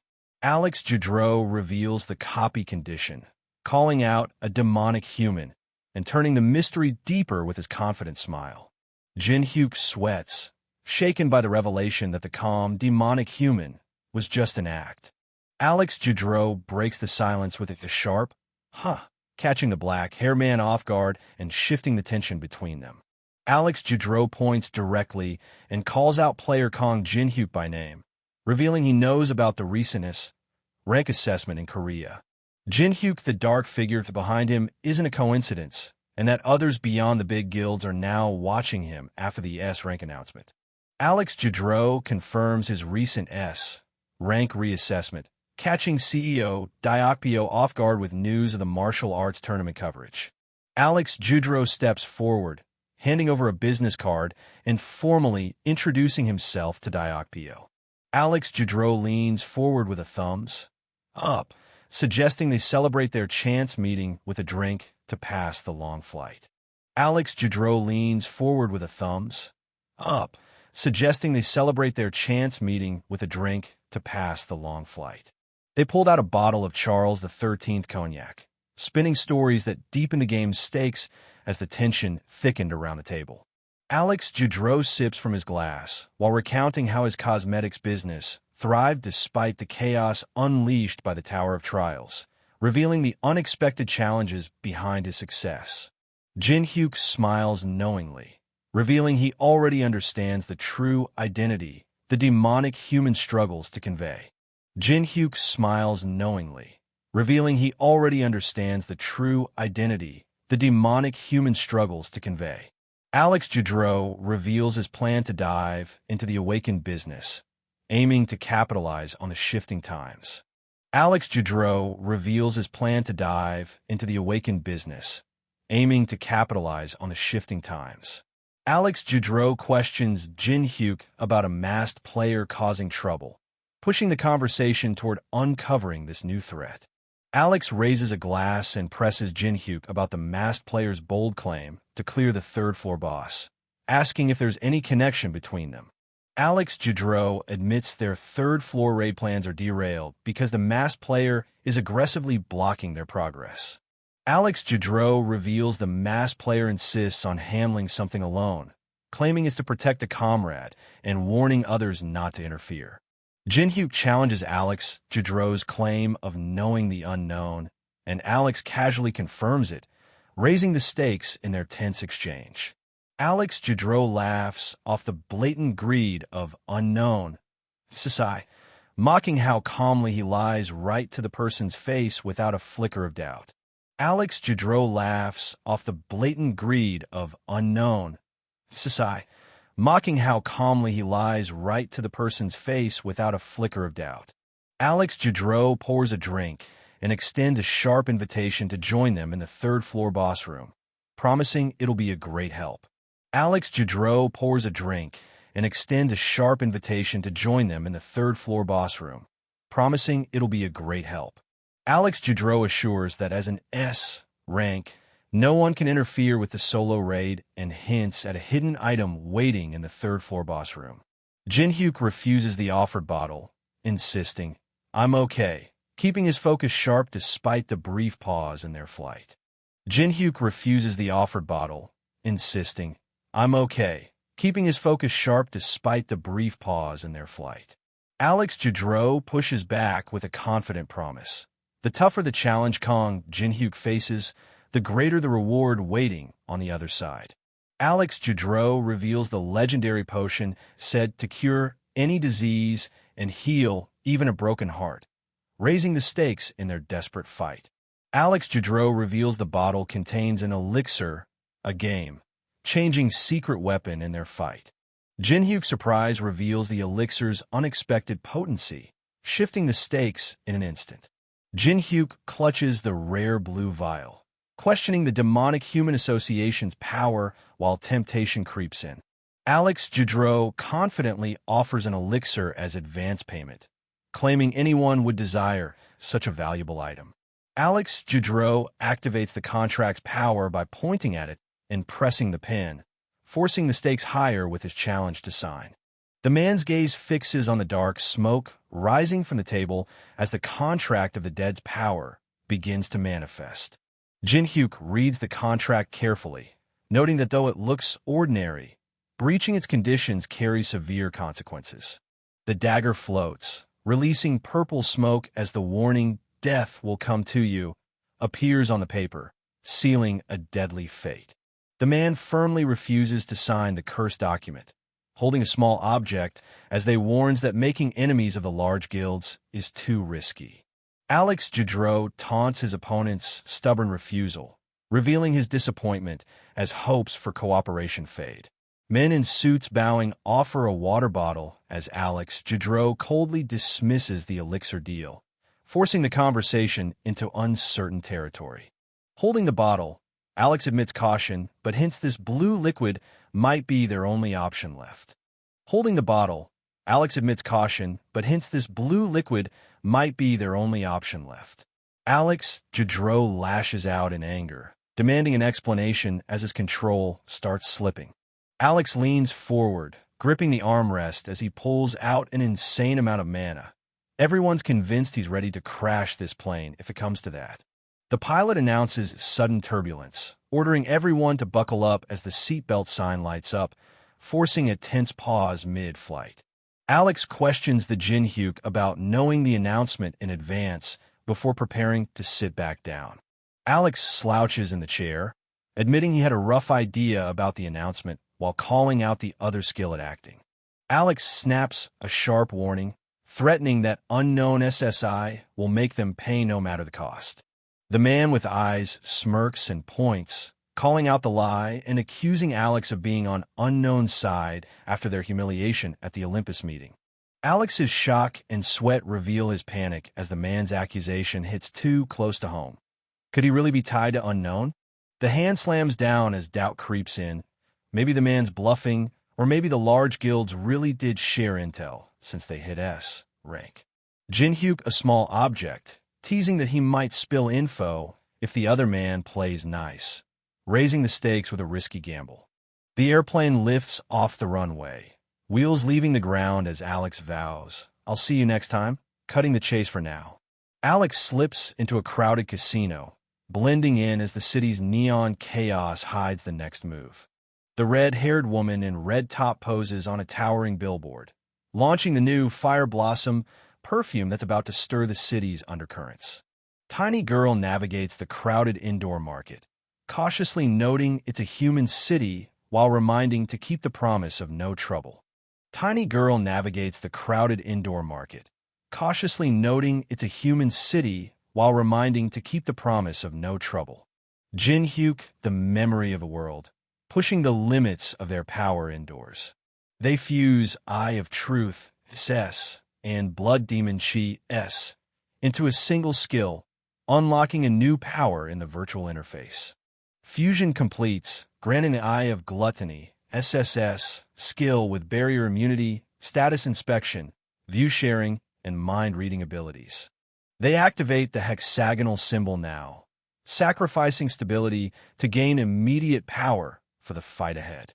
Jin Hyuk his fist, ready to face whatever waits inside the casino as the tiny girl points toward the entrance, questioning their next move. Jin Hyuk explains that magic skills are banned in regular casinos, leaving tiny girl skeptical about their options moving forward. Man inside car refuses to take money by force, insisting that stealing from hardworking people just to fund the auction crosses a line. Tiny girl challenges the man's refusal, demanding to know where they're supposed to go now. Tiny girl challenges the man's refusal, demanding to know where they're supposed to go now. Tiny girl clenches her fists and smiles brightly, clearly intrigued by the promise of something incomparable. Tiny girl clenches her fists and smiles brightly, clearly intrigued by the promise of something incomparable. Tiny girl voices her displeasure with the building, but the other insists they're not here to play around, raising the stakes instantly. An angry man accuses Tiny Girl of using forbidden skills, escalating the tension as Tiny Girl and another watch silently. The man inside car kicks Alex in the face, accusing him of using all sorts of skills and calling out his hypocrisy. Man falling forward collapses as Tiny Girl walks away coldly, dropping the brutal truth. In this place, the one who gets scammed is the dumbass. Man falling forward collapses as Tiny Girl walks away coldly, dropping the brutal truth. In this place, the one who gets scammed is the dumbass. They tighten their grip on the fading hope, knowing that surrendering now means losing everything they've fought for. The man in the white coat steadies Tiny Girl, reminding her this casino is a rare place where magic can be unleashed without limits. The man orders drinks for Tiny Girl without hesitation, telling the bartender to put everything on his tab, while she loudly complains about the choice. They downs the small cup without hesitation as they yells, "What are you going to do by yourself?" They downs the small cup without hesitation as they yells, "What are you going to do by yourself?" Table leader activates Source Seal Level 3, blocking all skills on the designated card for 10 minutes, while keeping his own abilities active. Padro reveals his cards, relieved to find a decent hand despite the Source Seal's restrictions locking out all other skills. Alex holds his cards steady, his intense gaze unshaken as his opponent sweats over mounting losses at the gambling table. The dealer pushes a hefty raise forward, declaring this round will decide everything as tension spikes around the poker table. The man in the white shirt toys with a chip before sliding a massive stack forward, daring the man in the red vest to match or fold. The man in the red vest pushes an even bigger stack forward, raising the stakes and forcing the man in the white shirt to decide whether to fold or go all in. The man in the red vest pushes an even bigger stack forward, raising the stakes and forcing the man in the white shirt to decide whether to fold or go all in. The man in the red vest demands to know which guild runs the place, and the man with purple eyes reveals it's managed by the Scavenger Guild. The man in the red vest demands to know which guild runs the place, and the man with purple eyes reveals it's managed by the Scavenger Guild.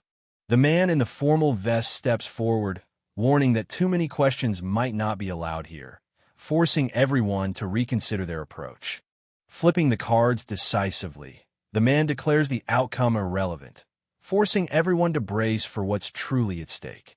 Padro activates his power to substitute the cards mid-flip, cutting off any chance for a counterattack. Padro activates his power to substitute the cards mid-flip, cutting off any chance for a counterattack. Alex clenches the same pair of jacks, shattering the table leader's confidence as he screams, "I'm sure I substituted them with my ability." Holding 2 kings, Alex breathes relief, admitting victory came by a hair's width despite the risky bluff. Holding 2 kings, Alex breathes relief, admitting victory came by a hair's width despite the risky bluff. Padro exposes their rivals' hidden intentions with the eye of gluttony, forcing a desperate bluff that shifts the power balance instantly. Padro forces the rival to reveal a crucial weakness, turning the tide as allies rally behind them for a final strike. The staff member cuts ties, declaring those who take this much money aren't customers anymore, forcing a harsh reckoning. The staff member orders to drag the man into a room, signaling the situation is about to escalate beyond words. The staff member orders to drag the man into a room, signaling the situation is about to escalate beyond words. The staff member narrows his eyes, recalling a whispered secret overheard just outside, tightening the tension between them as he demands, "What was it?" The staff member narrows his eyes, recalling a whispered secret overheard just outside, tightening the tension between them as he demands, "What was it?" Alex leans forward, gripping the armrest as he pulls out an insane amount of mana. Everyone's convinced he's ready to crash this plane if it comes to that. The pilot announces sudden turbulence, ordering everyone to buckle up as the seatbelt sign lights up, forcing a tense pause mid-flight. Alex questions the Jinhyuk about knowing the announcement in advance before preparing to sit back down. Alex slouches in the chair, admitting he had a rough idea about the announcement while calling out the other skill at acting. Alex snaps a sharp warning, threatening that unknown SSI will make them pay no matter the cost. The man with eyes smirks and points, calling out the lie and accusing Alex of being on unknown side after their humiliation at the Olympus meeting. Alex's shock and sweat reveal his panic as the man's accusation hits too close to home. Could he really be tied to unknown? The hand slams down as doubt creeps in. Maybe the man's bluffing, or maybe the large guilds really did share intel since they hit S rank. Jinhyuk a small object, teasing that he might spill info if the other man plays nice, raising the stakes with a risky gamble. The airplane lifts off the runway, wheels leaving the ground as Alex vows, "I'll see you next time," cutting the chase for now. Alex slips into a crowded casino, blending in as the city's neon chaos hides the next move. The red-haired woman in red top poses on a towering billboard, launching the new Fire Blossom perfume that's about to stir the city's undercurrents.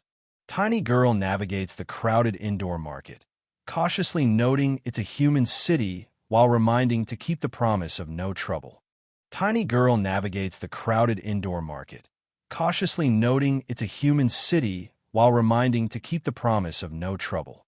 Jinhyuk, the memory of a world, pushing the limits of their power indoors. They fuse Eye of Truth, S, and Blood Demon Chi, S, into a single skill, unlocking a new power in the virtual interface. Fusion completes, granting the Eye of Gluttony, SSS, skill with barrier immunity, status inspection, view sharing, and mind-reading abilities. They activate the hexagonal symbol now, sacrificing stability to gain immediate power for the fight ahead. Jinhyuk is fist, ready to face whatever waits inside the casino as the Tiny Girl points toward the entrance, questioning their next move. Jinhyuk explains that magic skills are banned in regular casinos, leaving Tiny Girl skeptical about their options moving forward. Man in sidecar refuses to take money by force, insisting that stealing from hardworking people just to fund the auction crosses a line. Tiny Girl challenges the man's refusal, demanding to know where they're supposed to go now. Tiny Girl challenges the man's refusal, demanding to know where they're supposed to go now. Tiny Girl clenches her fists and smiles brightly, clearly intrigued by the promise of something incomparable. Tiny Girl clenches her fists and smiles brightly, clearly intrigued by the promise of something incomparable. Tiny Girl voices her displeasure with the building, but the other insists they're not here to play around, raising the stakes instantly. An angry man accuses Tiny Girl of using forbidden skills, escalating the tension as Tiny Girl and another watch silently. The man inside car kicks Alex in the face, accusing him of using all sorts of skills and calling out his hypocrisy. Man falling forward collapses as Tiny Girl walks away coldly, dropping the brutal truth. In this place, the one who gets scammed is the dumbass. Man falling forward collapses as Tiny Girl walks away coldly, dropping the brutal truth. In this place, the one who gets scammed is the dumbass. They tighten their grip on the fading hope, knowing that surrendering now means losing everything they've fought for. The man in the white coat steadies tiny girl, reminding her this casino is a rare place where magic can be unleashed without limits. The man orders drinks for tiny girl without hesitation, telling the bartender to put everything on his tab, while she loudly complains about the choice. They downs the small cup without hesitation as they yells, "What are you going to do by yourself?" They downs the small cup without hesitation as they yells, "What are you going to do by yourself?" Table leader activates Source Seal Level 3, blocking all skills on the designated card for 10 minutes, while keeping his own abilities active. Patron reveals his cards, relieved to find a decent hand despite the Source Seal's restrictions locking out all other skills. Alex holds his cards steady, his intense gaze unshaken as his opponent sweats over mounting losses at the gambling table. The dealer pushes a hefty raise forward, declaring this round will decide everything as tension spikes around the poker table. The man in the white shirt toys with a chip before sliding a massive stack forward, daring the man in the red vest to match or fold. The man in the red vest pushes an even bigger stack forward, raising the stakes and forcing the man in the white shirt to decide whether to fold or go all in. The man in the red vest pushes an even bigger stack forward, raising the stakes and forcing the man in the white shirt to decide whether to fold or go all in.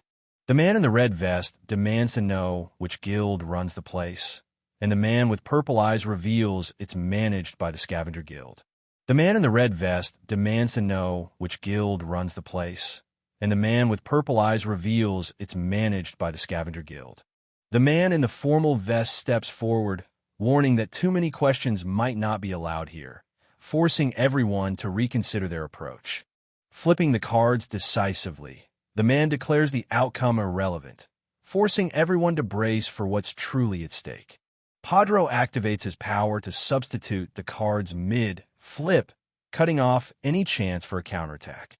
Padro activates his power to substitute the cards mid-flip, cutting off any chance for a counterattack. Alex clenches the same pair of jacks, shattering the table leader's confidence as he screams, "I'm sure I substituted them with my ability." Holding 2 kings, Alex breathes relief, admitting victory came by a hair's width despite the risky bluff. Holding 2 kings, Alex breathes relief, admitting victory came by a hair's width despite the risky bluff. Padro exposes their rival's hidden intentions with the eye of gluttony, forcing a desperate bluff that shifts the power balance instantly. Padro forces the rival to reveal a crucial weakness, turning the tide as allies rally behind them for a final strike. The staff member cuts ties, declaring those who take this much money aren't customers anymore, forcing a harsh reckoning. The staff member orders to drag the man into a room, signaling the situation is about to escalate beyond words. The staff member orders to drag the man into a room, signaling the situation is about to escalate beyond words. The staff member narrows his eyes, recalling a whispered secret overheard just outside, tightening the tension between them as he demands, "What was it?" The staff member narrows his eyes, recalling a whispered secret overheard just outside, tightening the tension between them as he demands, "What was it?" The man with sunglasses and gun dodges the gunfire and fires back, turning the fight deadly in the confined room. Jinhyu crashes into the floor, sending a bottle, glass, and coin flying through the air and disrupting the fight. Jinhyu seizes the moment to grab the fallen coin, turning the disrupted fight to their advantage. They raise the cocktail glass, declaring it symbolizes the passionate love between couples, shifting the tension with a surprising toast. They raise the cocktail glass, declaring it symbolizes the passionate love between couples, shifting the tension with a surprising toast. The someone shatters them glass on the ground, daring anyone to challenge them cold dismissal of love's worth. Section Chief senses an urgent threat despite the chaos, warning that no lawlessness justifies what's about to happen. The black-haired man lands a brutal punch, sending the brown-haired man reeling as the warning echoes. No one goes wild like this all by themselves. Padro urgently shows the red object to Section Chief, who snaps back angrily, refusing to believe anything could be more serious right now. Section Chief's shock deepens as he reads the message on his phone, realizing the situation is far worse than he thought. The smartphone reveals a photo of Jin-hyuk with a caption confirming him as a newly assessed S-rank player in South Korea just days ago. Section Chief's shock deepens as he realizes an S-rank player, rarer than even America's elite, is standing right before him. They stand atop the casino rubble, a single eye flashing as they threatens to obliterate the entire building if they chooses. They stand atop the casino rubble, a single eye flashing as they threatens to obliterate the entire building if they chooses. Chief kneels, apologizing for their rude behavior and begging for forgiveness as scattered cards lie forgotten on the floor. Jin-hyuk snaps at the Jin-hyuk, accusing them of only apologizing now because they realize they crossed the wrong person after seeing his rank. The section chief kneels, stammering a defense, but the other man dismisses it as absurd, showing no mercy. Jin-hyuk leans in, taunting that in this game, only the fool gets scammed, leaving the red-haired man trapped by their own fear. The reddish-brown-haired man demands their winnings and mental damage compensation, refusing to back down despite the accusing fingers pointed at them. Jin-hyuk grabs the section Jin-hyuk by the collar, demanding a steep $10 million settlement or threatening to shut down their operation for good. Checking the phone, Jin-hyuk confirms the payment should cover the items and watches the car approach, waiting for the delivery to arrive. Jin-hyuk confirms the man in suit and car is customer number 117 and offers to escort him to the auction house. Jin-hyuk sits silently inside the tinted car, realizing the auction house's location remains a tightly guarded secret as the road stretches ahead. The car speeds toward the illuminated building as Jin-hyuk's voice cuts through the night, already eager for what's ahead. Jin-hyuk approaches the mansion entrance and delivers a chilling welcome. Then, please enjoy your stay. The man grips the pendant tightly, demanding the unseen listener to keep their promise and hurry before disappearing into a place beyond sight. Tiny Jin-hyuk declares her happiness openly, claiming this place suits a noble being like herself, while Jin-hyuk watches, curious but reserved. Jin-hyuk and the girl climb the stairs toward the building as she warns him not to stand out during the auction. Jin-hyuk slips inside the auction, instantly catching the sharp gaze of a suspicious guard. The dark-haired person holding glass reveals the ichthyosaur's heart will appear at this year's auction, all thanks to the Tower of Trials. The girl recoils, covering her nose at a sudden stench, while Jin-hyuk demands to know what's wrong. Jin-hyuk stares at the skull staff as the girl gags at its foul smell, breaking the silence with a curt, "It stinks." Demonic Man grips his cane firmly as the blonde man in suit reveals himself as Julius Cedric, claiming mastery over the other man and shifting the power dynamic in an instant. Alex stands silently, bruised but unyielding, as the weight of Julius's claim hangs heavy in the room. Chief activates the Eye of Gluttony, revealing Julius Cedric's stats and shifting the balance of power in an instant. The Eye of Gluttony reveals Julius Cedric's full Necromancer stats and their rare ability that efficiently controls multiple summons with minimal mana. Jin-hyuk's frustration spikes as he struggles with the tablet's impossible copy condition, deciding to provoke Julius Cedric and force the system's hand.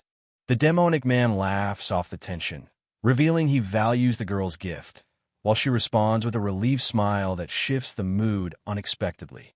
The man in the white shirt presses demonic man for crucial information about the unknown, forcing a rare moment of seriousness from the hooded master. The man in the white jacket deflects the tense inquiry with a smile, insisting they postpone the discussion despite demonic man's serious readiness. Jin-hyuk accepts the skull object as demonic man insists there's no time to waste and they must act immediately. Jin-hyuk scoffs at the urgency, brushing off responsibility as he grips the skull object and retorts, "I missed the part where that's my problem." The angry man clenches his fist, shouting, "Son of a bitch!" as the girl glances back and Alex walks away, leaving the tension hanging in the room. Demonic Man places a firm hand on Alex's shoulder, urging him to leave the angry man alone because there's still a way forward. The woman wants to erase the annoying bystanders, but Demonic Man warns that causing trouble here will only backfire. Demonic Man steps forward, insisting they handle the situation quietly to avoid drawing unwanted attention. The auctioneer commands the audience to take their seats as the event officially begins, shifting the focus to the stage. The blonde man in suit slams the gavel and declares the 175th black market auction officially underway, igniting a wave of anticipation across the room. A masked fighter bursts through the crowd, triggering chaos as guards scramble to contain the sudden attack. The blonde man in suit raises the auction paddle and shouts the starting bid at $100,000, forcing the crowd to refocus amid the chaos. A rival bidder slams down a counteroffer, doubling the stakes and igniting a fierce bidding war that threatens to spiral out of control. The dark-haired man reveals no artisans can work with meteoric iron now, shutting down any immediate advantage from the rare material. A bidder raises their paddle, pushing the price to $300,000 as the auctioneer calls for more bids. Jin-hyuk smirks, raising paddle 44 to secure the meteoric iron at a steal, signaling the auction stakes just got real. The blonde man in suit slams the podium, shouting the bid number 6 and a shocking $1 million, sending ripples through the room. The crowd gasps as the someone hesitates, eyes darting nervously toward the figure who just raised the stakes. The auctioneer signals, now, and the bidding explodes from $100,000 to $200,000 in seconds. Jin-hyuk slams his paddle down and shouts, $300,000, pushing the bidding war into even more dangerous territory. The man raises his paddle and shouts, $1 million, blasting the bid far past the last offer. The auctioneer's shout of $1 million shocks the crowd, tripling the bid and challenging anyone else to top it. The someone strikes the gavel, sealing the deal. Sold to the old gentleman for $1 million. Jin-hyuk glares as the man smirks, realizing, I knew it. He's planning on buying everything that I bid for. Jin-hyuk leans in with a smirk, eyes locked on Alice as he fires back. That's how you're going to play. I guess it. The auctioneer announces the next item's origin, and the hand holding paddle number 44 instantly raises it with a sharp bid of $500,000. Jin-hyuk raises paddle 44 with a $500,000 bid, ignoring warnings, and declares, just wait, I have a plan. Security rushes toward someone, but they smirks, ready to turn the chaos to their advantage. Jin-hyuk shouts, we have $1 million. Is there anyone else? Pushing the auction into a fierce bidding war with a quick $1.5 million challenge. The demonic man shouts $3 million and raises his paddle, escalating the auction to a new, aggressive high bid. The auctioneer slams the gavel and declares, we have $3 million, pushing the stakes even higher. Jin-hyuk sits silently, scanning the room before sharply asking, are there any more bids? The man breaks down in tears as the man declares, sold to the old gentleman for $3 million. The buyer steps forward, coldly confirming the deal, while the someone's sobs echo through the silent room.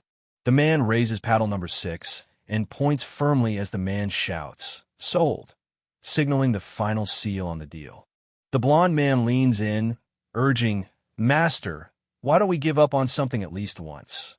While the man in the dark hooded cloak stands silently, weighed down by the tension. The man grabs the blonde man, shouting, you imbecile! What are you going to do if he easily gets something that he wants if we do that? Man grits his teeth, determined despite losses. Though I'm suffering some losses, I have plenty of funds. I'll secure the items that he's aiming for. Auctioneer raises his hand, declaring, the next item is for the true fans. I introduce to you the first chessboard. The man scoffs, how trivial, while Jin-hyuk hesitates with paddle 44 and Alice nervously shake her legs, doubting the value of a chessboard without pieces. Jin-hyuk raises paddle 44 and shouts, 50,000. We. Man slams down paddle 100,000 and yells. He bid higher, as the auction stakes double instantly. Bids skyrocket from 150,000 to 8 million as Jin-hyuk and the demonic someone trade fierce shouts, pushing the auction into a brutal war of numbers.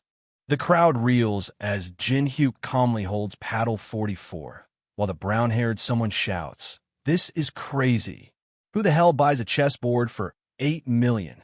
Jin-hyuk raises paddle 44 and bids 10 million, triggering a smile from the demonic someone. The man shouts a shocking bid of $30 million, raising the stakes and stealing the spotlight.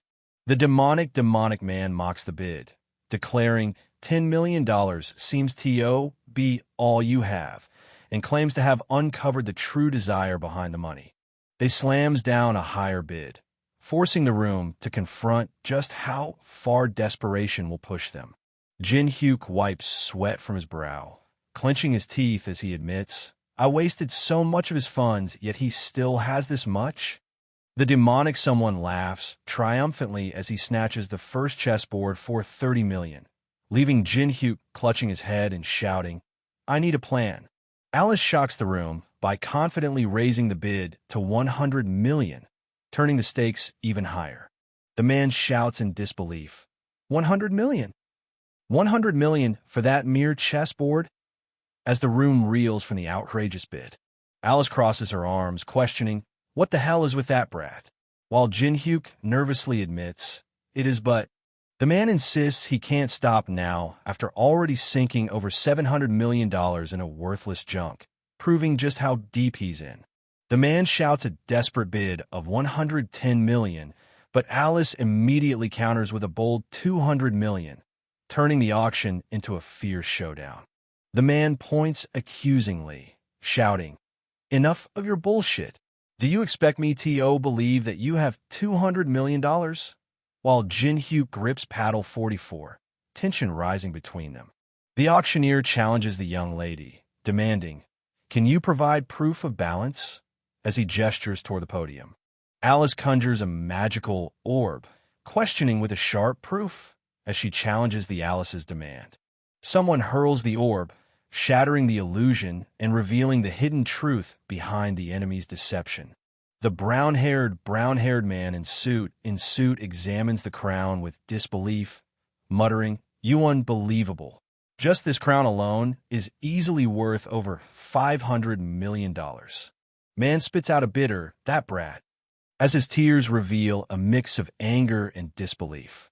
Alice clenches her fist, snarling, "Impertinent humans." As her serious glare hints, she's far from ordinary. Jin-hyuk claps confidently, proving he's even more dangerous than Alice by treating her like his subordinate. The man warns the auctioneer that their plan has been overturned by an enemy more annoying than unknown, shaking the auctioneer's confidence. Jin-hyuk clenches his fist, triggering the man to walk away with his weapon as he says, "Proceed with Plan B." The auctioneer announces, "Congratulations. We will deliver the first chessboard to the young lady," as the trophy is presented. Alice hesitates, saying, "I'm thankful, but isn't it too much? Give it to him, not me," while Jin-hyuk stands tense with the weapons behind them. Alice declares, "I was thinking of clearing out my treasury either way," folding her arms firmly and warning, "I won't tolerate imbeciles looking down on my contractor." Alice stands confidently with arms crossed while Jin-hyuk, sweating, admits, "This girl," so she knows how to say some commendable things. Jin-hyuk stares at the sudden explosion, his confidence shaken as chaos erupts nearby. Jin-hyuk stares at the sudden explosion, his confidence shaken as chaos erupts nearby. Man in dark suit shouting sprint toward the exit as the man in dark suit shouting yells, "We have to get out of here," to escape the collapsing building. People shouting, "Where are you all?" in a rush as a cigarette falls forgotten amid the chaos. Alex lunges through laser beams as two men flee the door, shouting, "You're all precious sacrifices, be my materials." Alex activates the mana furnace, clutching a small object as the magic circle ignites beneath his hand. Alex activates the mana furnace, clutching a small object as the magic circle ignites beneath his hand. The man collapses amid the flames, desperate and crying out, "Please save me." Clenching his teeth, the man braces himself, refusing to surrender despite the crushing despair.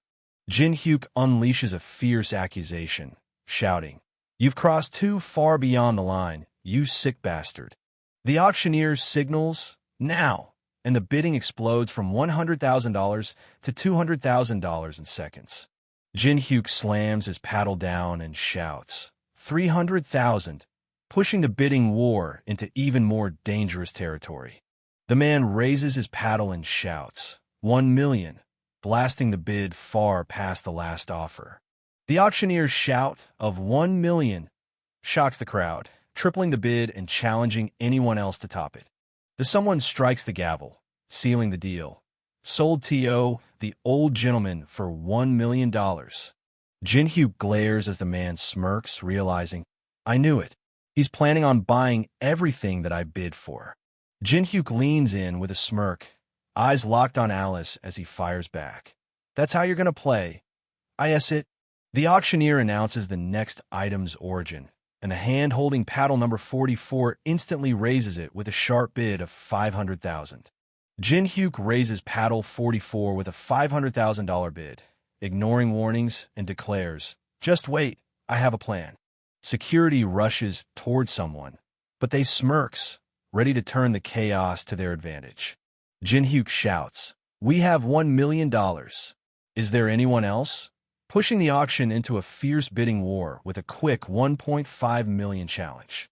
The demonic man shouts 3 million and raises his paddle, escalating the auction to a new, aggressive high bid.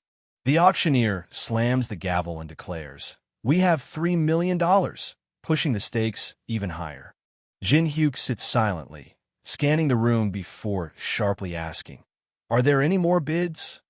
The man breaks down in tears as the man declares, "Sold to the old gentleman for $3 million. The buyer steps forward, coldly confirming the deal, while the someone's sobs echo through the silent room. The man raises paddle number 6 and points firmly as the man shouts, "Sold," signaling the final seal on the deal. The blonde man leans in, urging, "Master, why don't we give up on something at least once?" While the man in the dark hooded cloak stands silently, weighed down by the tension. The man grabs the blonde man, shouting, "You imbecile! What are you going to do if he easily gets something that he wants if we do that?" Man grits his teeth, determined despite losses. "Though I'm suffering some losses, I have plenty of funds. I'll secure the items that he's aiming for." Auctioneer raises his hand, declaring, "The next item is for the true fans. I introduce to you the first chessboard." The man scoffs, "How trivial," while Jin-hyuk hesitates with paddle 44 and Alice nervously shake her legs, doubting the value of a chessboard without pieces. Jin-hyuk raises paddle 44 and shouts, 50,000. "We." Man slams down paddle 100,000 and yells, "He bid higher," as the auction stakes double instantly. Bids skyrocket from 150,000 to 8 million as Jin-hyuk and the demonic someone trade fierce shouts, pushing the auction into a brutal war of numbers. The crowd reels as Jin-hyuk calmly holds paddle 44, while the brown-haired someone shouts, "This is crazy. Who the hell buys a chessboard for 8 million? Jin-hyuk raises paddle 44 and bids 10 million, triggering a smile from the demonic someone. The man shouts a shocking bid of $30 million, raising the stakes and stealing the spotlight. The demonic man mocks the bid, declaring $10 million seems to be all you have, and claims to have uncovered the true desire behind the money. They slams down a higher bid, forcing the room to confront just how far desperation will push them. Jin-hyuk wipes sweat from his brow, clenching his teeth as he admits, "I wasted so much of his funds, yet he still has this much?" The demonic someone laughs triumphantly as he snatches the first chessboard for 30 million, leaving Jin-hyuk clutching his head and shouting, "I need a plan." Alice shocks the room by confidently raising the bid to 100 million, turning the stakes even higher. The man shouts in disbelief, 100 million? 100 million for that mere chessboard? As the room reels from the outrageous bid, Alice crosses her arms, questioning, "What the hell is with that brat?" While Jin-hyuk nervously admits, "It is but..." The man insists he can't stop now after already sinking over $700 million in a worthless junk, proving just how deep he's in. The man shouts a desperate bid of 110 million, but Alice immediately counters with a bold 200 million, turning the auction into a fierce showdown. The man points accusingly, shouting, "Enough of your bullshit. Do you expect me to believe that you have $200 million? While Jin-hyuk grips paddle 44, tension rising between them. The auctioneer challenges the young lady, demanding, "Can you provide proof of balance?" as he gestures toward the podium. Alice conjures a magical orb, questioning with a sharp proof as she challenges the Alice's demand. Someone hurls the orb, shattering the illusion and revealing the hidden truth behind the enemy's deception. The brown-haired man in suit examines the crown with disbelief, muttering, "You unbelievable. Just this crown alone is easily worth over $500 million. Man spits out a bitter, "That brat," as his tears reveal a mix of anger and disbelief. Alice clenches her fist, snarling, "Impertinent humans." As her serious glare hints, she's far from ordinary. Jin-hyuk claps confidently, proving he's even more dangerous than Alice by treating her like his subordinate. The man warns the auctioneer that their plan has been overturned by an enemy more annoying than unknown, shaking the auctioneer's confidence. Jin-hyuk clenches his fist, triggering the man to walk away with his weapon as he says, "Proceed with Plan B." The auctioneer announces, "Congratulations. We will deliver the first chessboard to the young lady," as the trophy is presented. Alice hesitates, saying, "I'm thankful, but isn't it too much? Give it to him, not me," while Jin-hyuk stands tense with the weapons behind them. Alice declares, "I was thinking of clearing out my treasury either way," folding her arms firmly and warning, "I won't tolerate imbeciles looking down on my contractor." Alice stands confidently with arms crossed while Jin-hyuk, sweating, admits, "This girl," so she knows how to say some commendable things. Jin-hyuk stares at the sudden explosion, his confidence shaken as chaos erupts nearby. Jin-hyuk stares at the sudden explosion, his confidence shaken as chaos erupts nearby. Man in dark suit shouting sprint toward the exit as the man in dark suit shouting yells, "We have TO, get out of here!" to escape the collapsing building. People shouting, "Where are you all?" in a rush TO, as a cigarette falls forgotten amid the chaos. Alex lunges through laser beams as two men flee the door, shouting, "You're all precious sacrifices, TO, be my materials." Alex activates the mana furnace, clutching a small object as the magic circle ignites beneath his hand. Alex activates the mana furnace, clutching a small object as the magic circle ignites beneath his hand. The man collapses amid the flames, desperate and crying out, "Please save me." Clenching his teeth, the man braces himself, refusing to surrender despite the crushing despair. Jin-hyuk unleashes a fierce accusation, shouting, "You've crossed too far beyond the line, you sick bastard." Monster roars fiercely, unleashing a surge of energy that shakes everything around. Jin-hyuk lashes out with sharp words, calling out the enemy as a disgusting necromancer. Alex gestures confidently, defending the monster with, "Disgusting? How can you say that after seeing these lovely guys?" Alex gestures confidently, defending the monster with, "Disgusting? How can you say that after seeing these lovely guys?" Alex recalls the airplane humiliation and declares, "Since the order to have you removed is issued," escalating the threat. The monster roars and lunges forward, shouting, There's no reason to be patient any longer. The monster lunges at Jin-hyuk, who stands ready with a confident smile, prepared to counter the attack. Jin-hyuk charges forward, eyes locked on his target as he prepares to strike. Monsters charge through the debris, but Jin-hyuk's grin only widens as he taunts. You're pretty quick. Our boy dodges a claw swipe and counters with a sharp strike, forcing the monsters to retreat briefly. Jin-hyuk casts a powerful spell, explaining, that punk doesn't like gross bastards, so she ran away herself, while revealing he had to release her physical body to use his magic.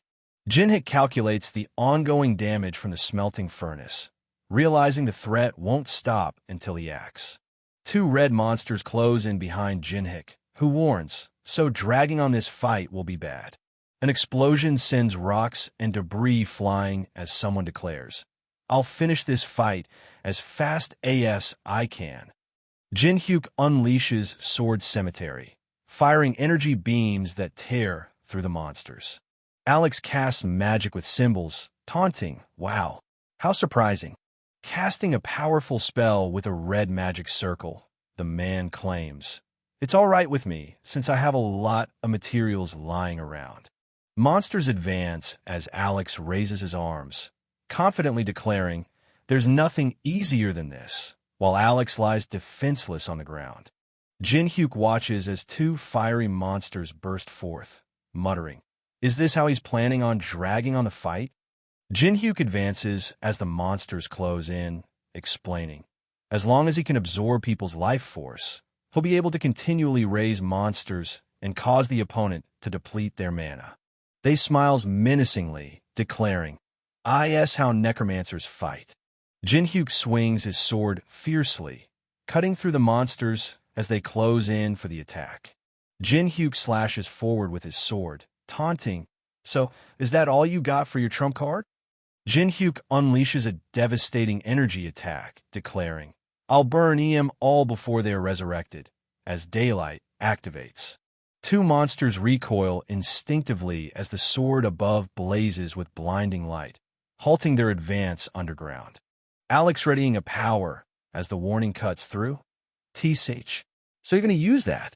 Alex channels his energy, bracing as monsters close in, while his opponent plots to scatter and strike before the rays fully form. Monsters are freezes, stunned by the sudden stillness around them as they blurts. Why aren't they moving? The monster's feet freeze solid, trapping its massive in place as the stunned voice shouts. Their feet are frozen. Jin-hyuk clenches the shards, ready to shatter the frozen trap and turn the tide. Alex shouts in frustration. Are you telling me that I couldn't see him use the ice skill because of the flashing light? A blinding energy beam crashes down onto the building, flooding the area with intense light. Alex falls hard and struggles to stand, gasping, I can't believe it. Alex shouts, my cuties, while the other claims, they turned out that way because they were cuties, revealing their twisted pride amid the chaos. Alex fires a powerful energy blast, but Jin-hyuk blocks it with a sharp FUCK reaction, escalating their deadly clash.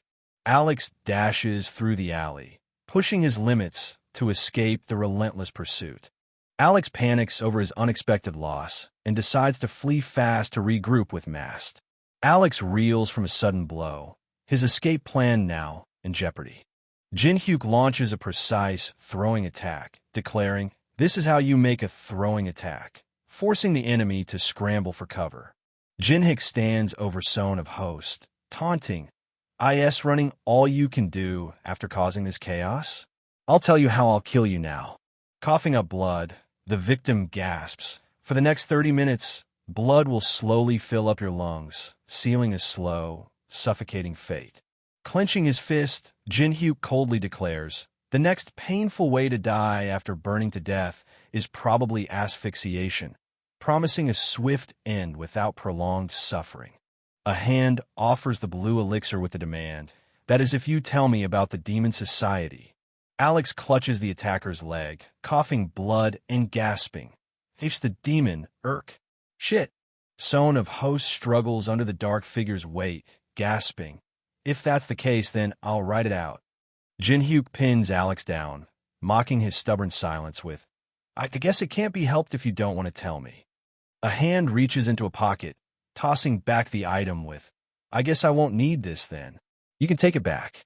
The business card floats on the dark liquid as the voice demands, and I have a favor, setting the stakes higher. Jin-hyuk towers over the fallen son of Host, unleashing a brutal curse. I hope you die a slow and painful death. You fucking trashy bastard. Jin-hyuk towers over the fallen son of Host, unleashing a brutal curse. I hope you die a slow and painful death. You fucking trashy bastard. Jin-hyuk inspects the magical materials, noting the potential to expand inventory space with items like ORE created by Michelangelo and Dragon's Heart. Jin-hyuk combines the Dragon's Heart and Michelangelo's or to create a huge space inventory bag with a 5,000 kilograms capacity. Jin-hyuk turns as Son of Host nervously interrupts, while a man in a suit expresses, Thank you so much for saving us. Son of Host clings tightly, whispering, Thank you, Hyung, revealing his identity as the host's son. Jin-hyuk admits he needed the item and tries to justify taking it, while Jin-hyuk listens silently and finally says, It's fine. Jin-hyuk admits he needed the item and tries to justify taking it, while Jin-hyuk listens silently and finally says, It's fine. Son of Host kneels, hugging his child tightly while confessing, I have no thoughts of accusing the person who saved my one and only son. Jin-hyuk steps forward, admitting, This is my first time experiencing this, but it's not bad, as Son of Host clutches his child with a mix of relief and uncertainty. In third floor of the Tower of Trials, stepping into the Cathedral of Abhorrence where the Real Challenge begins. Guy blocks a volley of arrows with his shield, but the relentless barrage pushes it back as he snaps. Say Chai-Ti, why is the security here so annoying? The woman vents her frustration. Do we really have to come in like this every time? While the man snaps back, Stop complaining, Melina, revealing his own anger over Alex's death. The woman glares as the man presses his sword close, warning, That won't be a good idea if you don't want to die. The leader-like man cuts through their tension, demanding, Enough you two. Are you two companions who've survived together for more than 10 years? The leader, like someone, grows impatient, demanding, Why is it that you're always at each other's throats? As the woman visibly bristles at the accusation. They snaps back, Because you never listen, fueling the tension that's about to explode. The woman shuts her eyes and declares, He probably played some games before, but that doesn't make him any different from other rankers. The leader-like man warns, Don't get careless. While the man questions if their boss's recklessness to reach the 20th floor really means their opponent is beyond them. The woman crosses her arms and dismisses the concern, saying, I also think that your worries are a bit excessive. The man explains they chose the Tower of Trials VR world to avoid police surveillance, but the woman points out that others don't have such reasons, challenging his logic. The woman sits on the bench, cutting through excuses with, Even if woman has nothing else to do, there's no reason. Woman sits restrained, cutting through excuses with, Why anyone would continue to play that sadistic game unless there's some kind of pervert. Leader-like man thinks, These two really aren't taking this seriously, but they're able to understand one another. They can't look down on that leader-like man, leader-like man. Leader-like man orders, We eliminate threats, and commands the two to follow Kedrick without question. Woman orders to help him so the plan doesn't go astray this time, while man remains silent, calling the old man worrisome. The old someone slips inside the house, urgency pushing them forward as the someone's warning echoes in their mind. Kicking is blocked just in time as punches fly back and forth in a relentless exchange. The woman checks in, asking you okay, as a hand gives a quick thumbs up in response. The boy holds out the tablet, urging Nuna to take a look at this, while she adjusts her head towel, focusing on the screen. The boy points at the tablet, saying, I've been watching this guys for a while now, and something doesn't seem right, as they both fixate on the screen. Nuna questions, Isn't he just an aggro like other guys? while Nuna counters, he could be, but something feels different about him. Boy and Nuna watch the video reveal the Someone Face Trees Temple, where the third-floor boss tests challengers with 3 questions, promising a powerful item as a reward. Boy cuts in with a warning, but the real problem is, before revealing the next obstacle they must face. Man sizes up the third-floor boss, calling out, his questions are ridiculously difficult, while the others joke about a secret entrance and cosplay. The stone face rumbles. It's been a long time since a human came to find me, breaking the silence of the courtyard. Man stands firm, challenging. Did you also kind of answer my questions? That's right. The old someone challenge is fine. If you can answer all 3 of my questions, then I will give you 1 type of my maple leaves. Bare feet step onto the stone ledge as the warning cuts through.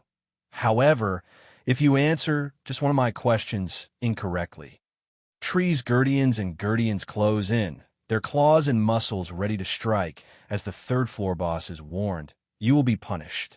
A massive sea creature descends toward the rocky seabed, illuminating the area as the question echoes. What is the optimal depth and temperature for the seawater species Kelgorn to inhabit? The boy blasts the question's absurd difficulty, yelling, "Who the hell would know something like that?" while the man holds the phone, silently watching the chaos unfold. Jinhyuk's answer is depth of 175 m and temperature of 1.5 C, shifting the conversation's focus completely. The large creature with eye challenges the man with next question, but he cuts in, confident. I know it's the right answer, so ask me the next question.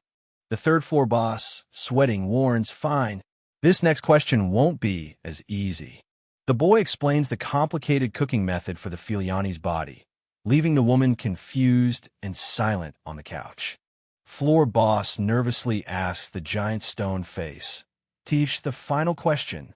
The giant eagles of the sky plateau mate only once a year. Jinhyuk slams the red button and demands, "Answer." When the first snow falls in the tower, floor boss laughter and admits, "You're the first human who is able to answer all of my questions," as the third-floor boss contemplates the unexpected breakthrough. Floor boss offers maple leaves, asking, "Which do you want among the red, yellow, or green leaves?" Boy breaks down the leaves' powers. Red ignites fire, yellow boosts defense, and green sharpens speed. That's what I heard, at least. Nuna confidently claims the raider will pick movement speed for the third-floor boss. That's what I'd pick. Jinhyuk, the large creature with eye, demanding, "Put away those ordinary leaves. There's something else I want." Floor boss, shocked that its secret about the black leaves is known. Boy and Nuna sit tense, eyes fixed on the screen as the words "the black leaves" cut through the silence, confirming the creature's secret is out. Man bargains with the floor boss, offering red leaves in exchange for green ones while the third-floor boss looks on, sweating. Jinhyuk, claiming the third-floor boss-faced tree promised anything for answering all questions, while the third-floor boss accuses him of trying to cheat. Jinhyuk demands the black leaf, warning, "You're not trying to dirty the honor of the tree spirit?" Floor boss sweats nervously while threatening, "I wonder what'll happen if I report you to management." Boss lets out a frustrated sigh, muttering, "Sigh, damn it," as their anger boils over in the forest. The tree spirit honors its promise, granting a massive reward of 1,280 black leaves marked within AAA difficulty level. Jinhyuk declares the final puzzle piece is ready and signals it's time to leave. The large creature with eye swings its sword just as Jinhyuk counters with his blue energy blade, shouting, "After I deal with you guys first." Person breaking the silence with a grin, asking, "Hey, did you hear?" Guard confirmed the solo clear started early and agreed to wait by the portal until it's done, planning to head home afterward. Guard questions the point of standing watch here, but the other reminds him it's because we were ordered to do it. Just do what you're told to do. One player pushes to stop overthinking and trust the plan, insisting, aren't they doing this with some sort of plan in mind? The guard stands firm by the portal, challenging, don't you think so, as tension rises at the shrine's entrance. gripping the sword tightly. Guy looks up with a worried frown and asks, "Where did everyone go?" as dark smoke spreads across the floor. Dark purple energy bursts out, claw shadows twisting around them as power surges uncontrollably. Player struggles against restraints, urging to absorb their vitality and keep it saved as time runs out. Demonic man, controlling energy as a cloaked figure declares, "They's already begun." Jin-hyuk slashes with his sword, shattering the stone soldier into crumbling pieces. Jin-hyuk walking leaves the gate behind, while onlookers debate if he can actually beat the boss. Jin-hyuk cuts through the noise with a sharp, "I don't care whether you trust me or not, but I'd appreciate it if you could stop the babbling." Jin-hyuk eyes flash as he commands, "I did say it to you guys. Watch if you want to watch." One viewer explains how streamers commonly display all sorts of charms to boost their views. Person tapping shoulder scroll through the phone, muttering, "But if they push the concept of not giving a shit from the start. The hell, you fucker." Jin-hyuk walking confidently through the gate, ignoring the stares and whispers, proving he truly doesn't give a damn about his viewers' opinions. Jin-hyuk activates his eye, immediately sensing an unseen presence and muttering, "There's man in white coat else here?" Man presses the button, cutting off the stream despite protests about their skyrocketing viewers. Soldiers charge forward with polearms and swords raised, breaking through the fortress defenses in a fierce assault. Magician unleash purple magical circles, turning the tide inside the fortress. Stone soldier and skeleton soldier charge up the raised platform, weapons ready to crush anyone in their path. Stone soldiers tighten their formation, gripping polearms as their red eyes scan for the next threat. The skeleton soldier lunges with a dagger, but the armored figure with sword blocks the attack with a shield, holding the line. The stone soldier slams his polearm into the skeleton soldier, forcing him back as the others tighten their defense. The person in white cloak sits alone on the cliff edge as the wind whips leaves and cloth around them. Jin-hyuk crouches on the rock, mocking the fight below with demonic human bastards. They're fighting neck and neck. Or not. The armored figure with sword clashes fiercely against the stone soldier, causing a massive energy explosion that leaves everyone questioning. Are they slightly stronger? The magician and the other hooded figure unleash synchronized purple magic, pushing the fight just enough to claim, "The battle is slightly tilting in our favor." One guy charges forward with fierce force, but suddenly falters mid-attack, choking out, "Let's ride this momentum to destroy the KUGH." Two hooded figures scramble as shards rain down, one shouting, "Long-range attacks from the enemy. Raise the shields." Magician channels a powerful shield, shouting, "Where are they coming from?" as the attacks intensify. Jin-hyuk points decisively as armored figures lock eyes with him. A voice yells, "Over there!" It's a man wearing a mask. Magician unleashes a powerful spell as skeleton soldiers fire a volley of arrows, their commander shouting, "He's only one man. Get rid of him." Skeleton soldiers leap forward, spear thrown down to break the defense line and crush anything in their path. Stone soldier blocks the lunging strike from the Jin-hyuk, holding the line tight despite the relentless assault. Jin-hyuk activates Blessing of the Star, unleashing a powerful magic that shifts the battle's momentum instantly. Stone soldier and his massive comrades grip their swords tighter, rallying the smaller skeleton soldiers with a fierce battle cry. Armed figures close in as the skeleton soldier crouches, struggling under the uncontrollable divine power. The armored figure with sword fights to reclaim control from the divine force, consuming the armored figure with sword. The stone soldier swings the large drill weapon, sending smaller figures flying as the man, shouting in cloak, screams, "HHHH." Person shouting alerts the others as the explosion obliterates the third position, forcing them to rethink their defense immediately. Demonic man snaps, "I can see that without you telling me, you dumbass," cutting off any excuses as tension spikes. Our boy reveals the 4 command points for the undead monsters, warning that the third one has already been destroyed.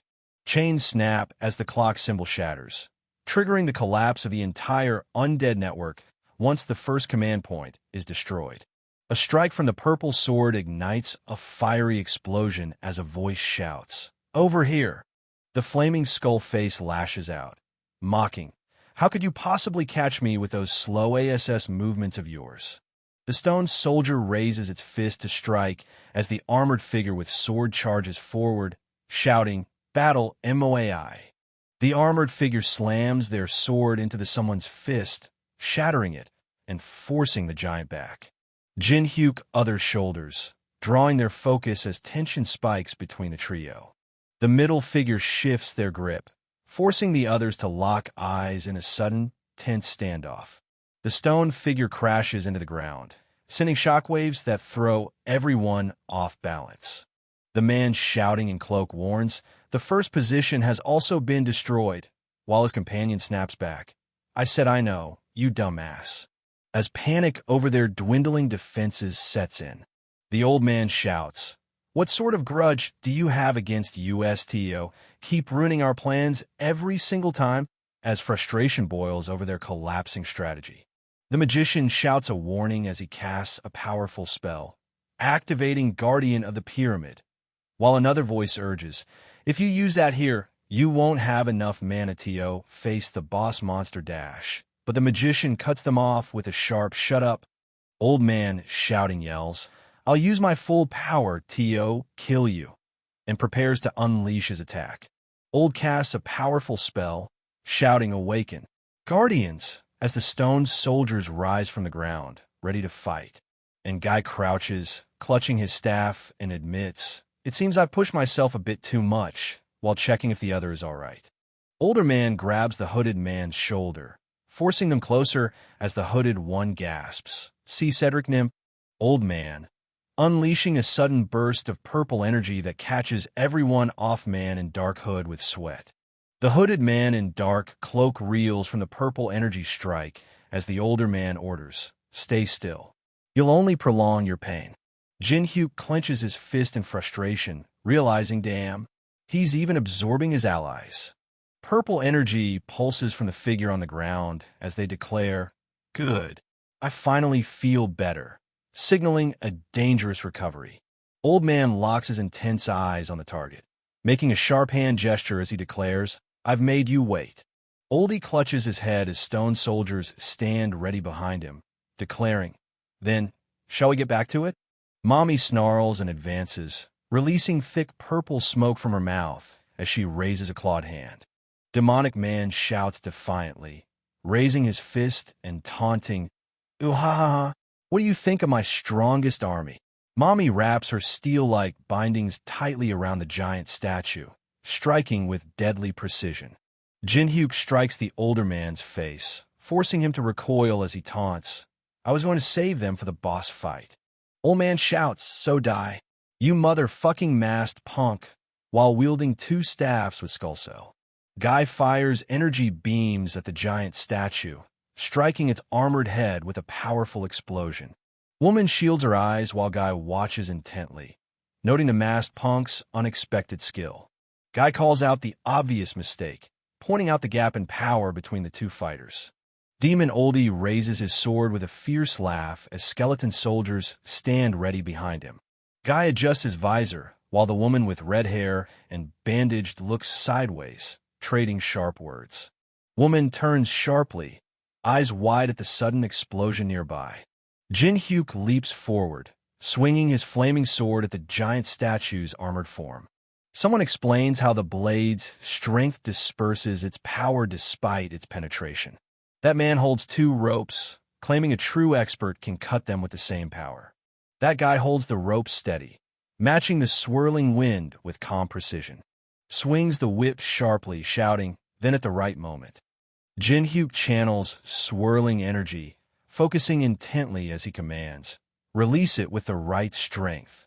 Jin Hyuk challenges the bearded man with purple, asking, "So, interested in learning my pendulum spirit sword arts?" Jin Hyuk slashes his sword, unleashing a burst of red energy as his opponent raises an arm to block. Your mastery of the Pendulum Spirit sword arts skill has increased tremendously.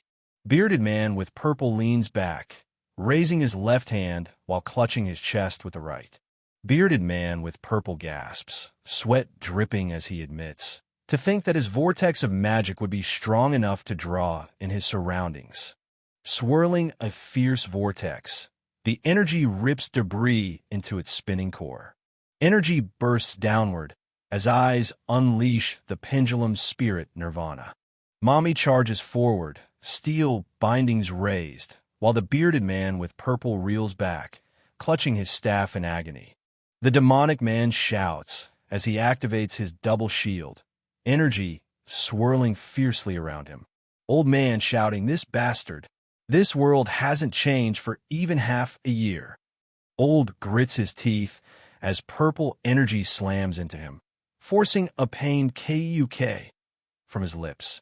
Guy crashes through shattered debris, energy crackling as he falls with a pained "Yes, K." Both the giant statue and the figure in dark cloak with white lie sprawled on the rocky ground amid scattered debris. Old man struggles to rise, desperate to escape a fight he knows he can't win.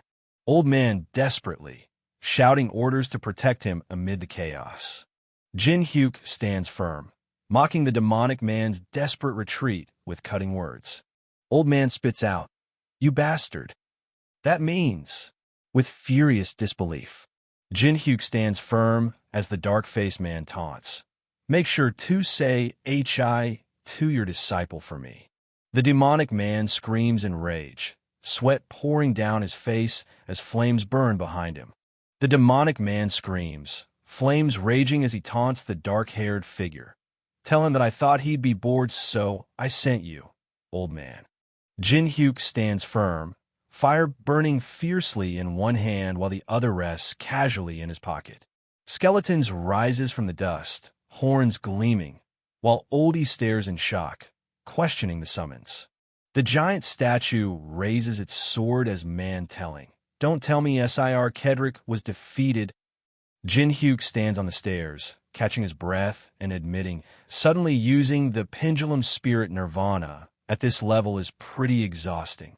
Jin Hyuk holds vials of blue liquid, determined as he says, "Still, it'll be a waste if I don't go in, so..." Jin Hyuk raises his hand, channeling energy as HP symbols swirl around him, declaring, "Let's give it all I've got." Jin Hyuk catches multiple flying shields, recalling memories as he stands surrounded by them. Jin Hyuk stands ready, gripping his sword and shield amid scattered leaves. Jin Hyuk stands amid shattered statue pieces, challenging with a sharp, "Isn't that right, guys?" The giant statue raises its sword, standing firm as the four armored guardians unleash their energy. Jin Hyuk grips his sword, facing off against two towering armored statues that begin to stir. The armored warrior with sword swings down hard, but the man with beard and long hair blocks the strike with grim determination. Jin Hyuk blocks the strike with a shield while gripping a dagger, taunting, "I love that you guys are silent."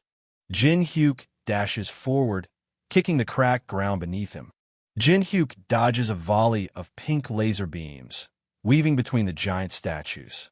Jin Hyuk demands a key, voice sharp and tired. "Spit out the key already."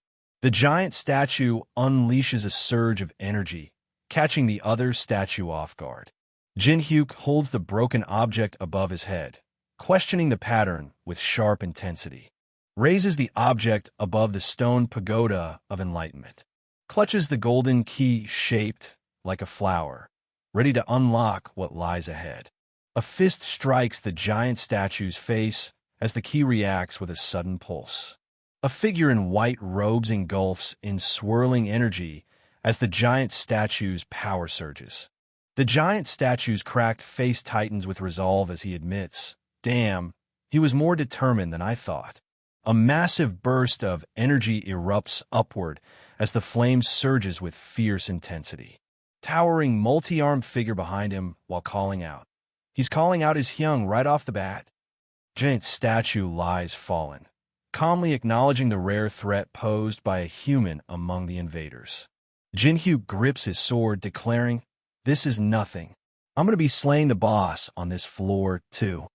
Giant statue raises his hands, declaring, "What an impudent human. I'll acknowledge your bravery, if not anything else." Giant statue taunts, "You must think I'm joking. Let's end this." Jinhyuk raises his sword and shield, declaring, "I'm not into chit-chatting with statues." Thousand-armed statue grips two blades tightly, warning, "Every second is a gift. What a foolish young man you are." Giant statue brandishes multiple swords and taunts, "Savor this moment, then. You'll long for even this moment when you're on the brink of death." Jinhyuk raises a shield, just as Giant statue grips his sword, ready to strike. Giant statue releases a powerful energy blast, aiming straight ahead. Jinhyuk staggers backward, caught off guard by the giant statue's energy blast. Jinhyuk blocks the overwhelming blast with his shield, struggling as the redirected power threatens to shatter his body. The giant statue speaks with fierce determination, admitting, "I only have one chance," while noting the unexpected reaction to a sonic attack. The armored warrior with sword descends rapidly, while Jinhyuk stands ready, taunting, "You're raising my interest in you more and more."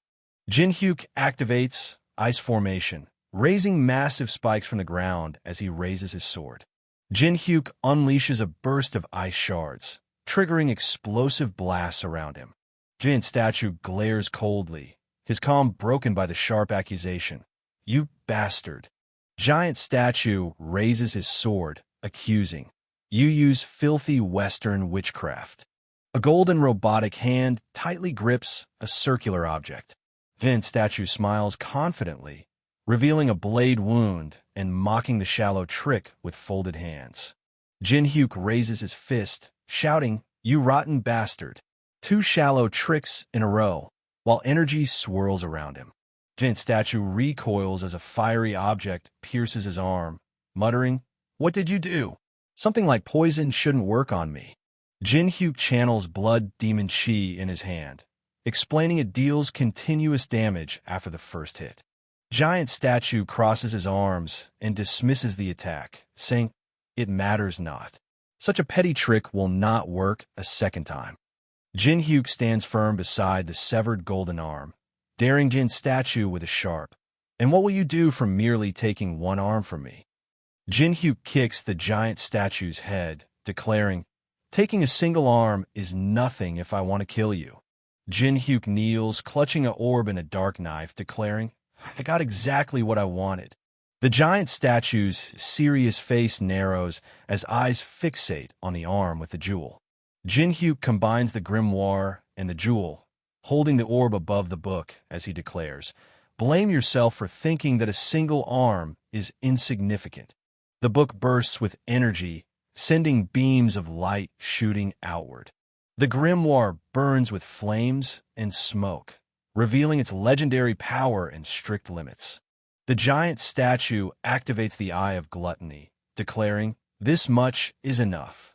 The status screen reveals the thousand-armed and thousand-eyed Avalokitesvara's unknown level and sex. Giant statue holds his hands in a calm prayer pose, radiating silent authority. Jinhyuk reads the message and reacts with a sharp, "HM." Jinhyuk reads the message. Wait. I'm not seeing this wrong, am I?" Jinhyuk raises a hand, pointing as giant statue watches, confused. Jinhyuk hovers his hand above the gramophone, determined to claim the mandala beneath the 25th floor. Giant statue snarls, "You bastard, just what do you think you're doing?" Jinhyuk raises a hand to his head and warns, "I'm begging you, don't ask anything from here on out." Jinhyuk grips his sword and snaps, "I fucking hate it too." Big statue shouts angrily, demanding, "You bastard, just what do you think you're doing?" Jinhyuk raises his arm and pleads, "I'm begging you, don't ask anything from here on out." Jinhyuk grips his blade tightly and shouts, "I fucking hate it too." Thousand-armed Avalokitesvara shouts in rage and activates a mandala with a fierce hand gesture. Thousand-armed Avalokitesvara descends with fierce intensity, shouting, "I'll let you experience pain worth a million samsaras." Jinhyuk activates glacier formation, unleashing massive ice spikes from the ground. Big Statue praises the advanced version of ice formation as shards explode around the masked man. Debris flies as the explosion hits the ground, leaving the someone with long red hair back and the guy staring in disbelief. The guy questions the sudden music and advanced ice magic, while the someone with long red hair back watches with concern. Guy leans on the stone surface, questioning the sudden appearance of a consumable wig or possibly a hidden divine artifact. Woman pushes herself up behind the rock, glaring fiercely, while guy stands calm with hands in pockets. Thousand-armed Avalokitesvara extends his blades outward, embodying the overwhelming force that defines the third floor's second boss. Jinhyuk extends his hand, unleashing a power that defies human limits. The someone with long red hair back asks if teaming up would guarantee a win. The guy admits it'd be difficult. Woman walks forward, insisting they need help from an executive to stand chance. Woman with long red hair back argues fiercely against risking everything just to hold onto a fragile position. Guy holds the coin tightly and declares, "I think the time has come to use this." Guy holds the coin tightly and declares, "I think the time has come to use this." Big Statue stands firm with blades ready, eyes burning through the flames as he locks onto his target. Jinhyuk narrows his eyes, realizing the threat runs deeper than just Cedric. Jinhyuk slashes through the glass with a sharp energy blade, breaking the barrier in one swift motion. Big Statue bleeds from a fresh wound as thousand-armed someone reaches forward, shouting, "How dare you look away from me?" Jinhyuk kneels, igniting fire in his hand with a sharp, "Oh, sorry about that." The book floats, pages flipping as blue energy pulses around it. Raises an arm and shouts, activating glacier formation as a massive ice formation erupts from the ground. Big Statue raises a hand, channeling blue energy as his mask's eyes flare. Thousand-armed someone swings his golden sword downward as Jinhyuk raises a hand, unleashing blue energy. Clashing midair, the golden-armored figure and someone unleash an explosive burst of energy and debris. Thousand-armed Avalokitesvara points forward and declares, "Foolish." Thousand-armed Avalokitesvara activates the inescapable lattice, trapping the man in the long coat inside its hexagonal energy cage. Statue raises his arms to block the incoming blade, challenging, "Is defending all you can do?" Avalokitesvara raises multiple arms, unleashing a surge of energy while shouting, "Where did your confidence from earlier go?"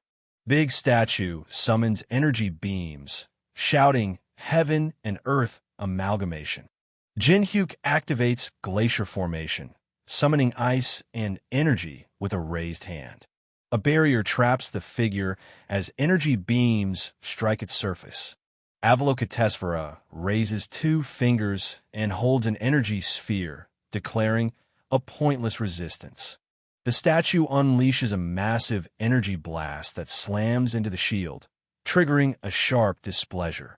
Avalokitesvara raises his spear, activating the swastika spear with focused intensity. Avalokitesvara raises his spear, activating the swastika spear with focused intensity. Big Statue performs precise hand gestures, mocking the failed trick with cold words. Big Statue performs precise hand gestures, mocking the failed trick with cold words. Big Statue raises multiple arms, preparing to strike as Avalokitesvara staggers backward with hands. Avalokitesvara is trapped inside a massive pillar of ice, sealed by the glacial prison. Jinhyuk kneels amid jagged ice spikes, questioning the weight of his opponent's hatred for his magic. Big Statue grimaces, questioning, "How can Big Statue said T.O. have attained nirvana through self-discipline be so prejudiced?" A giant blue hand rises from the ground as Jin-hyuk stands firm, declaring, "There's nothing better than shock treatment for such an obsession." Avalokitesvara freezes in shock, trapped within jagged ice shards, stammering, "Why you?" Avalokitesvara shouts curses from inside the ice, vowing endless pain and reincarnation as a bug. The condition is fulfilled, and the unique ability Mandala S is successfully copied. A braid of white hair falls as the warning echoes, "Don't waste your strength." A spear strikes as the person falling backward reels in shock, while thousand-armed someone braces for impact. Jin-hyuk activates the mandala, defying limits with a power copied from his opponent's own creation. Jin-hyuk grips the ring tightly, declaring, "I'll be using your mandala very well from now on." Jin-hyuk launches a sharp energy blast while snarling, "You can screw OFF now." Avalokitesvara traps the person falling backward in solid ice, leaving them frozen and stunned. Avalokitesvara reels back, caught off guard by a sudden, powerful energy strike. A golden hand stretches out, eyes fixed ahead with unsettling intensity. The figure shatters the debris, bursting forward with raw energy. Person with white hair lying down and another figure lies still, enveloped in thick purple smoke as the message, "You have leveled up," echoes. Gripping the golden key, they gain the power to summon the zone's boss, only on the third floor. Jin-hyuk clutches his shoulder amid the rubble, muttering, "This guy's always so hard to deal with." Jin-hyuk walks past a burning body, muttering about pushing himself too far. Jin-hyuk walks past a burning body, muttering about pushing himself too far. Jin-hyuk stretches his arm, rubbing it as he admits, "Man, I'm always lacking in mana." Jin-hyuk raises his fists, acknowledging, "Oh, right. There were still some pests remaining." The Tower of Trials shifts as night falls, chilling the air and sharpening the monster's attacks. Player shouts a warning while sprinting down the tower steps, fleeing the portal behind. Fire crackles as shrimp and wrapped food slowly roast over the campfire. Holds up a rare giant shrimp caught near the Tower of Trials' third-floor temple. Jin-hyuk bites into the bread, pausing briefly by the fire. Jin-hyuk savors the rare taste, already planning to copy cooking skills next. Jin-hyuk sniffs the food, eyes narrowing as someone approaches, breaking the quiet night. Melina and Li Chao walk forward, negotiating to stay until sunrise with a calm but firm exchange. Melina stands with crossed arms, smirking as Li Chao sits by the campfire, offering a place to escape the cold. Melina introduces herself, while Li Chao and Jin-hyuk exchange weary words around the campfire. Jin-hyuk offers a large bowl of shrimp, asking, "I've prepared a lot of food. Would you like some?" Melina crosses her arms, refusing the food and warning, "We try not to eat food offered by anyone we don't know." Jin-hyuk sits by the fire, eating shrimp while questioning the need for masks with a sharp, "Isn't it obvious? You must be wearing a mask because you have something to hide." Jin-hyuk gestures while teasing, "If you're really that bothered by it, I can take it off for you." Melina smirks as the man's shocked voice breaks the tension. "What? Really?" Jin-hyuk sits by the fire, raising a finger as he proposes a simple game, catching Melina and the dark-haired man off guard.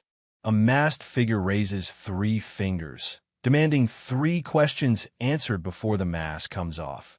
Li Chao sits calmly, raising 3 fingers and demanding answers before revealing his mask. Melina snaps her fingers with a sly smile, saying, "All right." Melina flips a coin, deciding the order with a confident smirk, saying, "I bet on heads." Melina calls heads, and Jin-hyuk accepts, ready to start with the smallest spark of mana.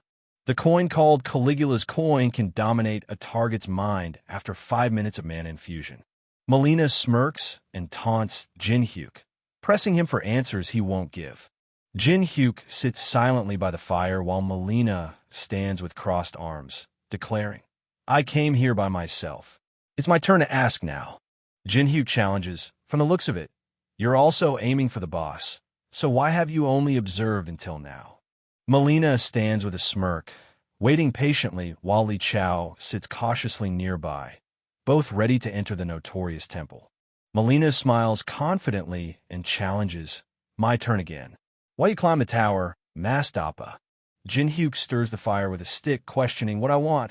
Are you able to do something about it? If I say I want something. Melina smirks, holding a small object, as Li Chao promises, "We can do a lot more for you than you think." Jinhyuk kneels and challenges, then last question. "If you answer this, I will take off my mask as promised." Jinhyuk holds fire in his hand and taunts, "Did the Demonic Human Association seriously think the likes of you two could actually face me?" Melina smirks confidently as she confirms their strength and acknowledges the masked fighter's feat against the 1,000-armed Avalokitesvara. Jinhyuk sits by the fire, taunting, "But didn't you push yourself quite hard? We've already figured out you're very weakened." Melina smirks and raises her arm, declaring, "If that's the case, then even two of us is too much, actually." Melina extends her arm, channeling purple energy as Jinhyuk stands calm, whispering. Li Chao shouts in frustration, demanding, "What the hell? Why isn't IT activating?" While Melina smirks, holding the unresponsive object. Jinhyuk holds a bowl, calmly insisting, "No, Caligula's coin is fine." Melina mocks their inability, declaring, "You just can't use your mana," as purple scales hover between them. Two voices clash as Melina shouts, "None of my skills are activating," while the other demands, "Melina, we're switching TO Plan B."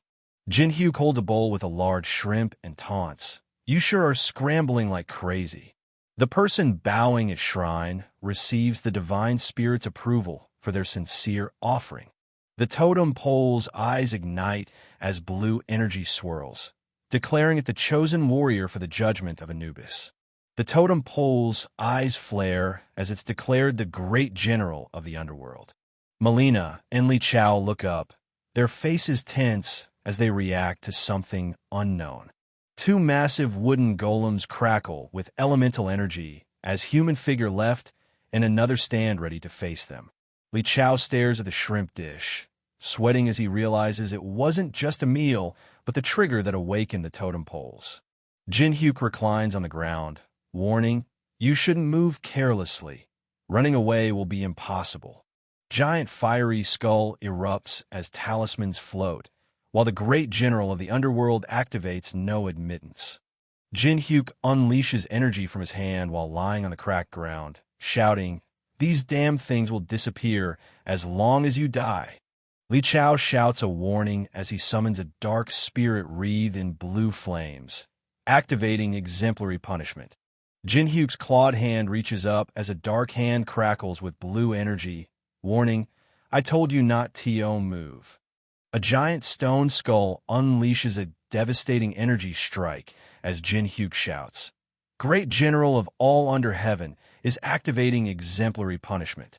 A giant stone skull unleashes a devastating energy strike as Jinhyuk shouts, "Great General of all under heaven is activating exemplary punishment." A massive wooden statue, head crashes down, crackling with energy.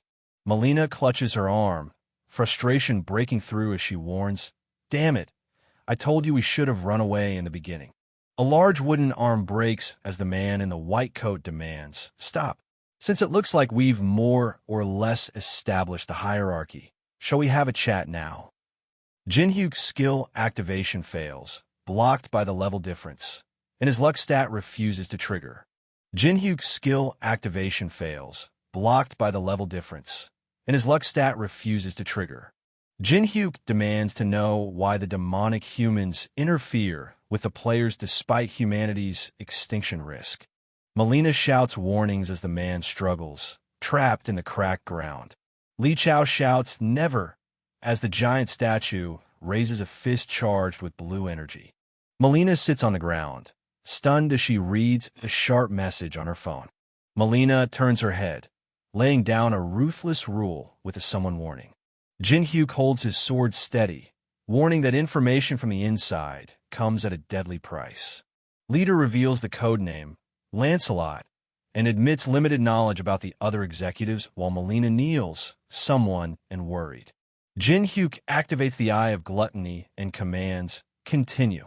Melina explains that gathering all 12 cursed divine artifacts promises survival beyond humanity's end and immense rewards. Jin Hyuk sits, admitting he knows nothing beyond someone's words about Lancelot and the 12 cursed divine artifacts. Jin Hyuk shouts, mocking his opponents as the distorted mask warps his face. Jin Hyuk shouts, mocking his opponents as the distorted mask warps his face. Melina kneels, someone and worried, as Jin Hyuk thanks her for the information and asks if he can leave. Melina pleads desperately, shouting, "You promised you'd let me go if I told you everything I knew." Jin Hyuk steps forward, energy crackling in his hand, warning Melina, "Don't worry, I'll keep my promise, after you sign the contract." Jin Hyuk steps forward, energy crackling in his hand, warning Melina, "Don't worry, I'll keep my promise, after you sign the contract." Melina grits her teeth, tears and sweat mixing as she clings to the desperate hope of survival. Alonyon breaks the quiet under the bright sun and swaying bamboo, taps the screen, reading the heated comments under the notice. Jin Hyuk steps forward on the path and challenges, "Now, then, shall I begin?" Jin Hyuk holds the key near the portal as the stone statue's key starts reacting. Jin Hyuk unleashes a powerful energy beam straight downward. Jin Hyuk glares up at the energy beam slicing through the sky, calculating his next move. The building splits with purple light as particles scatter, signaling the master's response. Two massive pillars surge with energy, spewing smoke as they dominate the courtyard. The giant statue stands firm, crackling with raw purple energy. Armored statues and soldiers hold their formation, gripping polearms and shields as lightning crackles around them. Muhan holds a cup and demands, "Who dares to interfere with my break time?" The red eye activates the skill, Eye of Gluttony, nullifying the level difference with luck and adaptivity stats. Muhan sits cross-legged, arrows lodged in his back, calmly holding a cup as purple energy pulses behind him. Muhan sits firm on the stone structure, calmly drinking from his cup while purple energy pulses around him. Muhan stands firm, gripping his sword as stone soldiers rise behind him, eyes with silent threat. Jin Hyuk stands calm on cracked ground, hand in pocket, and smirks while asking, "My army?" Jin Hyuk summons the first chessboard, declaring its arrival with a fierce shout. Jin Hyuk stands firm, activating the first chessboard beneath his feet with a sharp command. Jin Hyuk extends his hand, summoning 2,851 mana-infused chess pieces in a precise line. Jin Hyuk smirks, holding a small cup as he mocks, "What can you possibly do with those little things?" Jin Hyuk activates the pills with a confident smile, declaring, "Just wait. I'm not done yet." The giant statue and armored figure charge forward, their eyes and the horse head crackling with blue energy. Muhan calmly holds a cup and admits, "Shimon, I must admit that you're not like the other humans who came before you." Staring down 2,851 giant chess soldiers, they stand unshaken as the halberd-wielding giant readies for battle. Jin Hyuk shouts defiantly, gripping his sword with unwavering resolve. Giant stands towering with sword raised, mocking the small, exhausted force that dared approach. Jin Hyuk strikes the ground with a smirk, calling out, "Why don't you cut the bullshit? I know you open up a path for me on purpose." Muhan calls out the trap and mocks the weak troops guarding the crown. Muhan extends his hand, casting a powerful spell with energy in a magic circle, declaring, "I'll finish this right here." Jin Hyuk slashes forward with his sword as the two giants roar, ready to counterattack. The giant laughs loudly while the cool giant strokes his chin, mocking the lack of worthy opponents in perfect forms. Muhan shouts angrily, "You son of a bitch, are you insane?" Jin Hyuk smirks, unbothered by the rising tension. Jin Hyuk challenges with a smirk, asking, "What? Are you worried about me?" as the woman folds her arms silently. Alice admits her worry, saying, "That guy isn't the guardian of the third floor for nothing." Jin-hyuk smirks as the angry woman lashes out, accusing him of praising a rival too much. Alice crosses her arms, grimacing as she mutters, "If only I wasn't confined in that corridor." Alice raises her leg and turns her body, confidently declaring she can leave the rest to others despite her condition. Alice stands firm with arms crossed, unmoved amid the swirling shadows. Jin-hyuk smirks and activates magic while warning, "I'm sure certain someone would be pissed off by what you just said." Alice stands firm, arms crossed, as spears and swords hover around her while she snarls, "Damn small FRY." Alice lunges forward, shouting, "How dare you try to lay your hands on my head?" The figure in the dark cloak unleashes red energy beams, striking the armored figures and sending debris flying. Armored figure left clenches a fist as chains lash forward, tightening their grip on the fight. Alice unleashes a swirling blood explosion above armored figure left, turning the fight volatile. Alice raises her hand, casting a deadly spell while shouting, "Die." An explosion erupts, sending debris and energy bursting upward around Alice. Alice crosses her arms and turns her head with a sharp humph amid the smoky ruins. Muhan shouts in disbelief, questioning how such a feeble girl can wield that much power. Jin-hyuk smirks, channeling dark energy into his arm as he taunts, "Your biggest blunder was letting me get this close." Activating Blood Demon Chi, the black leaf symbol pulses in response. Jin-hyuk grips a cylindrical object crackling with red and purple energy. A new item attribute grants continuous decay damage and causes targets to lose friend or foe distinction. Jin-hyuk charges forward on his black horse, swinging his massive weapon with fierce intent. Three armored figures look up, frozen by a towering beam of energy piercing the sky. The giant and armored soldier front right lock eyes, their purple energy crackling between them. The cool someone clenches his fist while Hyant stands firm, declaring, "I never liked them from the start."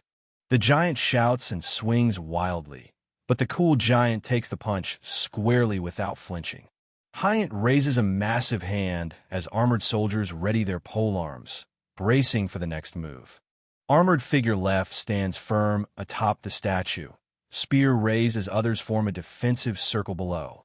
Giant shouts, "My tactics," as debris flies from the force striking him. Muhan clutches his head in shock, shouting, "I can't believe they're all being ruined by one man." Jin-hyuk lunges forward with a smirk, taunting, "Stop freaking out. IT makes you look weak." Hyant activates Glacier Formation, summoning sharp ice shards as the orb on his chest pulses. Muhan clutches his chest, grimacing as he utters, "I am possible." Jin-hyuk fires an arrow as a woman shouts, "Stop that bastard." Hyant slams his fist down, shattering the ice beneath as a rider charges forward. An explosion rips through the air, hurling debris and everyone nearby backward. A massive sword crashes down, scattering debris and knocking riders from their horses. Jin-hyuk activates Mandala, raising his spear as Hyant recoils under the pressure. Jin-hyuk draws his bow and releases an arrow as Glacier Formation and Mandala resonate. Jin-hyuk smirks and strikes with a decisive blow, declaring checkmate. A dark figure crashes hard into the stone wall, sending sparks and debris flying. A fiery impact slams down as Muhan falls backward, barely holding on. Muhan roars after a powerful energy beam straight from his chest. Muhan kneels, channeling intense energy beams that crackle amid the jagged crystals. Muhan kneels, channeling intense energy beams that crackle amid the jagged crystals. Alice smiles slightly as the crown appears above her head, announcing, "The fourth floor of the Tower of Trials, IS opening." A timer counts down the time left to conquer the next floor. 89023H, 55M, 55S. Zinho stares at the timer, counting down nearly 90 days. while Maria smirks, clearly unfazed by the ticking clock. Teresa reads the countdown. Time left to conquer the next floor. 8D. 23H. 55M. 55S. Jin-hyuk stands confidently amid the ruins, phone pressed to his ear, declaring, successfully conquered. Jin-hyuk stands on rocky ground and reaches out to a floating interface, ready to put all his stats into mana. Jin-hyuk studies the gems closely, noting how their colors mark the treasures from different floors. Jin-hyuk studies the gems closely, noting how their colors mark the treasures from different floors. Jin-hyuk claps his hands with a confident smile, crediting the Monopoly effect for his solo hunt's best reward. The chest bursts open, releasing a pink diamond, a top priority ticket, squishy grain, and natural water. Jin-hyuk holds the cards and grins, saying, "Wow, what a haul." Jin-hyuk's chest opens, revealing the sun-shaped eclipse stone floating above it. Jin-hyuk grins with eyes, clutching the fiery sun-shaped object while the woman glares, clearly displeased. Alice scowls, muttering, "You're incorrigible." High-level meeting. Everyone is tense after hearing about a successful solo raid. One man admits internally that the guy really succeeded alone. Jealousy starts. Maria exhales in relief as the man laughs, celebrating the hard-won time they secured for the next floor. Another reacts angrily to "thank God," showing irritation, not relief. The man in red explodes, shouting that the raid benefits them in no way. He complains the successful guy will now take all the attention and views. Another reacts angrily to "thank God," showing irritation, not relief. The man in red explodes, shouting that the raid benefits them in no way. He complains the successful guy will now take all the attention and views. Teresa clenches her fist, declaring they almost joined forces with the demonic humans, but gained 90 days of time without their help. Teresa lashes out, demanding, "How could you say something like that about someone who helped US in such a crisis?" Mr. Beck stays silent, sweat trickling down his face, while Maria anxiously pleads for a response.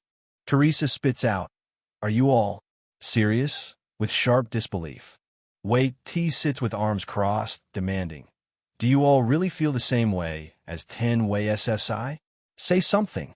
Teresa stands firm, declaring, "I will withdraw myself from the conference from today onwards." Maria demands, "Teresa, what are you talking about?" While Teresa looks down, serious and conflicted. The man explains that the conference is an exclusive group only open to those capable of saving humanity. Maria, give warning to Teresa. "Once you leave, you can never come back." Teresa points sharply, declaring, "With my life." Jin-hyuk walks alone on the beach, debating whether to splurge on a luxury hotel despite feeling exhausted. Jin-hyuk catches a call from someone, eyes fixed on the screen. Jin-hyuk answers the call, explaining he was in the tower when someone tries to speak. Jin-hyuk holds the phone close, his voice tense as he reports, "Someone isn't opening his eyes." Jin-hyuk holds the phone to his ear, demanding, "Where are you?" Yanawa clenches her fists with a confident grin, standing firm beside Alice amid the smoke and flames. Yanawa grins while Wei T sweats nervously as a tearful OPP breaks the tense silence. Jin-hyuk grabs the other's shoulder, asking, "Don't cry. Can you tell me what happened?" The hospital marks the outbreak's origin, tied to the Tower of Trial's sudden appearance. Jin-hyuk recalls, "Oh, when Park Hannah and I were in the labyrinth, I saw it on the news," as the wolf snarls nearby and Park Hannah stands confidently. Yanawa leans against the doorframe, recalling how her someone fought monsters but never fully recovered from his injuries. Jin-hyuk and Yanawa stand over the older man, grimly noting, "And his condition has gotten worse recently." Alice lies weakly in a hospital bed, hooked up to N4 as they reveal, "So this person is Yu Chien-yong, the man who used to be called the strongest man in Korea?" Jin-hyuk smirks, eyes sharp as he processes the deadly stakes and the unbelievable claim about Yu Chien-yong. Jin-hyuk steps forward with a sharp question as Yanawa glares sideways, tension rising between them. An A-rank healer, Hyo Jinsu, steps in and claims even an S-rank couldn't do anything there, trying to downplay the achievement. Jin-hyuk admits he's known Yanawa for a long time and just came to see if he could help. Jin-hyuk leans forward with a calm smile, easing someone's nervous tension with a sharp, reassuring remark. Woman clenches his fist in frustration as Jin-hyuk leans on the bed with a calm smile. Yanawa shouts angrily, clenching her fist as she demands, "The greatest experts of this field are looking after him, but why isn't someone showing any signs of getting better?"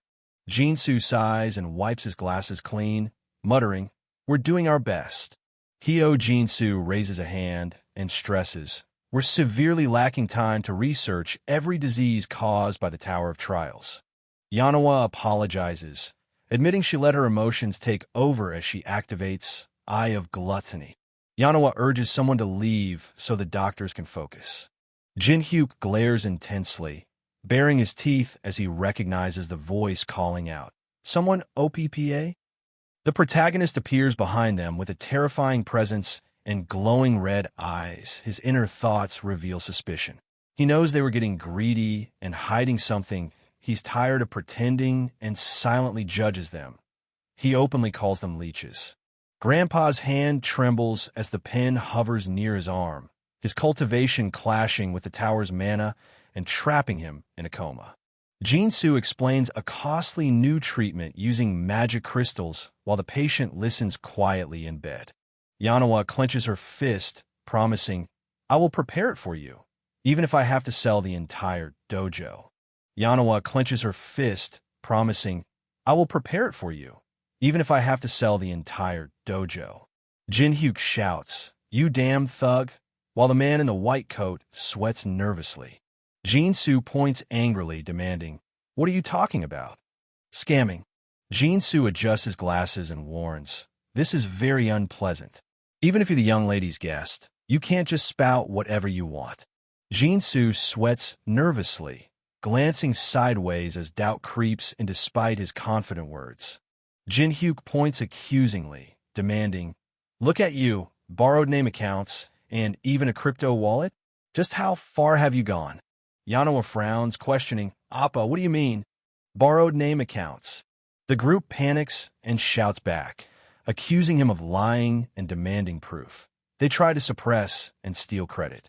The protagonist arrives, sees through them, and puts them on the defensive. Jin-hyuk's eye flashes red as he processes the shocking realization about the Black Cloud Guild and the resident. Jin-hyuk stands frozen, piecing together the shocking link between the Black Cloud Guild and the resident. Jin-hyuk processes the shocking message.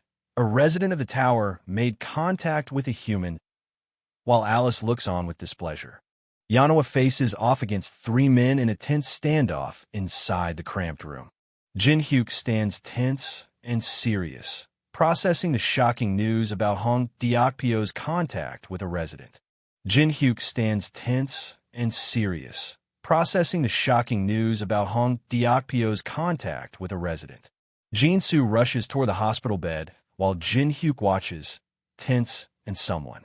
And foot delivering kick crashes into Jinsu's face, halting him mid-stride.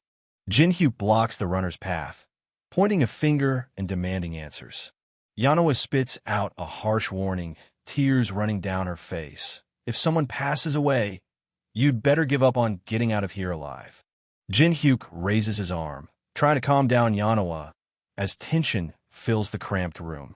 Grandpa lies unconscious on the bed, purple veins spreading across his skin as the urgent treatment begins. Jinsu shouts in frustration, clutching his chest as he defends their efforts to help Yuchien-yon. Jin-hyuk orders someone kick him just once, while calling out the other's stubborn defiance. A fighter flips through the air, landing a kick while Jinsu watches, startled. Grandpa grimaces in pain, trapped by a severe mana congestion disease that should have killed him long ago. Jin-hyuk clenches his hand, focusing on the squares while shouting, "I can't let him die." A man bleeds from his mouth, eyes wide in shock, as Jinsu sweats nervously nearby. Jin-hyuk holds the vial with a sharp smile, calling it an e-elixir, and challenging its maker. Dispenses a single drop from the bottle while recalling a long friendship with someone. Jin-hyuk pours a strange liquid onto the wrapped object, determined not to miss his chance to copy his skill from Yu Chien-yo. Grandpa grimaces in pain as the elixir is absorbed through the foredrip. Grandpa breathes out softly, eyes closed as he rests on the hospital bed. Jin-soo calls out desperately, "Grandpa," as he lies unconscious in the hospital bed. Yanoa breaks down in tears while Jin-hyuk watches silently from behind. The condition has been fulfilled. The true heavenly flower cultivation technique is successfully copied, boosting mana recovery by 30% and reversing aging. The impossible happened. The patient was completely cured, proving the protagonist's power is real and exposing everyone who tried to deny or suppress it. The impossible happened. The patient was completely cured, proving the protagonist's power is real and exposing everyone who tried to deny or suppress it. Jin-hyuk steps on a man on the ground and snaps, "Screw off, small FRY."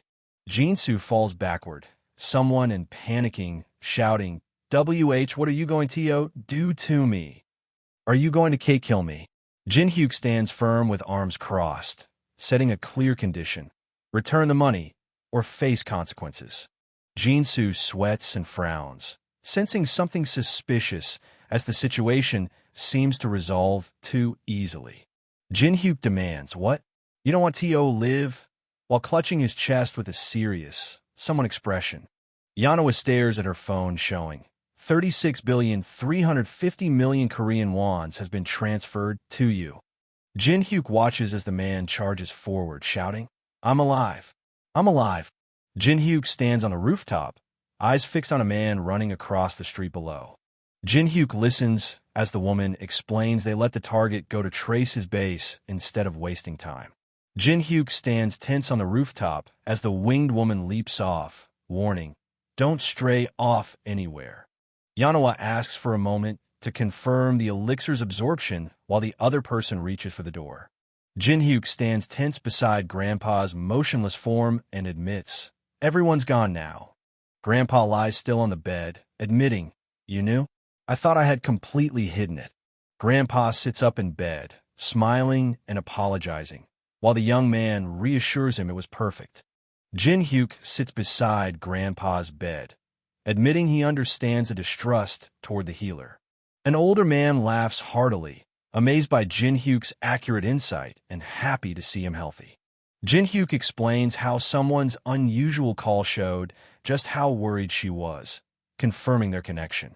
A hand lies still with an 4 needle taped in place as a voice promises to answer any question after waking up. Grandpa sits up in bed, his voice shaking as he asks, "What happened during the outbreak?" Grandpa sits up, wincing as he clutches his shoulder and recalls, "It all happened while I was heading to a conference." Grandpa leans forward, somewhat in worry, demanding, "Why in the world?" A sudden explosion of purple energy rips through the street, shattering cars and sending debris flying. The police officer jumps back, eyes wide as a massive object crashes onto the street.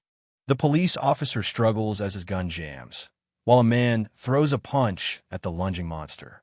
Grandpa orders the police officer to evacuate the people while he braces to hold off the creatures. A heavy step cracks the concrete as the voice notes, "I see that there are some useful people among the outsiders." 2 figures on the rubble as one speaks, "Well, then," setting the stage for what's next. One of them smiles confidently and declares, "Let's play."